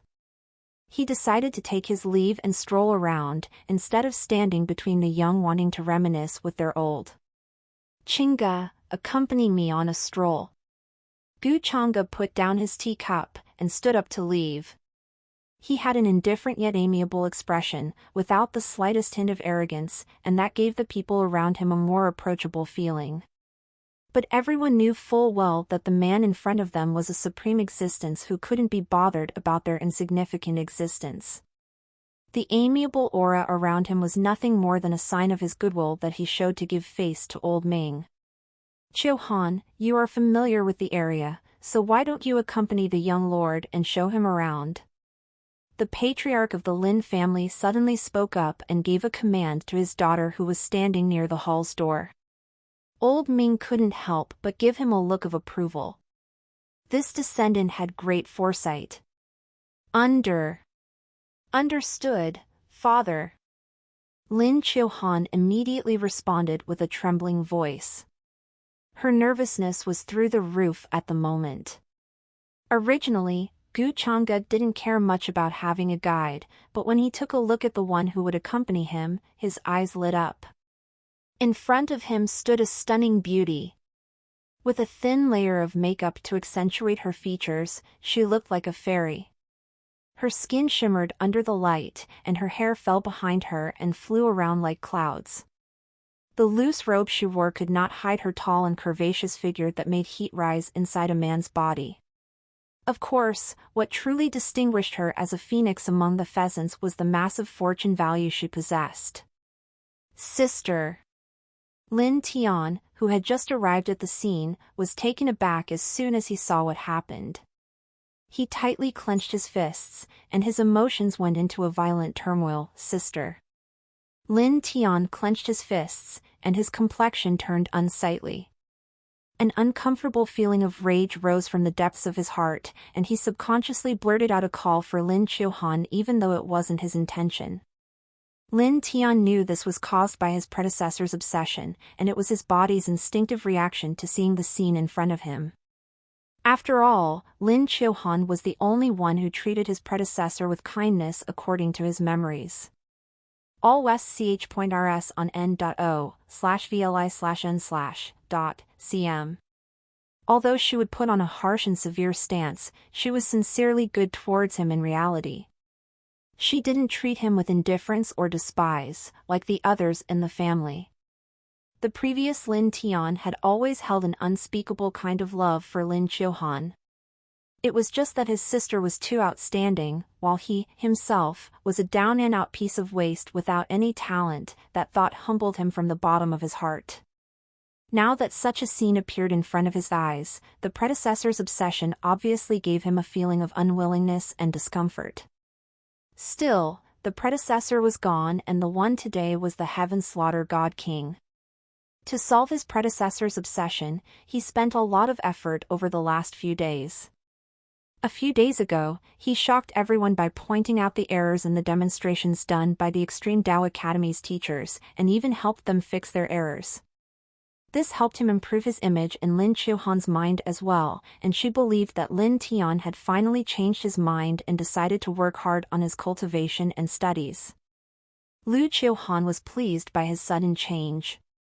She believed that her relentless persuasion had finally taken effect, and her younger brother had understood her worries.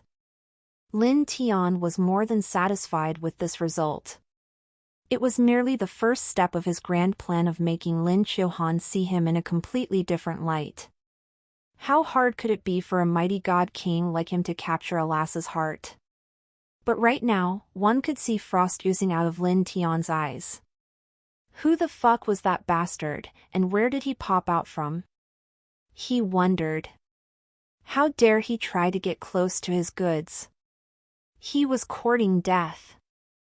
But soon, Lin Tian's eyes constricted as his gaze landed on the ethereal beauty behind the young man. Although a veil covered the woman's visage, he could tell she was a thrilling fairy from the outline of her face. Of course, the most important aspect regarding the woman was her special physique. Could it be the mythical, mysterious Nine maiden physique that's mentioned in the ancient records? The legendary physique that's said to make the highest tier human cauldron? To think I would come across such a physique in a place like this. Lin Tian immediately lowered his head to prevent anyone from discovering the abnormality in his expression. He wasn't too sure about his conjecture, and needed more time to observe and pass a final verdict. After all, such a human cauldron physique could move even the hearts of the mightiest gods. Could this guy be the young lord they were talking about? I never thought he would have such great luck. What a pity, he met me. Lin Tian thought to himself, and soon, his complexion returned to normal. No one around him had discovered anything abnormal about him. What surprised him, though, was that esteemed young man looking at him with a strange light in his eyes. A very faint chill passed through Lin Tian's body, but that disappeared as soon as it appeared. It was like an illusion. Lin Chiohan? That's a nice name. Gu Chang'e complimented. His good looks only appeared more enthralling as he chuckled, and it brought him gazes of admiration from many of the women standing outside the hall. It was the so-called attraction to an immortal visage that everyone felt. Much thanks for your praise, young lord. Lin Chiohan's face flushed slightly and she spoke with a stutter. Although she was a teacher on regular days, and would radiate a majestic and iron ladylike aura as she taught the disciples at the Extreme Tao Academy, even she couldn't help but feel tense in the current situation. The handsome youth in front of her was a favored godchild who could even make her ancestor act like a slave in front of him. No matter who it was, they would be able to tell he was from a terrifying background. It would be strange if she didn't feel nervous when talking to him even after knowing all that. This damned obsession. Lin Tian screamed in his heart when he saw the hateful scene in front of him. Feelings of jealousy and unwillingness welled up in his heart. The others in the hall, however, only chuckled somewhat and kept quiet about the scene that transpired. Not just old Ming, but many people in the ancient Lin family also wanted Lin Chiohan to be fancied by Gu Chang'e. Old Ming himself was a divine existence in their eyes, so Gu Chang'e could only be an even more shocking figure if they thought about the matter with some reason. This one isn't a demon who will eat you, so why are you so nervous, Miss Lin? Gu Chang'e's expression did not change, nor did his smile disappear as he spoke up again. Still, he turned his gaze away from Lin Chiohan and looked towards his friend and said, I will have to trouble Miss Lin to take me and Chinga for a walk now. In his heart, however, he was thinking about something completely different. Life sure was unexpected. He was planning to look for the new favored son of heaven, yet the favored son of heaven appeared in front of him himself. It was as if someone had delivered him pillows when he was thinking about sleep. It also just so happened that he was quite interested to know where Lin Chiohan's massive fortune value was coming from. 200 points in fortune value weren't something ordinary people could possess. The youth, the new favored son of heaven, who was sneakily looking at him had a fortune value of 500. Gu Chang'e wondered what template this one was cut from. The tense atmosphere in the hall finally subsided after Gu Chang'e took his leave. Not just the patriarch and the elders of the Lin family, but even the great elder felt nervousness in his presence. After all, it was their first time interacting with an existence from the upper realm, so how could they not be nervous? Ancestor, what is the identity of that young lord? After a while, the great elder asked with tumultuous emotions. He held curiosity, and many other emotions that couldn't be put into words, as he respectfully probed. As soon as he raised his question, the youths standing outside the hall also pricked their ears and carefully listened to satiate their own curiosity. Even Lin Tian, who had been secretly paying attention to old Ming, put on a solemn expression as he intently listened on. He could feel an aura similar to his own when he was at his peak from the ancestor of the Lin family who had descended from the upper realm. At the same time, he felt that the aura had something wrong with him and it wasn't similar to what he should sense. 1. This matter greatly confused him. There was nothing about Gu Chang'e's identity that old Ming needed to conceal from his descendants, so he gently smiled and said, My lord, he will be the one leading in immortal orthodoxy and the mighty Gu family in the future. If you are lucky enough to receive my lord's fancy, then you will immediately transform into a dragon from an inferior carp. At once, you will leap from the mortal world and step into the ninth heaven. Footnotes. Lin Tian feels that Old Ming is a god king just like he was once upon a time, but the aura he feels from Old Ming isn't the same as what a normal god king should have, and that's what confuses him. Old Ming can't bring out and show off his true aura due to the lower realm's restriction, so that might be the case as Lin Tian has never been to the upper realm, so he doesn't know and probably has never met someone else who descended from the upper realm and was suppressing their aura. Immortal orthodoxy? Goof family? What kind of concept were they? Who in the world dared to call themselves immortal? Only a force that had existed since time immemorial and dominated the world could have such a right? Old Ming's words took away the breath of everyone from the ancient Lin family, and great shock rose from the bottom of their hearts. No wonder even their ancestor referred to himself as old slave in front of the young lord. With such a background, serving him was also a great honor. Their awe and reverence they held towards Gu Chang'e in their hearts grew deeper. With their ancestor's servant-like relationship with the young lord, they estimated that they and their ancestor were nothing before him. That youth has such a terrifying background?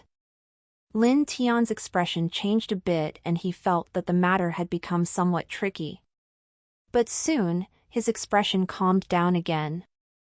Since they had descended upon the lower realm, they had to abide by the laws of the lower realm. For a god king like him, it wouldn't be all that hard to deal with a kid still wet behind his years. It would have been hard if they were in the upper realm, but down here. Of course, the main reason was the fact that he felt that the youth who had descended from the upper realm held exactly what he was looking for. If he wanted to rise to the top, he would most certainly have to cross paths with this youth. Old Ming started talking about his past experiences to his descendants, while Lin Tian quietly left the place with bright eyes. He planned to follow Gu Chang'e to see what he was up to. He worried that Gu Chang'e might do something untoward to Lin Qiuhan. The clear springs flowed, and spiritual mist floated around. Lin Qiuhan nervously walked ahead with sweat-covered palms, guiding Gu Chang'e around on his random stroll. She couldn't calm herself no matter how hard she tried. She worried that she might offend the young lord by making some untoward action unknowingly. She felt as if she were a commoner chosen by the emperor as his guide. Gu Chang'e seemed to be wandering around aimlessly, but he was considering many matters in his mind. Finally, he decided to pass some remarks. Lady Lin Qiuhan, you needn't be this nervous. Learn from Qing'e, not only is not afraid of me, but she has also learned to talk back to me now. Gu Chang'e said with a casual smile, sounding quite friendly. He couldn't deal with Lin Qiuhan if she was this nervous all the time. Su Qing'e, on the other hand, couldn't help but roll her eyes when she heard Gu Chang'e's words. Such shameless remarks, she wondered why she wasn't surprised hearing them from her young lord's mouth. Qing'e? Could she be Eastern Wilderness's legendary #1 beauty? Su Qing'e, the holy maiden of the Taishan Holy Land? Gu Chang'e's joking tone indeed helped Lin Qiuhan lower her unease and nervousness, and she asked back with great surprise. She had heard some rumors about Su Qing'e of the Taishan Holy Land before. It was said that the Eastern Wilderness's goddess had left with a young lord some time ago. All west ch.rs on n.o/vli/n/.cm. Now she found out that the young lord in the rumors was none other than the young Lord Gu who came to visit them. The #1 beauty of the Eastern Wilderness, she was a woman admired by many youths from many regions close and far, yet now, that very person was right next to her. She looked like young Lord Gu's maid at first sight. Lin Qiuhan couldn't help but feel some complicated emotions well up in her heart, together with an inexplicable feeling of envy towards Su Qing'e for some reason. Young Lord Gu had a kind, gentle, and friendly temperament. Even though he was high above, he didn't give others a sense of contempt and disregard. Not only did he have great personal cultivation, but he was also well-mannered, like a gentleman described in the classics. Lin Qiuhan relaxed a lot after she thought about it like this. She began to take the initiative to introduce Gu Chang'e to the surroundings with a lovely smile on her face. Oh, I see. From time to time, Gu Chang'e would nod to her explanation and even tell her some joke and evoke a burst of clear laughter from her. Their group resembled a group of immortals walking around in the mortal world with a handsome gentleman and gorgeous maidens. At the same time, Lin Chiohan's impression of Gu Chang'e kept soaring, and she felt that Gu Chang'e was a true nobleman. No matter how one looked at him, be it his conversational skills, his manners, his temperament, or his power, one would find a sense of magnificence and elegance never seen before in anyone else. As the genius daughter of the ancient Lin family, she had come across many dazzling geniuses. But in front of young Lord Gu, they all paled like the twinkling stars before the radiant sun at high noon. No, to be more precise, they couldn't compare to him in any way. She even felt that just a word from the young lord was enough to speed up her heart and flush her complexion. Gu Chang'e naturally saw all of the changes happening with Lin Chiohan. His expression didn't change, but he felt more and more interest towards Lin Chiohan in his heart. It was what they called falling at first sight. Sure enough, a good face helped you no matter where you went. This was awesome, too, and it saved him a lot of trouble. Afterwards, Gu Chang'e changed the topic and began asking Lin Chiohan about herself and the ancient Lin family. Why would young Lord Gu ask me about me? Lin Chiohan nervously walked ahead with sweat-covered palms, guiding Gu Chang'e around on his random stroll. She couldn't calm herself no matter how hard she tried. She worried that she might offend the young lord by making some untoward action unknowingly. She felt as if she were a commoner chosen by the emperor as his guide. Gu Chang'e seemed to be wandering around aimlessly, but he was considering many matters in his mind. Finally, he decided to pass some remarks. Lady Lin Chiohan, you needn't be this nervous. Learn from Chinga, not only is not afraid of me, but she has also learned to talk back to me now. Gu Chang'e said with a casual smile, sounding quite friendly. He couldn't deal with Lin Chiohan if she was this nervous all the time. Su Chinga, on the other hand, couldn't help but roll her eyes when she heard Gu Chang'e's words. Such shameless remarks, she wondered why she wasn't surprised hearing them from her young lord's mouth. Chinga? Could she be Eastern Wilderness's legendary #1 beauty? Su Chinga, the holy maiden of the Taishan Holy Land? Gu Chang'e's joking tone indeed helped Lin Chiohan lower her unease and nervousness, and she asked back with great surprise. She had heard some rumors about Su Chinga of the Taishan Holy Land before. It was said that the Eastern Wilderness's goddess had left with a young lord some time ago. All west ch.rs on n.o/vli/n/.cm. Now she found out that the young lord in the rumors was none other than the young Lord Gu who came to visit them. The #1 beauty of the Eastern Wilderness, she was a woman admired by many youths from many regions close and far, yet now, that very person was right next to her. She looked like young Lord Gu's maid at first sight. Lin Chiohan couldn't help but feel some complicated emotions well up in her heart, together with an inexplicable feeling of envy towards Su Chinga for some reason. Young Lord Gu had a kind, gentle, and friendly temperament. Even though he was high above, he didn't give others a sense of contempt and disregard. Not only did he have great personal cultivation, but he was also well-mannered, like a gentleman described in the classics. Lin Chiohan relaxed a lot after she thought about it like this. She began to take the initiative to introduce Gu Chang'e to the surroundings with a lovely smile on her face. Oh, I see. From time to time, Gu Chang'e would nod to her explanation and even tell her some joke and evoke a burst of clear laughter from her. Their group resembled a group of immortals walking around in the mortal world with a handsome gentleman and gorgeous maidens. At the same time, Lin Chiohan's impression of Gu Chang'e kept soaring, and she felt that Gu Chang'e was a true nobleman. No matter how one looked at him, be it his conversational skills, his manners, his temperament, or his power, one would find a sense of magnificence and elegance never seen before in anyone else. As the genius daughter of the ancient Lin family, she had come across many a dazzling geniuses. But in front of young Lord Gu, they all paled like the twinkling stars before the radiant sun at high noon. No, to be more precise, they couldn't compare to him in any way. She even felt that just a word from the young lord was enough to speed up her heart and flush her complexion. Gu Chang'e naturally saw all of the changes happening with Lin Qiuhan. His expression didn't change, but he felt more and more interest towards Lin Qiuhan in his heart. It was what they called falling at first sight. Sure enough, a good face helped you no matter where you went. This was awesome, too, and it saved him a lot of trouble. Afterwards, Gu Chang'e changed the topic and began asking Lin Qiuhan about herself and the ancient Lin family.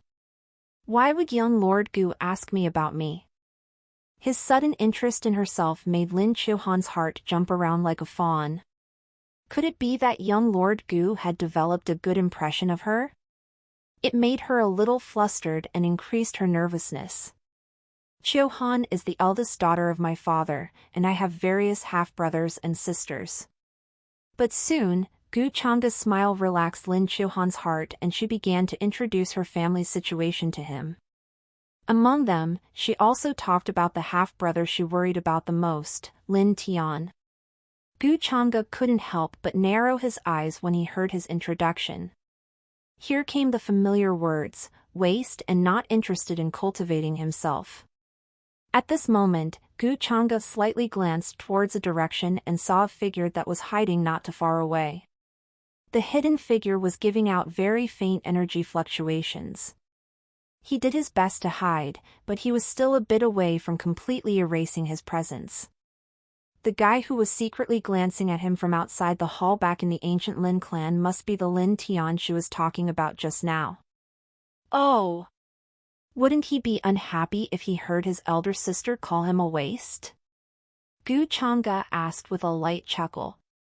Seeing that young Lord Gu seemed to be interested in his, Lin Qiuhan continued to elaborate, everyone knows about this matter. Even though I want to defend him, I have no means to do so. Little Tian, his mother passed away when he was young, and our father also didn't treat him well. In addition, he has no talent for cultivation, nor is he interested in it. Although he's a direct descendant of the family, he actually has no place in it. What a pitiful child. But he's quite lucky to have a sister as beautiful as you looking after him. Gu Chang'e praised with a gentle smile. Young Lord Gu called me beautiful? His sudden words of praise stunned Lin Qiuhan, and her complexion turned beet red out of joy and shyness. Little Tian, he's a sensible child. After my constant nagging, he has finally started to turn over a new leaf. He's begun to study and cultivate. Lin Qiuhan said with a relief-filled smile. Ho! He has recently started to study and cultivate? Intrigue filled Gu Chang'e's smile when he heard those words, and he immediately came to a realization, waste turned over a good leaf overnight trope. It was either a mighty figure taking over the body of a trash, or a trash regressing back to the past. Hello, everyone.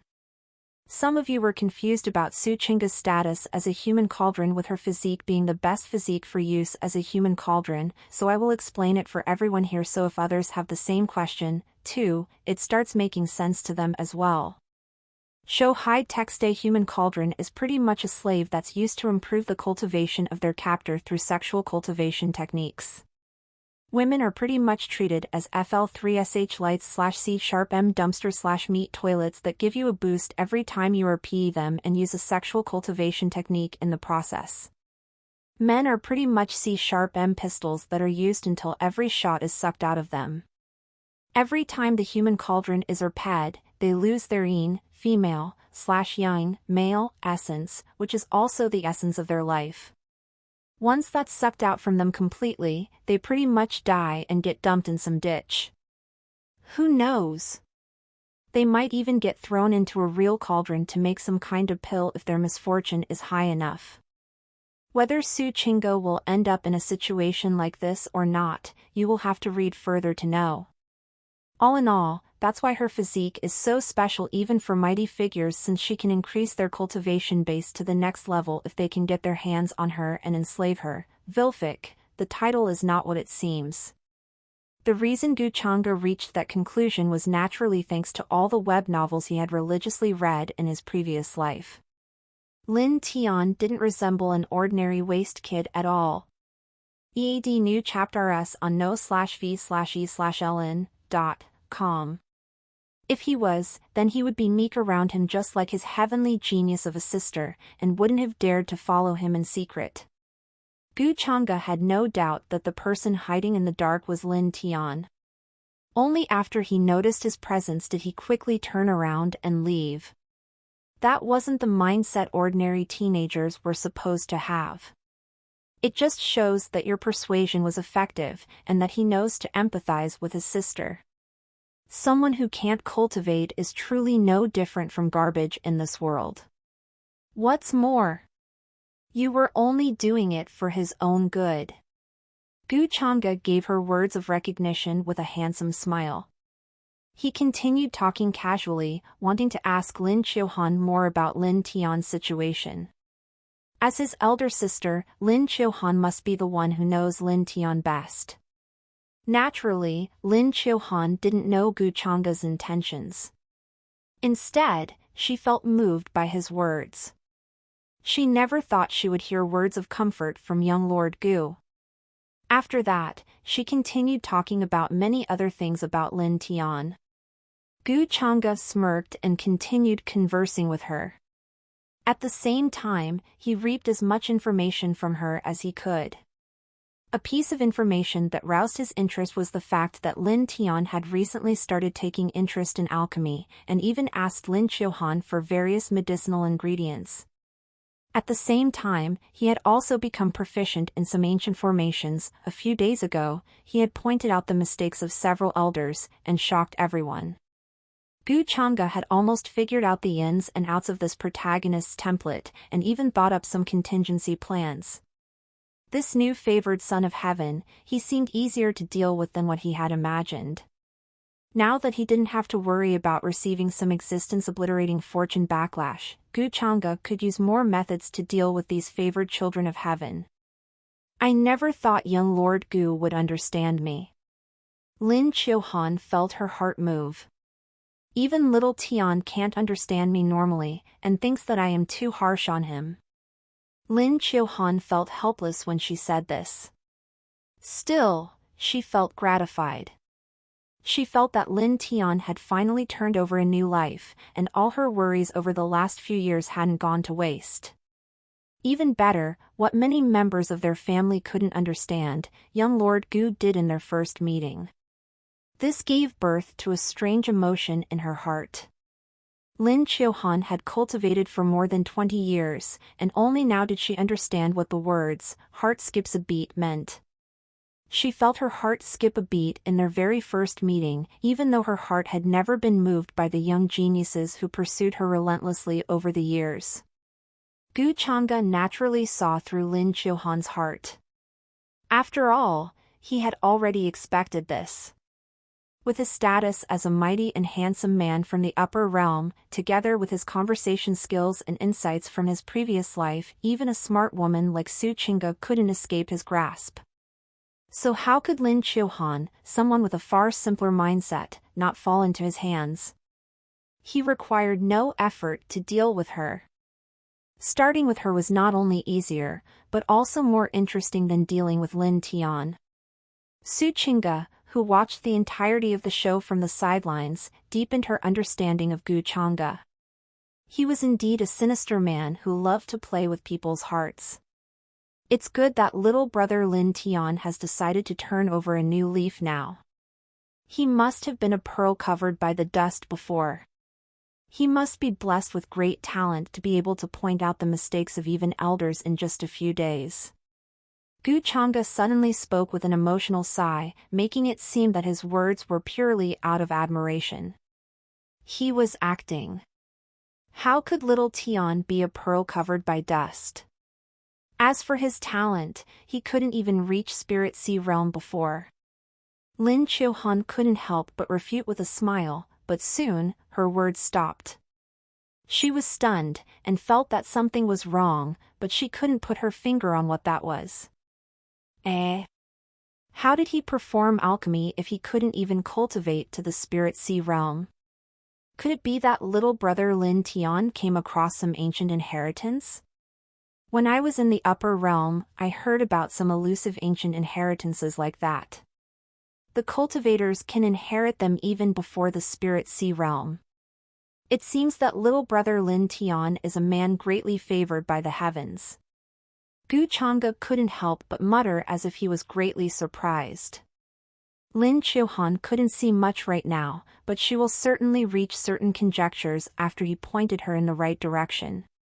Seeing Lin Chilhan lose herself in her thoughts with a deeply focused expression, Gu Chang'e decided not to add any more hints.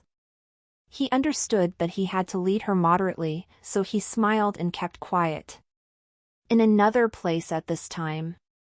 After Gu Chang'e sensed his trail, Lin Tian decided to take his leave and no longer followed after them. Right now, he had an ugly expression and deep jealousy rising in his heart. Of course, it was because of his predecessor's obsession with his sister. Currently, Gu Chang'e was too strong for Lin Tian, but that was only because he had recently reincarnated. Lin Tian couldn't correctly estimate Gu Chang'e's current limits because of his measly cultivation base. Still, the most unexpected matter to him was his sister's behavior. His sister, who was harsh to him on normal days and put on a majestic front, actually showed such a meek and bashful expression in front of another man. Worse? It was their first meeting, too. Such a scene made Lin Tian's blood boil, and he felt as if someone had robbed him of something precious that belonged to him. He couldn't help but clench his fists, so much so that one could hear his bones creak. Good thing that his state of mind couldn't be destroyed with just this much. After all, his cultivation in his previous life wasn't in vain, nor a fluke. Soon, Lin Tian calmed himself and resolved in his heart, this so-called young Lord Gu is really sinister and not a kind person. He shows a gentlemanly front, but he's most definitely not a gentleman no matter how I look at him. I must ask Lin Chilhan to be cautious of him, so she doesn't fall into his sinister trap. Since you have decided to offend me, don't blame me for smacking you down. Before, because of the physique of the woman following Gu Chang'e, he was still wondering whether or not to deal with Gu Chang'e. But now, he had decided. He now had a good reason to deal with him. It was Gu Chang'e who provoked him first, not him. Night came in the blink of an eye. Great tremors went through the central heavenly city due to the sudden return of the ancient Lin family's ancestor from the upper realm, and that caused a stir everywhere. Countless cultivators discussed the matter. The pieces of news spread from the ancient Lin family to various parts of the Middle State, causing massive waves in every ancient city. All the major forces were shaken to their cores, and they sent their descendants and disciples to visit the ancient Lin family. Right now, Gu Chang'e stood by the window with his hands radiating immortal lights and ruins. He looked very mysterious as the dim moonlight illuminated his visage, and his black dress fluttered by the cold wind. His expression was calm and indifferent, as he was lost in his thoughts. He had already figured out the plots and clichés about the newly crowned favored son of heaven, Lin Tian. He was most definitely a mighty figure who fell somehow and his remnant spirit reincarnated by taking over the body of a waste. He had already judged that Lin Tian didn't have any knowledge of the future, so he couldn't be a regressor. This made it easy for him to deal with Lin Tian. Of course, what surprised Gu Chang'e the most was the fact that when he was outside the hall, this dude intently stared at Su Qingge for a few moments for some reason. Isn't it a villain's duty to covet other people's women? How come the favored sons of heaven started taking on that mantle now? Seems like Lin Tian was quite anxious for his death. Leaks are supposed to have a leak's self-awareness, but he was overreaching. Vilfic's crib. If you are already a supporter, or intend to support me on Buy Me a Coffee, please make sure to use your real email. All early access chapters are sent through email so you don't have to check it again and again. You will also need your email to access a supporter-exclusive site that will be launched in the near future. Also, go read the next chapter. It's already up. Here's a small introduction to the 2 leaks that we have seen until now. Yichin is a down-and-out protagonist who was a genius when young, but soon, his cultivation no longer increased for reasons he couldn't understand, and he lost all his status and respect. Because his cultivation became stagnant, people who once respected him began to ridicule him and called him trash, scum, and an insult to their great clan. His fiancée broke her engagement with him, which humiliated him greatly, so he set up a 3-year agreement with the girl and swore to the heavens that he will return the humiliation to her and everyone who humiliated him. When he was at his lowest point in life, the ring his non-existent mother left for him shone with great light, and a heavenly beauty appeared out of the ring. The beauty told him that the reason his cultivation didn't increase is because the beauty was taking away whatever spiritual energy he was collecting for his cultivation to heal her own remnant spirit. It was all thanks to him that she could finally awaken. To apologize for taking away his cultivation and sending him down the spiral of humiliation and scummery, the beauty promises to help him achieve greatness by taking him as his disciple. The beauty was a supreme mighty figure when she was alive, and she came from the upper realm. She fell into the lower realm after a bunch of bastards encircled her and attacked her to kill her. There's also a chance she was a supreme alchemist with grand status. It's at this point that Yi Chen's luck turns around and he goes on his path of world domination and beauty conquest, where he was supposed to face slap everyone, slap his ex-fiancée, and trample on all the other genius and young masters. At the end, Yi Chen would have a harem consisting of his master, Su Chinga, and other favored daughters of heaven blessed with great fortune. But, he met Gu Chang'e and got himself screwed. Lin Tian is a down-and-out protagonist who was a mighty god king from another lower realm.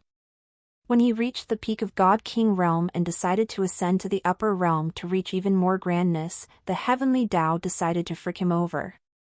He met a black hole or something, and the black hole ripped him apart and only left a part of his soul. That tiny part of his soul roamed around the universe and ended up in another lower realm which had a civilization that is far behind the lower realm he came from. In this lower realm, he took over the body of a trash who can't cultivate. Lin Tian was supposed to use his knowledge from his past life to soar to the heavens in a single leap. He will use his knowledge to face-slap everyone who looked down on him, impress his sister to pound her honey pot, subdue various favored daughters of heaven blessed with great fortune. He would soon become a false god, which is nothing compared to his previous cultivation of the God King realm, and ascend. Just like that, he will keep soaring even in the upper realm. By the end, he will have a massive harem that will include his sister, his old disciple, some random female master, and whatnot. He will be a supreme existence in the upper realm, worshipped and feared by the supreme orthodoxies, families, sects, and kingdoms.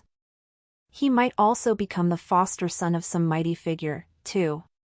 His knowledge of alchemy, formations, and other secondary occupations is far ahead of whatever the lower realm of ancient Lin family has developed. All of them are like a bunch of hillbillies in front of the mighty god king he was. But, he met Gu Chang'e and will be getting himself screwed. That's all, in case anyone was wondering about the background of the two antagonists. For Gu Chang'e, the only reason Yi Chen was still around was because Yi Chen couldn't even be considered a threat. Were he a real threat, Gu Chang'e would never allow him to live this long. He would obliterate him as soon as he offended him. He would never show mercy and let his adversary grow up. Be Yi Chen or Lin Tian, they were nothing more than a bunch of leeks and handymen for his use, even if they were the favored sons of heaven. He would reap them one after the other. Gu Chang'e was no foolish man. He would never allow a threat to his life exist for long. He would most certainly nip them in the bud. Since times immemorial, the reasons villains died were talking too much and not killing off protagonists out of arrogance. He wouldn't fall into the same traps as the many who died before him. He will keep his mouth shut and not let arrogance cloud his judgment. He might not be omniscient and omnipotent, but his knowledge would be enough to save him. What's more, slowly playing the favored children of heaven to death in the lower realm wasn't all that hard. He didn't even need to kill them off at first sight, since Yi Chen and Lin Tian weren't even a threat to him. Gu Changge was more than happy to take things the way they were. After all, his own destiny points went up as he slowly squeezed the fortune value of the favored children of heaven. It would be too boring if there weren't these minor restrictions. Since he transmigrated and became the villain, it's only natural that he does what a villain does best. In addition, he had learned from the system that killing a favored child of heaven after completely reaping their fortune value had some incentives. After he dried all of their fortune value, killing those favored children of heaven would trigger some heavenly rewards from the system. Heavenly rewards, those words didn't sound all that bad. At least, Gu Changge felt his heart surge. It was because of this that Gu Changge allowed Yi Chen to move around, or it wouldn't be all that hard for him to find Yi Chen with his spiritual mark on his master. Gu Changge simply decided not to deal with him immediately. He was waiting for Yi Chen to be his treasure sniffer who will open the ancient ruins and find the location of the 8 desolate demon halberd. He would use him to the last moment. After all, that was the real purpose behind his descent to the lower realm. While Gu Changge was lost in his own thoughts, a knock on the door sounded from outside. "Chinga, go and open the door." Gu Changge couldn't help but raise his eyebrows when he sensed the person who had arrived, and then commanded Su Chinga, who was busy reading some ancient book not far away from him. "Yes, young lord." Su Chinga put down the book in her hands, and lightly walked towards the door. Outside the door stood Lin Qiuhan dressed in a light blue dress. A light pink adorned her gorgeous face, compounding her beauty. In her hand, she held a small tray of food with a covering on top of it that exuded an alluring aroma. Up TED chapters nvelben.com. These are some pastries Qiuhan made just now. If young Lord Gu feels hungry, he can use these to relieve his appetite at night. Lin Qiuhan said to Su Chinga with a flushed face. Her mind was in a mess, and she didn't know what she was thinking when she especially went to make these spiritual pastries. Cultivators at a certain level didn't even need food for sustenance and could easily live on spiritual qi alone. It just so happened that she was good at cooking, so she thought that she should make something and deliver it to Gu Changge. Understood. Thank you for your hard work, Miss Lin. There was actually no need to come here personally at this time. Chinga will thank you in my young lord's stead. Su Chinga put on a flawless yet ceremonial smile on her face, and spoke with a cold tone. She didn't even hide her hint towards Lin Qiuhan, and intentionally emphasized the "my young lord" when she spoke. The innocent beauty in front of her had only met him once, yet her young lord had already caught her heart. This made Su Chinga wonder if she should give a hint to the girl and save her from falling into this pit of fire with her. But soon, she remembered that she would only suffer more at Gu Changge's hands if she did do that, so she gave up. Obviously, Lin Qiuhan didn't understand the hint hidden in Su Chinga's words. She wasn't as quick-witted and cunning as Su Chinga, after all. "I will have to trouble Holy Maiden Chinga then, I won't bother young Lord Gu's rest." Lin Qiuhan's nervousness increased the longer she stood there, so she quickly handed the tray to Su Chinga and rushed away as if escaping from someone. "You met her once and she's already fallen. Young Lord's ability to play with people's hearts is becoming more and more sophisticated." Su Chinga walked back inside and said after arriving next to Gu Changge. At the same time, she uncovered the tray that held the cake made by Lin Qiuhan. Immediately, a soothing aroma burst out, and a sacred glow brightened the surroundings. Various runes and scenes flashed around the pastries, and it could be seen that the ingredients used to make them weren't all that simple. Miss Lin's craftsmanship is pretty good, you must learn from her, Chinga. Gu Changa didn't bother responding to Su Chinga's previous remarks. He was in a great mood right now, and couldn't help but praise the pastries after taking a few bites. Since young lord thinks so highly of her, then why not take Miss Lin away with you? Wouldn't that be much easier? Su Chinga said. Gu Changa glanced at her face after hearing her words, and said with a smile, Chinga, are you jealous? I never thought you would be the jealous type, it doesn't suit you. You look quite unpleasant like that. Su Chinga shook her head and responded, my lord's thoughts are too deep and elusive, Chinga has enough self-awareness and knows her place. It's already hard for me to receive some of your attention, so what use would it be for me to be jealous? Although her words were calm, they couldn't mask the minor grievance in her heart. Since when did you speak what you don't mean? Gu Changa couldn't help but chuckle. Lin Tian watched Lin Chuhan coming from a certain part of the Lin family's estate from the distance. That direction happened to be where Gu Changa's resting quarters were prepared. This woman, just what was she doing, going to his place in the evening? Rage appeared on Lin Tian's bitter face, and he couldn't help but clench his fists. Little Tian, what are you doing here? That aside, where did you go this afternoon? Why couldn't I find you anywhere in the family estate? Lin Chuhan's expression had been a mix of joy, bashfulness, anxiety, and many other complex emotions. But as soon as she saw Lin Tian, she suppressed her emotions in a hurry and questioned him with a stern tone. Lin Tian gritted his teeth. His heart burned with jealousy and envy, but he forced himself to calm down, and asked back, Sister, it's so late in the evening, why did you come out at this time? Did you go to visit that young Lord Gu? Lin Tian himself couldn't describe the emotion he felt in his heart at this moment. If he didn't resolve this obsession soon, then it will start affecting his state of mind, and he might end up doing something stupid. He had to find a solution for his predecessor's obsession. As for Lin Chuhan, as soon as she heard his words, she panicked. It was as if someone had caught her red-handed in the midst of some evil deed. Still, she maintained her stern appearance in front of Lin Tian, and said, Stop bothering about my matters, and focus on your cultivation. That man with the surname Gu is a sinister man, don't be deceived by his false appearance. I can tell at one glance that he's a wolf who tricks women, so you have to open your mind and see the threat, Lin Chuhan. Lin Tian said with a stern face of his own, and even raised his voice and directly called out Lin Chuhan's name. He couldn't let Lin Chuhan sink any further in Gu Changa's trap, even if he had to use some tough means. What's wrong with young Lord Gu? Lin Chuhan couldn't help but frown upon hearing his words, and her expression worsened. Since when did she fall so low that even Lin Tian could step over her head?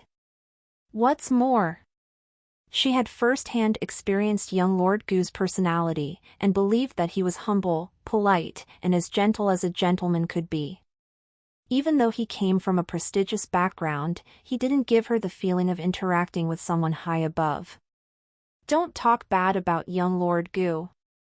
If you could be 1% as good as young Lord Gu, then I wouldn't need to worry so much about you. Lin Chuhan snarled. She thought that Lin Tian was overthinking everything. Why are you so stupid? Why can't you understand what I am telling you? Lin Tian's rage soared, and he spoke with great annoyance. But even after he said his piece, Lin Chuhan didn't appear to have a change of mind. Just what kind of drug had that bastard with the surname Gu fed her? He wondered. Just what's wrong with you? Lately, you have been acting too weirdly. Even if young Lord Gu isn't a good person, what would he desire from me? Why would he harm me? Lin Chuhan didn't know what else to say to Lin Tian, so she threw her own questions at him and immediately turned to walk away. Lin Tian, on the other hand, was stunned and stood rooted to his spot. That's right, why would Gu Changa target her? Halfway through her walk, Lin Chuhan recalled that she still had questions for Lin Tian. How did he perform alchemy? How did he suddenly increase his cultivation? And where was he this afternoon? Unfortunately, she didn't see anyone when she turned around. Lin Chuhan's heart desired to ask all these questions to Lin Tian. After all, she really thought there was a problem with Lin Tian after listening to Gu Changa's words during their stroll. Lin Tian had no talent or idea about cultivation just a few days ago. Even if someone urged him and offered help, he wouldn't move an inch. Yet now, what had happened to him? What brought such changes to his character? Why did he suddenly change into a troublesome and arrogant fellow? How did he learn alchemy so suddenly? And how did he point out the mistakes in the elders' teachings? Was there an expert hiding behind him who taught him everything? Or could it be? Lin Chuhan shuddered a little and no longer thought about these matters. Unfortunately, Lin Tian had disappeared by the time Lin Chuhan turned around. All of this left her in a daze, so she couldn't help but sigh. Whatever, he's probably angry after listening to my rebukes once more. He must have returned to his own courtyard. I will ask him about these matters tomorrow. Just what happened to little Tian? Lin Chuhan shook her head and decided to leave the matters be. For now, she should return to her own resting quarters and take care of her personal matters. She still hadn't looked through her students' submissions. At the same time, the thought of seeing young Lord Gu again tomorrow appeared in her mind. Immediately, her mood brightened and she looked forward to the arrival of the next day. She wished for time to pass as soon as possible. It would be thrilling if tomorrow could come fast. Once Lin Tian and Lin Chuhan's dispute ended, a system prompt sounded in Gu Changa's mind just as he desired. Ding! Lin Chuhan has developed doubts about Lin Tian's sudden change in temperament. Lin Tian lost 50 points of fortune value. Host received 250 destiny points. Sure enough, everything was moving according to his wishes. He had read more than a few web novels in his past life and knew all these clichés and tropes like the back of his hand. He had also read a lot of novels where the villains triumphed, so Gu Changa naturally knew how to squeeze all of the fortune value of a mighty figure who reincarnated like Lin Tian. First, he will develop a rift between the protagonist and the person closest to him. Second, he will pit his family against him. And lastly, he will reveal the matter of him taking over the predecessor's body for his evil gains. Everything was under Gu Changa's control, and Lin Tian will never be able to make any moves. If he guessed correctly, Lin Tian will be making his move any time now. He will never stand at the spot and let someone trample him without a fight. Gu Changa's curiosity piqued when he wondered what kind of method Lin Tian will use to deal with him. Would he try assassinating him? He would be smashing his head into a brick wall. Would he try to poison him? That wouldn't work either. Diascover dated novels on NOV/E/Lbin.co. Then, there was only one method left. Lin Tian will use some kind of forbidden technique. Lin Tian returned to his courtyard with a gloomy expression clouding his face. Lin Chuhan's words had greatly humiliated him. He, the heaven-slaughter god king who reigned supreme from east to west in his previous life, never imagined that he would suffer such extreme humiliation. Even a woman looked down on him now? What did she mean she wouldn't be worried about him if he was 1% as good as that guy with the surname Gu? Those remarks enraged Lin Tian. And since he, a mighty god king, was enraged, he must naturally wash this shame with the blood of his adversary. It's good that I went to prepare all the materials in the afternoon.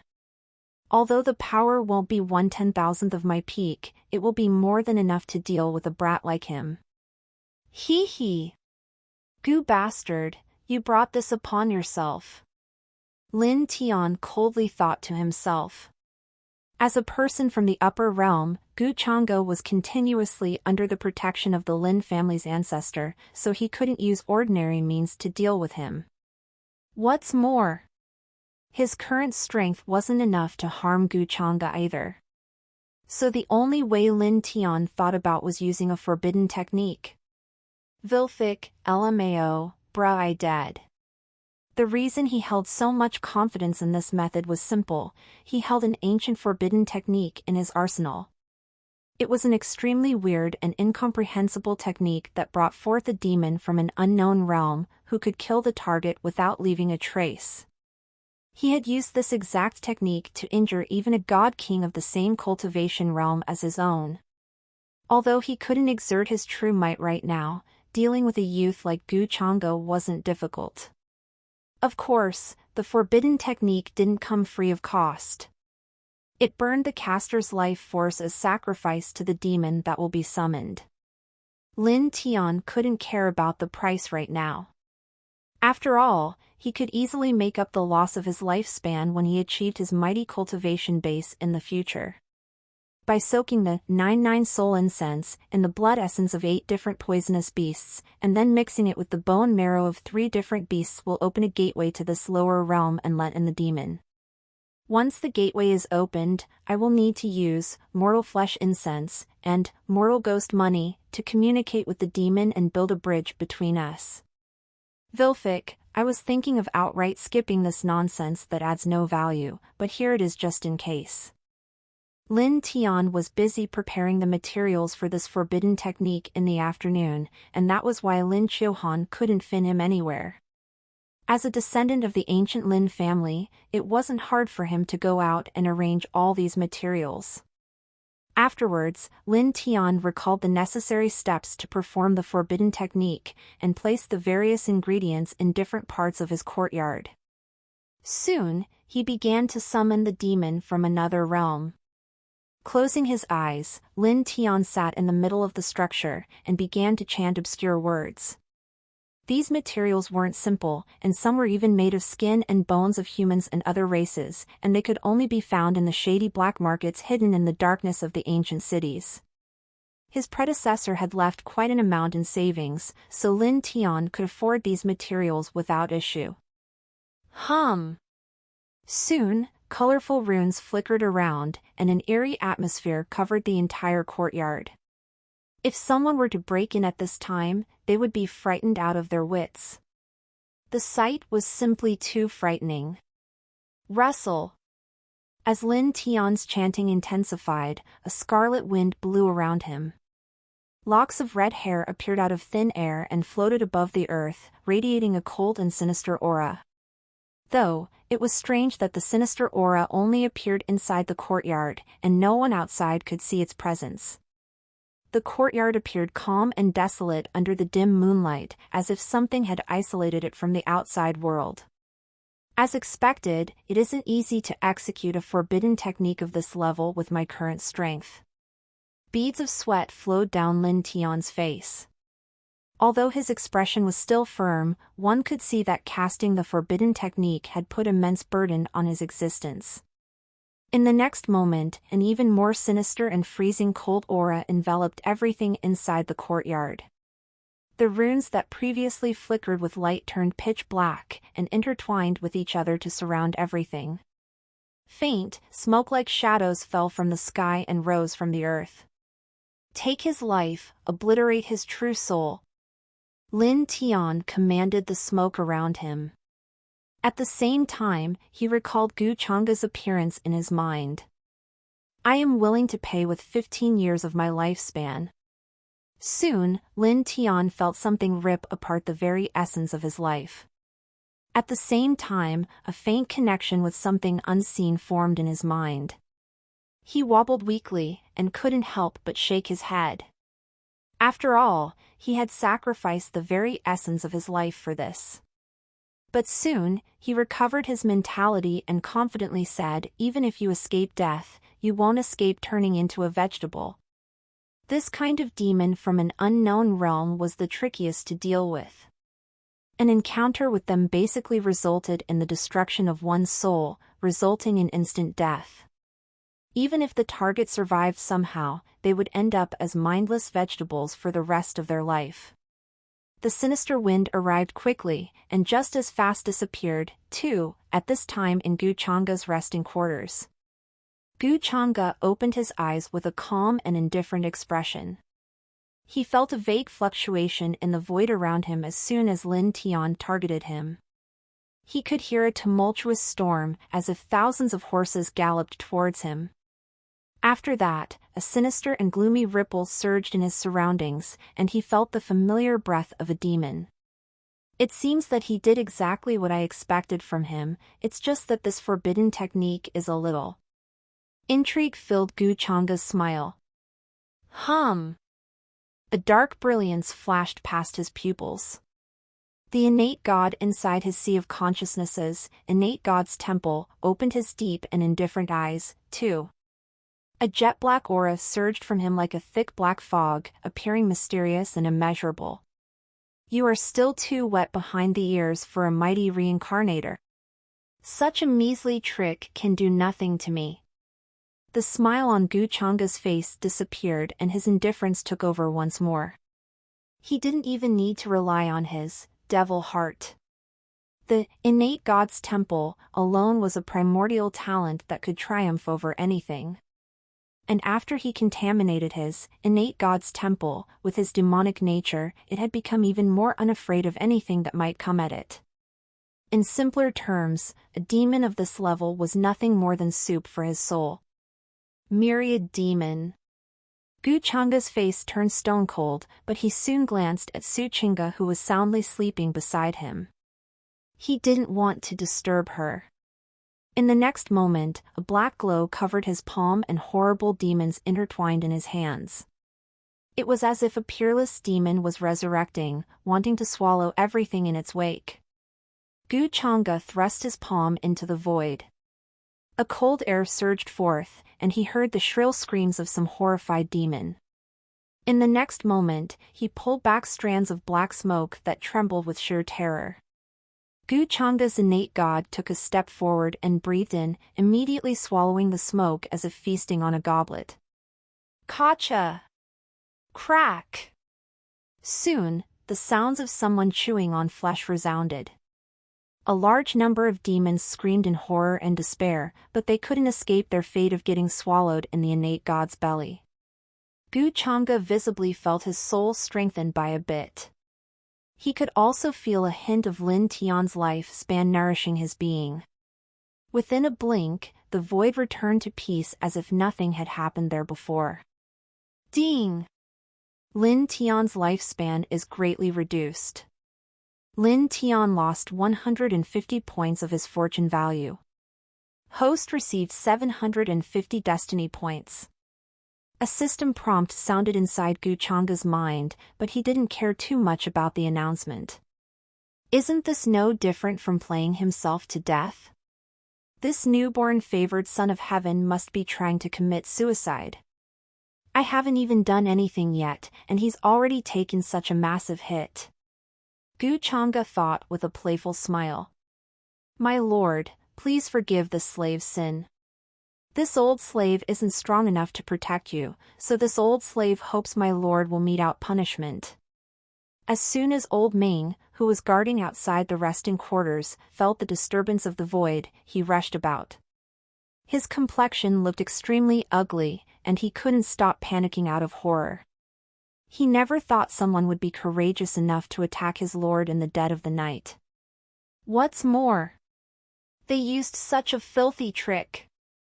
Explore Tati stories at no/l/bin.cm.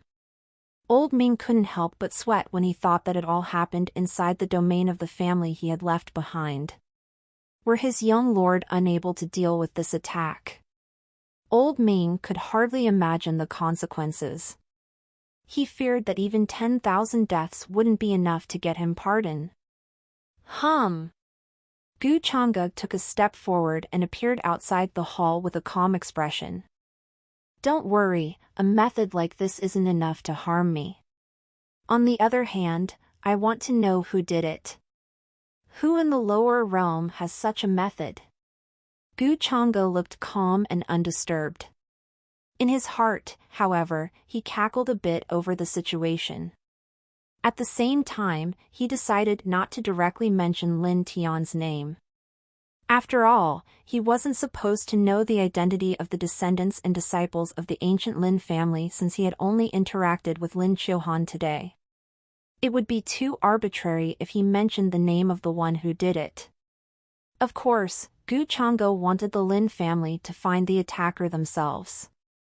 Lin Tian must be suffering from a backlash just about now, and shouldn't be able to run anywhere.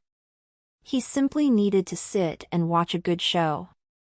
He had thought that the favored son of heaven this time would be a tad bit more interesting, but he turned out to be an utter disappointment that was abandoned by his heavenly daddy in the blink of an eye. Gu Chang'e couldn't help but feel bored. He was simply too strong, so these weak favored children of heaven couldn't do anything against him. What's more, he didn't need to worry about a fortune backlash anymore, so these favored children of heaven were truly like ants that he could stomp to death at any moment. Since I have already solved the forbidden technique, the person who performed it must be suffering from a rebound.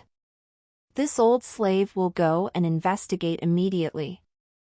I will certainly find the attacker and give an explanation to you, my lord.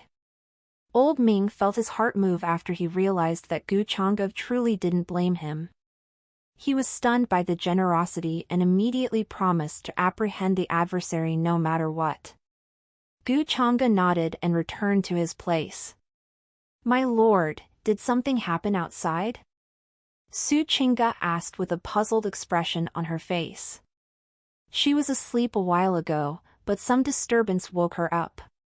Nothing much. You can sleep in peace, Gu Chang'e said.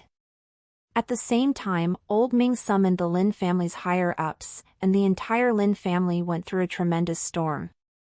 Everyone felt terrified. The elders and the patriarch of the Lin family even turned pale from fright. Everyone set out to search for the assailant. No one had the guts or desire to sleep tonight, now that something so big had happened against young Lord Gu. A forbidden technique like that wasn't something ordinary people could get in contact with. That was something very clear to everyone. They all prayed that it wasn't something done by one of their own descendants, or they wouldn't be able to bear the burden. Under the dim moonlight, Lin Tian felt that something had gone wrong as soon as he felt the connection between himself and the heavenly demon disappear. Not good. What happened? Backlash? I am receiving a backlash? Why is this happening? Lin Tian couldn't contain his shock. He never expected such a turn of events.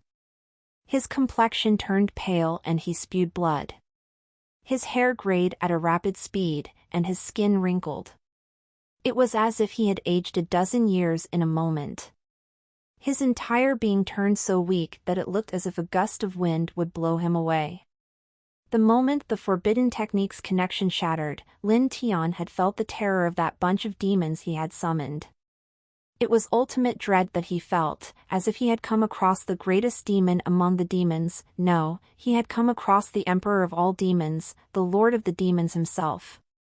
The source of their fear was Gu Chang'e.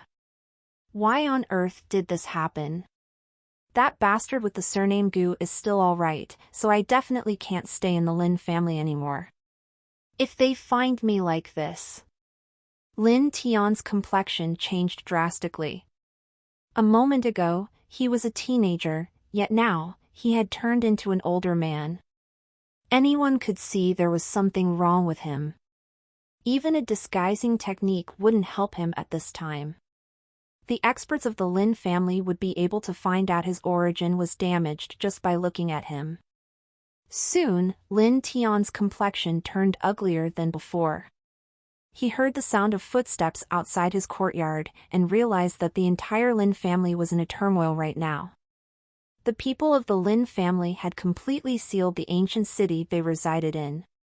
A large number of cultivators also appeared high above in the sky and suppressed every inch of land with their majestic auras. They were prepared to thoroughly investigate every single person who evoked their suspicion. Lin Tian felt his heart turn cold. His anxiety was getting to his head right now. Could it be that I, a mighty god king, would fall in a place like this? No, I am just a waste in the Lin family, so they shouldn't be suspicious of me this soon. He forced himself to calm down and started thinking of a way to salvage his situation. Right at this time, Lin Chuhan's anxious voice sounded from outside his courtyard. "Little Tian, something major happened, so father has summoned everyone right now. Come out, we must go there immediately." With that, Lin Tian's heart sank thoroughly. Vilfic's crib, Vilfic's crib. The golden cicada escapes its shell is an idiom that means escaping with petty tricks or using tricks to escape. The footsteps outside arrived closer and closer, and Lin Chuhan was definitely not alone. Lin Tian's face paled further, and his body kept trembling due to weakness.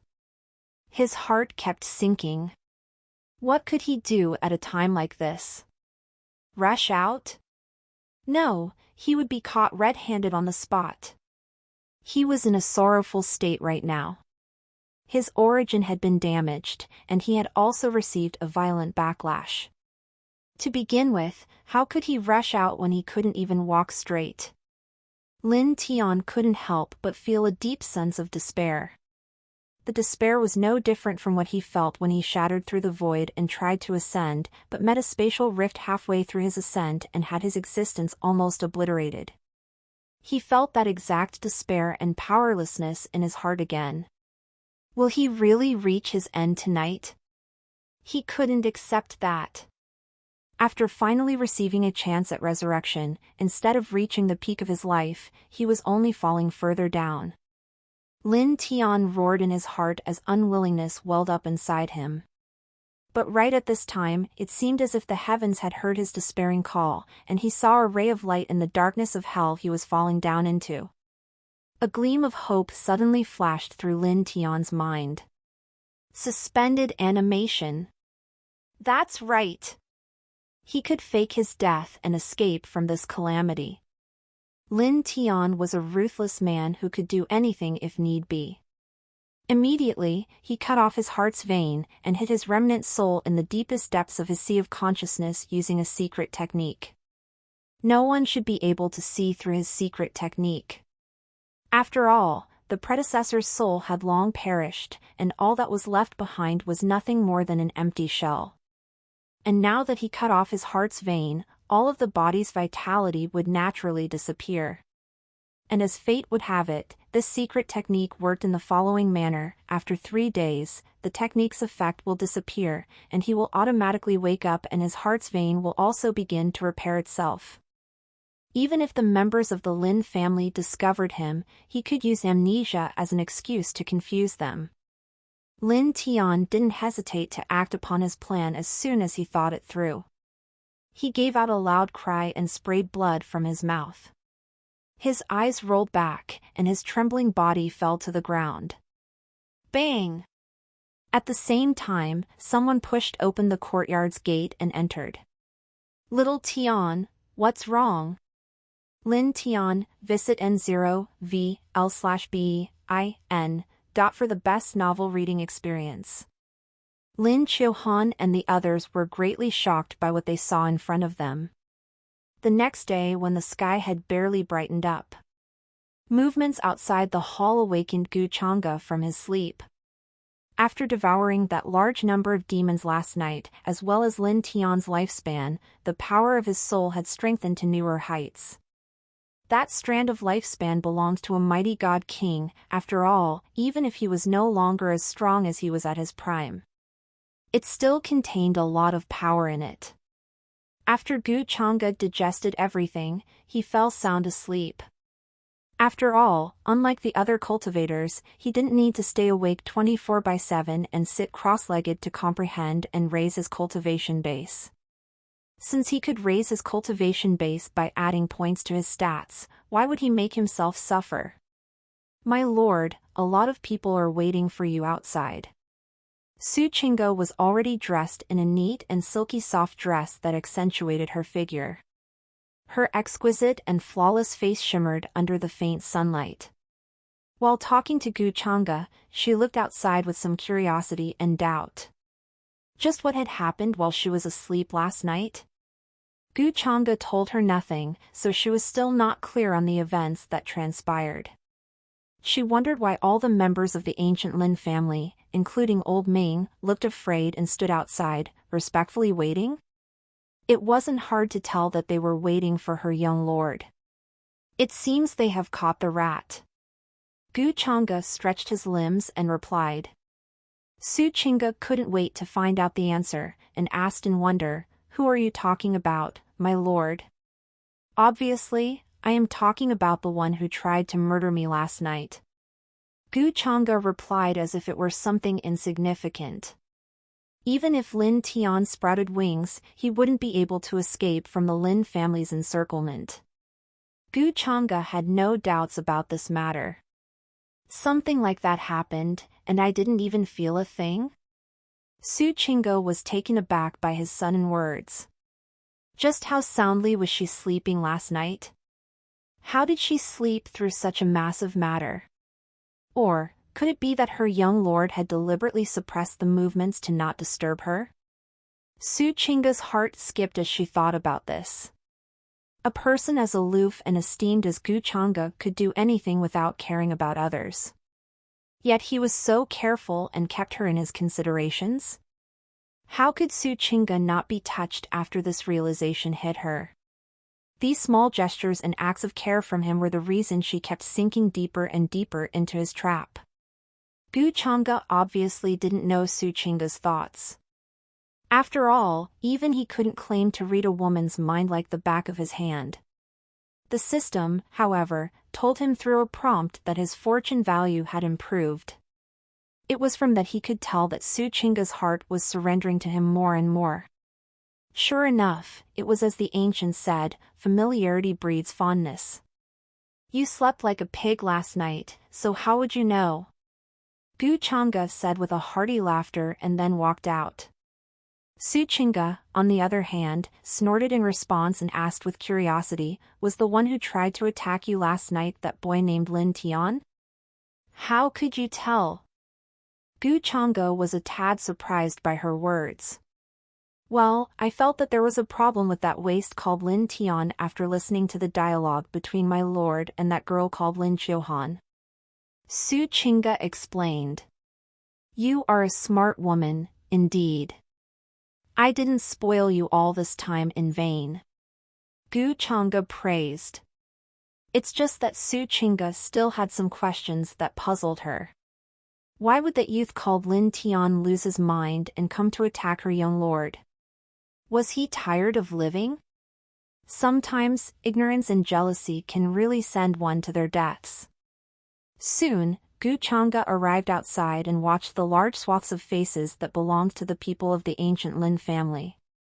"My lord, this old slave couldn't disciple his descendants well. Please punish this slave, my lord." With his face covered in guilt, old Ming stood at the forefront. As soon as Gu Changa appeared, he walked a step forward and knelt down to plead himself guilty. "Have you found the assailant?"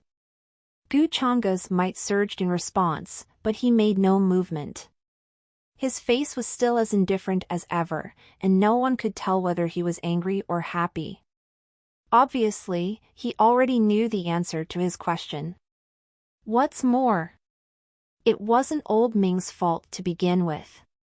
Let alone old Ming, even the people of the ancient Lin family would have never imagined that their piece of trash would commit such an atrocity. Still, he couldn't show that on his face. It would be far more interesting to watch the ancient Lin family discover the truth about Lin Tian's possession, instead of him exposing it himself. "My lord, we have found the person, but..." Old Ming's guilt expounded and he couldn't complete his words. The people of the Lin family standing behind him also trembled, and none among them dared to even breathe loudly.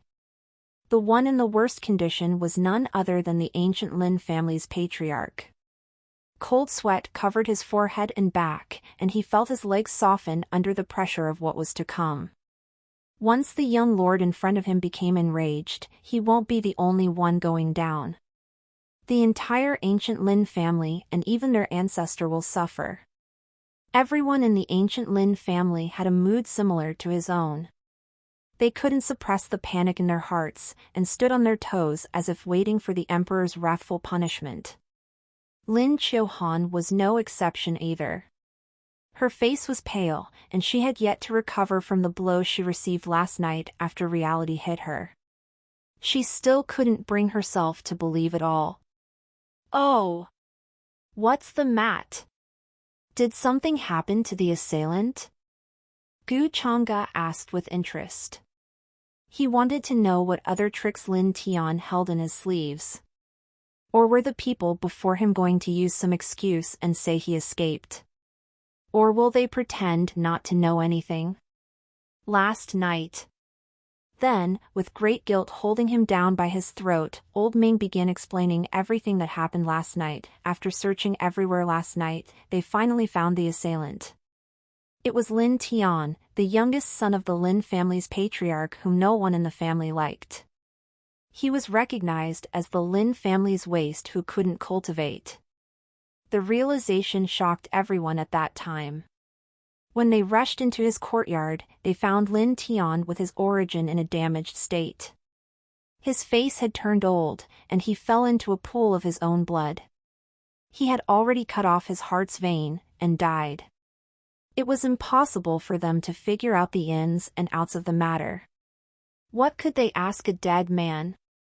The entire Lin family despaired. They were so desperate that they desired to find someone who could take the blame instead of the entire family suffering. Everyone hated Lin Tian from the bottom of their hearts. He died? Gu Changge was taken aback when he heard their explanation. Wasn't he supposed to just escape using petty tricks? Gu Changge felt it was impossible. Lin Tian wasn't truly dead, and he must be pretending to be dead. There were too many secret techniques that allowed one to go into a state of suspended animation in the world, and it wasn't hard to trick people who didn't know enough. What's more, Lin Tian had that overpowered fortune backing him, so how could he die off so easily? Gu Changge wasn't surprised that Lin Tian used such a method to pull wool over everyone's eyes. After all, where could a remnant soul with a damaged origin escape to from the flesh? A gentle breeze would be enough to dissipate such a remnant soul. Besides, how could a favored son of heaven commit suicide? Lin Tian hated him to death, so would he really commit suicide before killing him? If he really did, then he would be a disgrace to all the favored children of heaven. The system hadn't given any prompt, so Gu Changge was sure that Lin Tian was still alive. He was only feigning death using some kind of secret technique. Did he really think that he, Gu Changge, wouldn't be able to see through his petty parlor tricks? Various thoughts went through Gu Changge's mind. The expression on his face didn't show any change, nor did he utter any response to the ones who stood before him. His silence compounded the anxiousness of the Lin family's people, and their hatred for Lin Tian soared further. Even the Lin family's patriarch cursed himself for giving birth to such a scourge. In the past few days, he had felt relieved after listening to Lin Qiuhan saying that Lin Tian had turned over a new leaf. But his actions last night made him piss his pants. Ding! Everyone in the ancient Lin family has developed hatred towards Lin Tian. Lin Tian lost 100 points of fortune value. Host received 500 destiny points. Right at this time, the system's prompt rang inside Gu Changge's mind. Gu Changge couldn't help but cackle in his heart a bit. This worked, too? Lin Tian didn't have a lot of fortune value left, and he estimated that whatever he was left with, it was all due to his relationship with Lin Qiuhan. We weren't able to discipline our dog. Please punish us, young lord. That Lin Tian secretly plotted and attacked the young lord, and it's all due to our negligence. We are willing to receive your punishment, young lord. Everyone from the Lin family knelt in unison and spoke with sincerity and fear. Old Ming had clearly explained Gu Changa's position and background to them.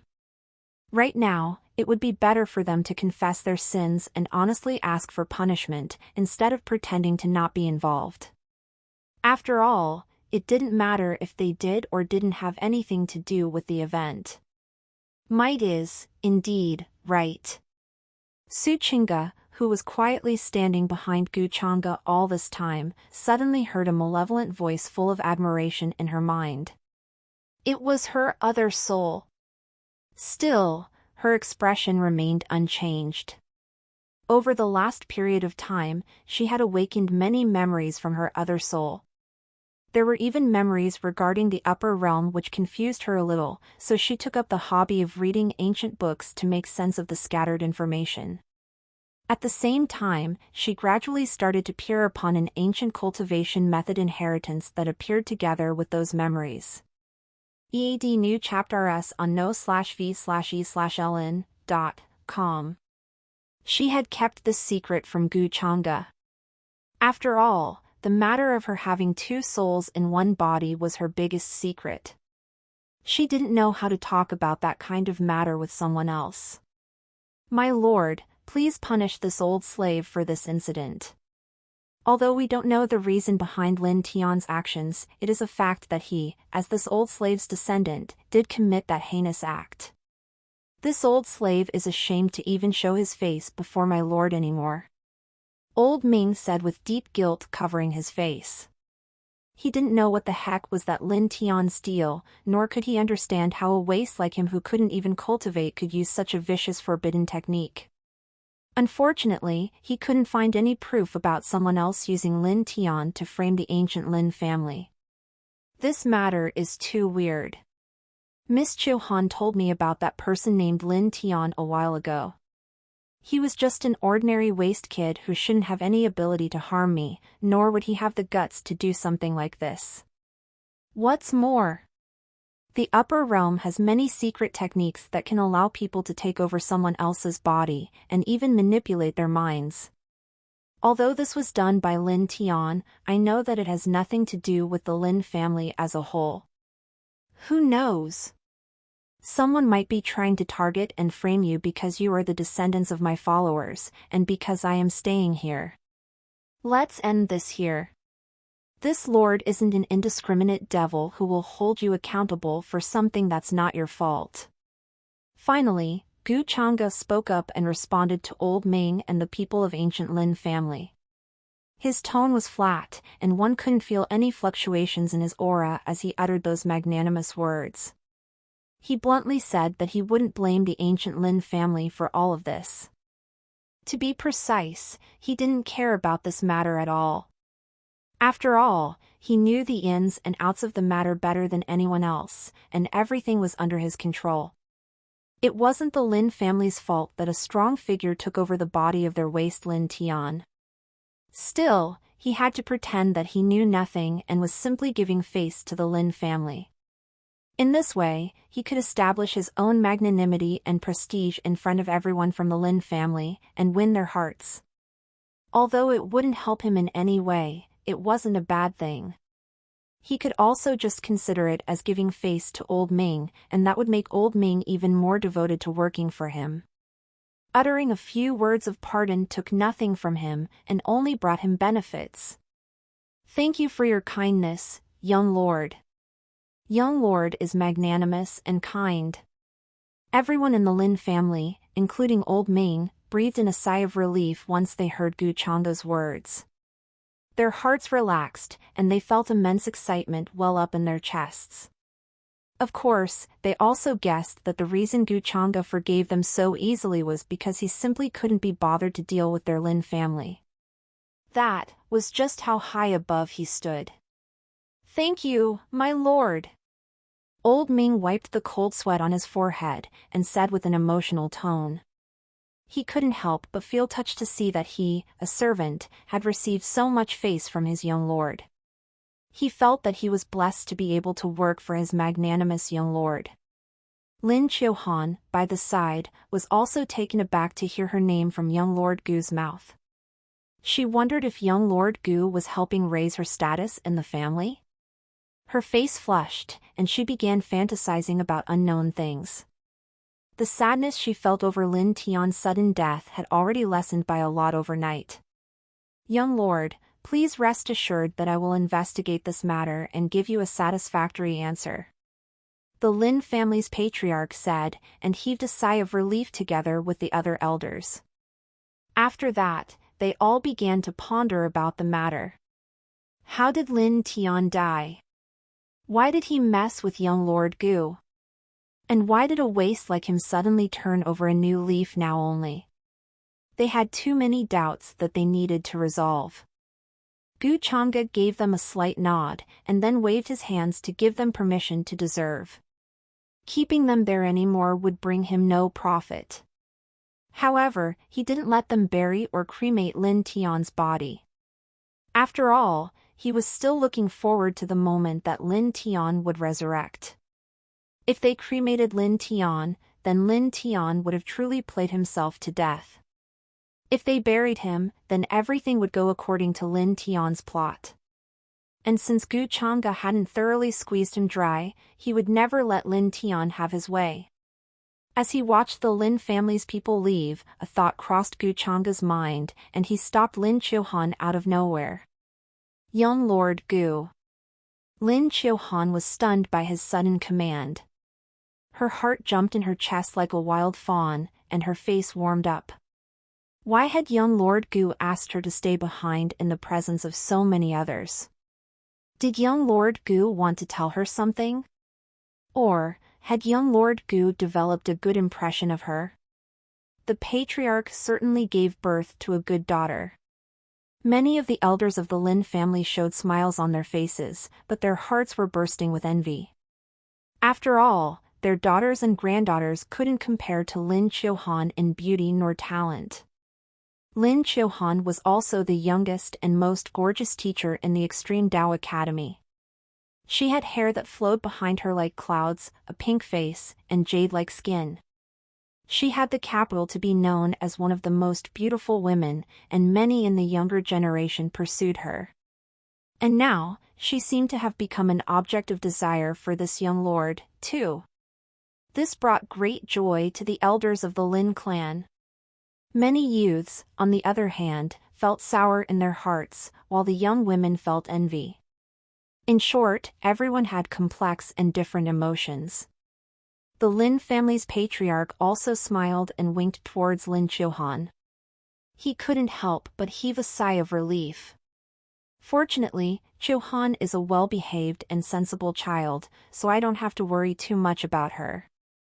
If they could get close to young Lord Gu through his daughter, Patriarch Lin's heart burst with joy as he thought about the future, and he couldn't suppress his wide grin.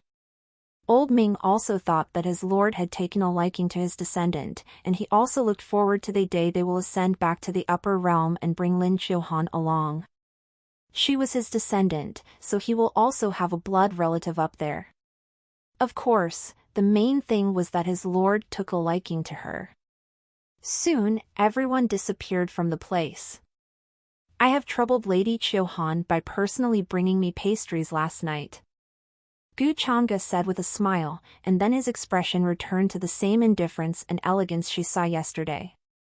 The black dress he wore yesterday was replaced by a white dress today, while his long hair were neatly tied behind him. He looked loftier and heavenly than before. Lin Qiuhan turned absent-minded for a moment. She had to admit that just on the basis of appearance, there weren't many men in the world who could compare to young Lord Gu. "Did you like them, young Lord Gu?" Lin Qiuhan was overjoyed by his praise, but then she turned nervous once more. Had she been teaching in school on a normal day, she would have never had such changes in her emotions. They tasted great, and there was even a hint of pill intent in them. That truly surprised me. Gu Chang'e responded with a gentle smile. The reason he asked Lin Qiuhan to stay behind was because she had piqued his curiosity. As a woman related to a favored son of heaven, the amount of fortune Lin Qiuhan held wasn't low. She had over 200 points in her fortune value.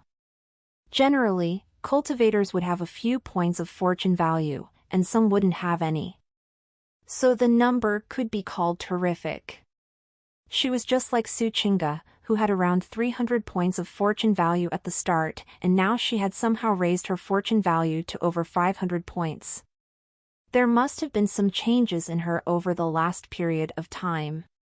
Gu Chang'e was well aware of the fact that Su Chinga was a clever woman who held many secrets of her own. It's just that he decided not to ask her about them, as he wanted to let Su Chinga confess everything in front of him out of her own volition. As for Lin Qiuhan, apart from her having a gorgeous face and good talent and cultivation, Gu Chang'e couldn't see anything special about her. He wasn't a man who thought with his DCK playing around with her was still alright, but he wouldn't bring her along like Su Chinga just for these reasons. As for her 200 or so points of fortune value, Gu Chang'e could simply make Lin Qiuhan obsessed with himself and reap benefits like that. After all, if a person wasn't a favored child of heaven, then all you needed to do to obtain fortune value was to make them surrender. As for how much he would gain, it was related to how much they, themselves, had. To put it bluntly, Lin Qiuhan was nothing more than a tool he could use to increase his destiny points. That's how Gu Chang'e viewed her. Unless she showed some true potential, there's no way Gu Chang'e would bring her along. To see if she was worthy of keeping around, Gu Chang'e decided to test her. Pill intent? Lin Qiuhan was dumbfounded by the new term. She had never heard of something like pill intent before in her life. Sword intent, spear intent, saber intent. She had heard about all those, but she had never heard of something like pill intent. CHCK for US to rise on no/v/l/bin.c0m. Su Chinga, however, knew a little more and immediately thought of something.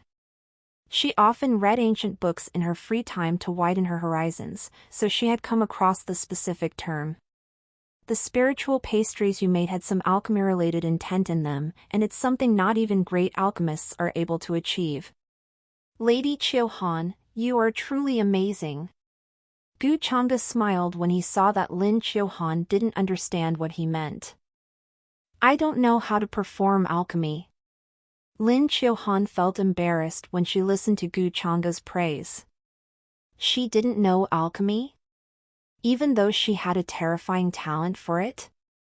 If Lin Qiuhan were born in some major alchemy-oriented force in the upper realm, she would have most likely been hailed as an alchemy goddess, and her future would be limitless. Sure enough, the people close to the favored children of heaven weren't simple. It's all right though, he wouldn't let her talent go to waste. Various thoughts floated through Gu Chang'e's mind, but his smile didn't change, and he said to Lin Qiuhan, Lady Qiuhan, it's no fun standing idle over here, so why don't you take me around to see the city today? Okay, all right. Lin Qiuhan was surprised by Gu Chang'e's sudden words, and felt her head buzz in excitement. Last night, the ancient Lin family not only blocked all the entrances and exits of the city, but they also suppressed the environment. Their actions disturbed all the cultivators of their ancient city, and many speculated about the events that transpired.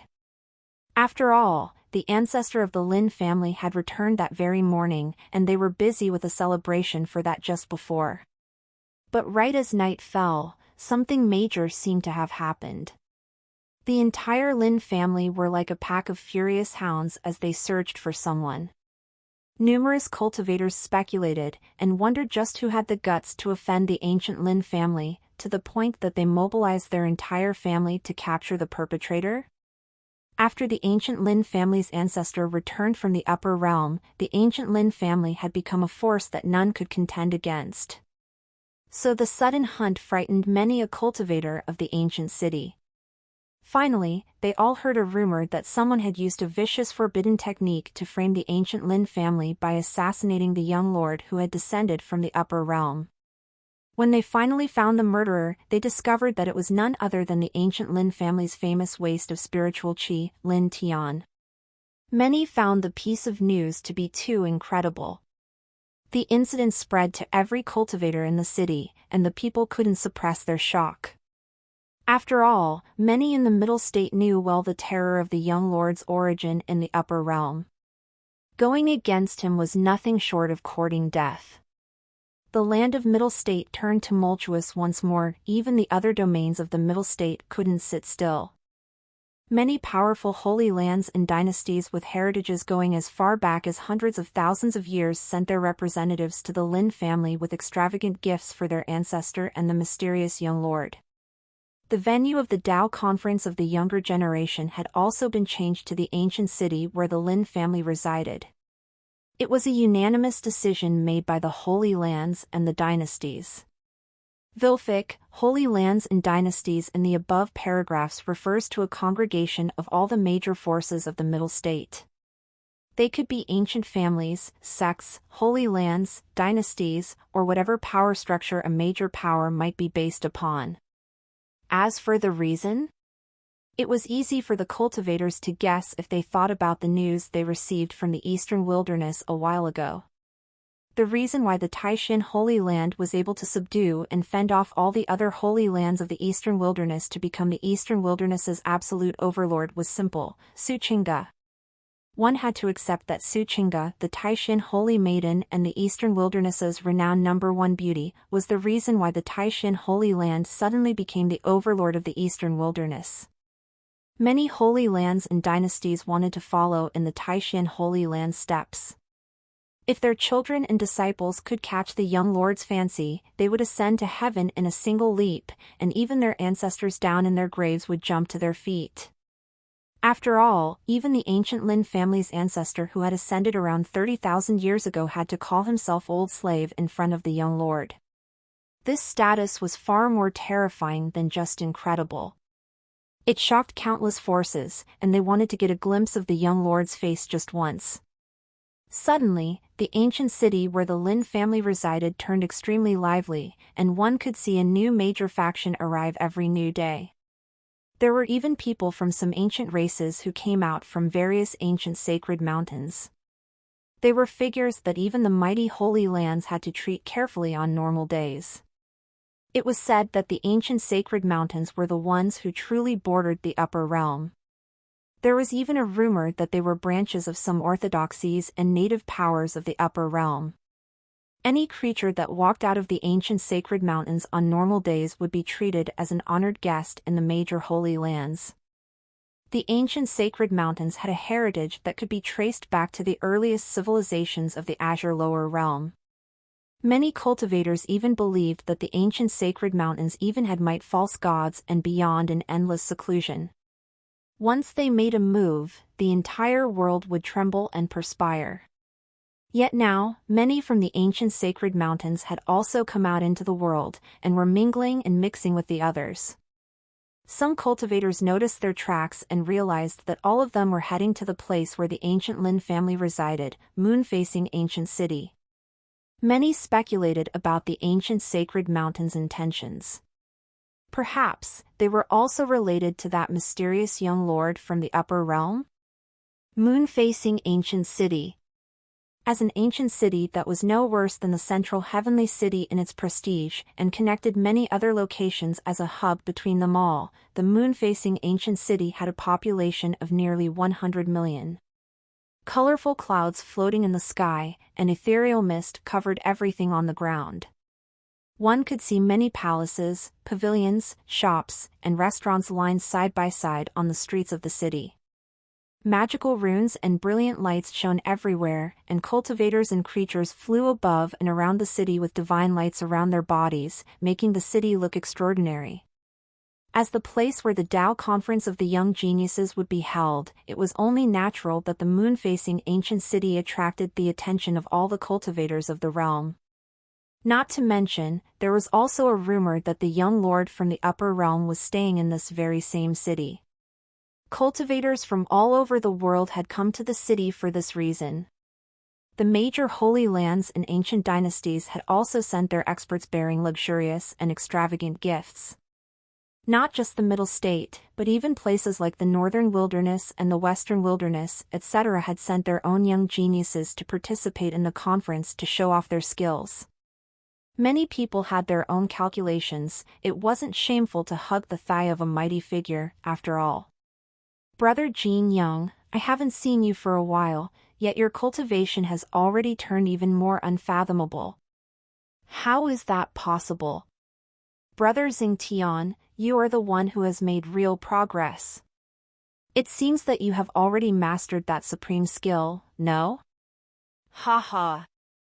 That was just a fluke, brother. I can never be as good as you. In the time we haven't seen her, Fairy Chen's demeanor has become even more ethereal.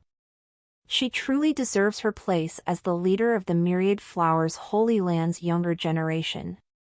Her aura, alone, is enough to suppress all of her peers. A group of young men and women conversed with each other inside a pavilion. There were handsome and luxuriously dressed gentlemen, and gorgeous and virtuous beauties. The cultivators who watched them all from the outside couldn't help but show awe on their faces. All of these youths came from extraordinary backgrounds. They were either descendants of some ancient family, the princes and princesses of an ancient dynasty, or holy childs of one of the major holy lands. None of them were simple. There were many mighty auras hidden in the dark, protecting them from the shadows. It was hard to imagine such a group of young prodigies gathering together and talking over tea like it was nothing. If news about this matter spread, it would most likely shock many a people. Brother Jin Young, I heard that you exchanged blows with a gentleman from the eastern wilderness a while back, and the exchange ended in a tie? In the end, you even became sworn brothers with that gentleman, is that true? Inside the pavilion, someone couldn't keep their curiosity and asked the youth who looked to be the holy son of some mighty holy land.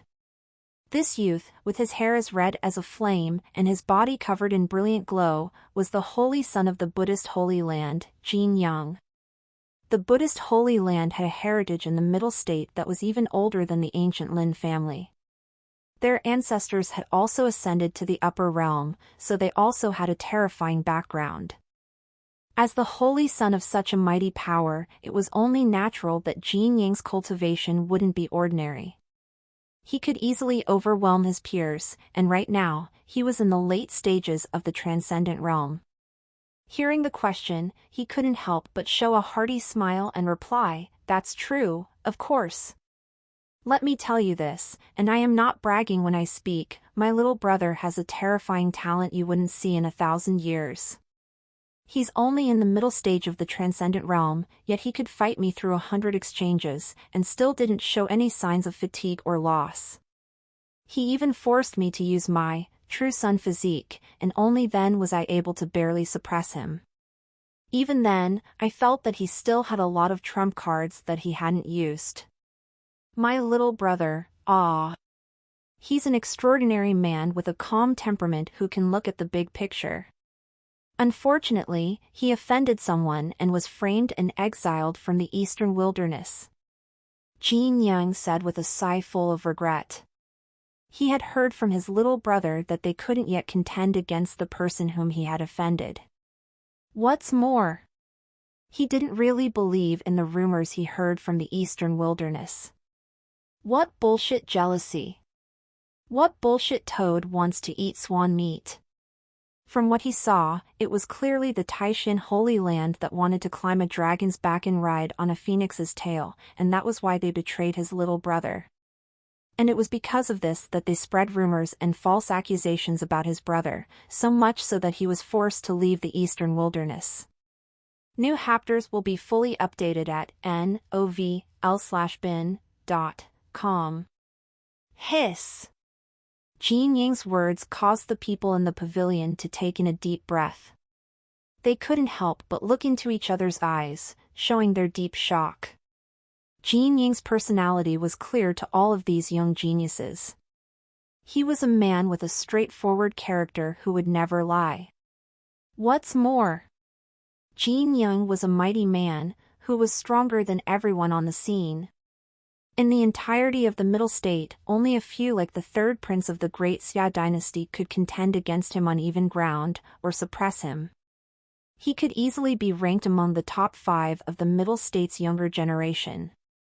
So now that he praised someone like this, just how strong was this mysterious prodigy from the eastern wilderness? Brother Jin Young, what's the name of this genius from the eastern wilderness you mentioned just now?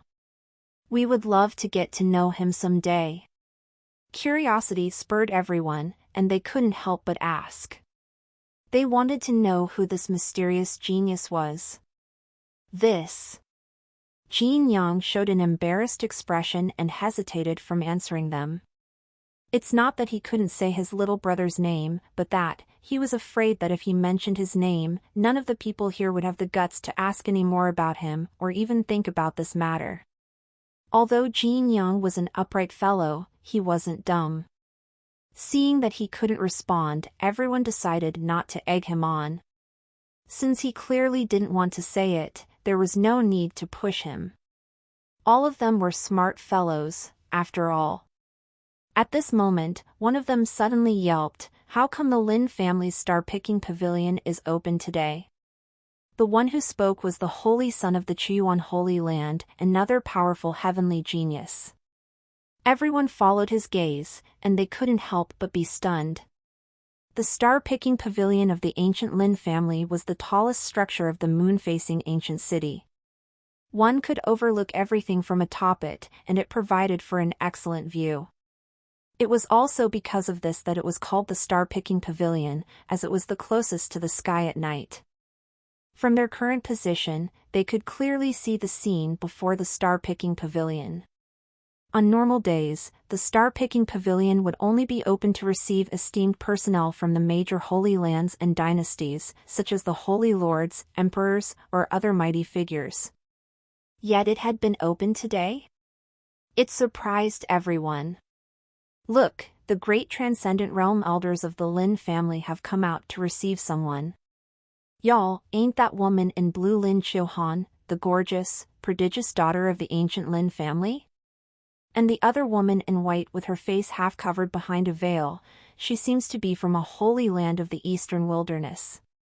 Taishan Holy Maiden, I think. The speaker had once been to the eastern wilderness and received the honor to gaze upon the beauty of the eastern wilderness's #1 beauty. Then, the man in white is that person? All of them soon returned to their senses and couldn't help but stand up together with excited expressions on their faces. It wasn't hard to guess the identity of the mysterious man after they saw him receive such treatment. They never expected to see that legendary young lord here. This was a once-in-a-lifetime opportunity to meet him. All of them got up and readied themselves to meet him. Many of the proud women even took out makeup from their spatial pouches and hurriedly applied a thin layer on themselves to compound their radiance. The only person with an unnatural look in his eyes was Jin Young, but no one noticed the change in his expression. Gu Chang'e came to the star-picking pavilion under the guidance and arrangement of an elder from the ancient Lin family's leadership. The treatment Gu Chang'e received was obviously the highest tiered. One could easily overlook the entirety of the moon-facing ancient city, and even thousands of miles beyond its territory, from the star-picking pavilion. On normal days, only saints were eligible to enter this place. The person who built this pavilion truly knows how to enjoy life. Gu Chang'e stood with his hands behind his back and overlooked the moon-facing city from the highest point. He couldn't help but praise the creator of the star-picking pavilion as he watched everything below, including the myriad cultivators who went around taking care of their own business. It felt wonderful to be high above watching the world as if a man looking at an anthill. He decided to ask a craftsman to build a lofty pavilion like this one in his residence once he returned to the upper realm. His sky-picking pavilion will be far taller and grander. Visit v3lb/n.cm for new OVL. With status and background like his own, he naturally had the right to enjoy such a treatment. We are honored to know that it satisfies you, young Lord Gu. This pavilion was specially built by the previous patriarchs to host holy lords and emperors from the various forces in the world. Lin Chilhan explained with a smile. If not for Gu Chang'e bringing her along, she wouldn't have the qualifications to enter the star-picking pavilion. Indeed. To hold the sun and the moon in one hand and to pick stars with the other, who in this world wouldn't desire to do something like that? It's a beautiful dream, Gu Chang'e said with a smile. He had a simple, long-term plan. The reason why he asked Lin Qiuhan to lead him to look around the ancient city was natural: evaluate the extent of her alchemy talent. He had to consider how he should raise and use Lin Qiuhan after bringing her to the upper realm with him. Gu Chang'e had a terrifying background and knew matters that ordinary people weren't privy to.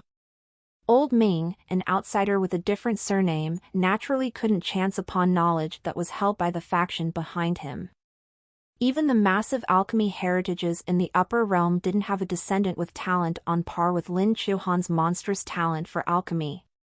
Once they went back to the upper realm, he might even be able to make use of Lin Qiuhan by using her as an insider to control those alchemy heritages. As long as he made good preparations, he wouldn't be the one taking the loss. Of course, Gu Chang'e also wanted to show her his generous and kind side, so as to conquer Lin Qiuhan as soon as possible. Won't it be awesome if he received 1,000 destiny points by conquering? Fortunately, Lin Qiuhan was a woman without sophisticated thoughts. Gu Chang'e quickly put her under his spell through his sweet words, and soon, her heart and attention were completely focused on him. What Lin Tian said before wasn't wrong. Gu Chang'e was no gentleman; after all, he was destined by the heavens to be a villain. Having said that, though, Gu Chang'e would never mistreat his own people. He didn't have any deep ill will towards Lin Qiuhan; instead, he was only thinking about how he could get some benefits from her after raising her in the future. To hold the sun and the moon in one hand, and to pick stars with the other, young Lord Gu, what's your opinion on the exact reason behind why everyone tries to cultivate? A deep brilliance filled Lin Qiuhan's eyes as she heard his fascinating words, and repeated them. In my opinion, cultivation is merely the process of leaving the earth and stepping foot into heaven, that's all. People fight for opportunities, sacrifice their flesh, blood, and tears, go through the deserts, and use their bodies as rafts to cross the sea of bitterness. It's all to get to the other shore. Gu Chang'e responded with an indifferent yet elegant smile on his face. Of course, he didn't mean what he said, and was merely using words to make himself appear deep. To him, cultivation was nothing more than putting in points and enjoying life. The sea of bitterness? The other side? Even Su Qingge's eyes lit up, and she couldn't help but deeply ponder over his words with great relish. Your opinion is really different from the others, young Lord Gu, but there's also a deep meaning behind them. Lin Qiuhan couldn't help but admire him even more. Just like that, she and Gu Chang'e began conversing over many more matters, and Gu Chang'e was very involved in the responses. He wasn't someone who acted high above and gave mere perfunctory responses, and that made Lin Qiuhan's admiration for him deepen further and further. In particular, his insights on cultivation made her, a teacher of a cultivation academy, feel as if a new pathway had opened in front of her. Using their bodies as rafts to cross the sea of bitterness to get to the other side? It was an unprecedented statement that made her have a new understanding of the mysterious and vast world of cultivation of the upper realm. She couldn't imagine just what kind of place it was up there. Young Lord Gu, it's thanks to your words that I was able to realize something was wrong with little Tian. If not for you, he would have kept me in the dark, and I don't know. Lin Qiuhan's expression turned bleak and sadness masked her face as she recalled the recent events.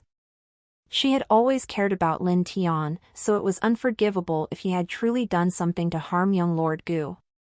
Fortunately, that person wasn't the real Lin Tian, or she wouldn't have the face to stand in front of Gu Chang'e.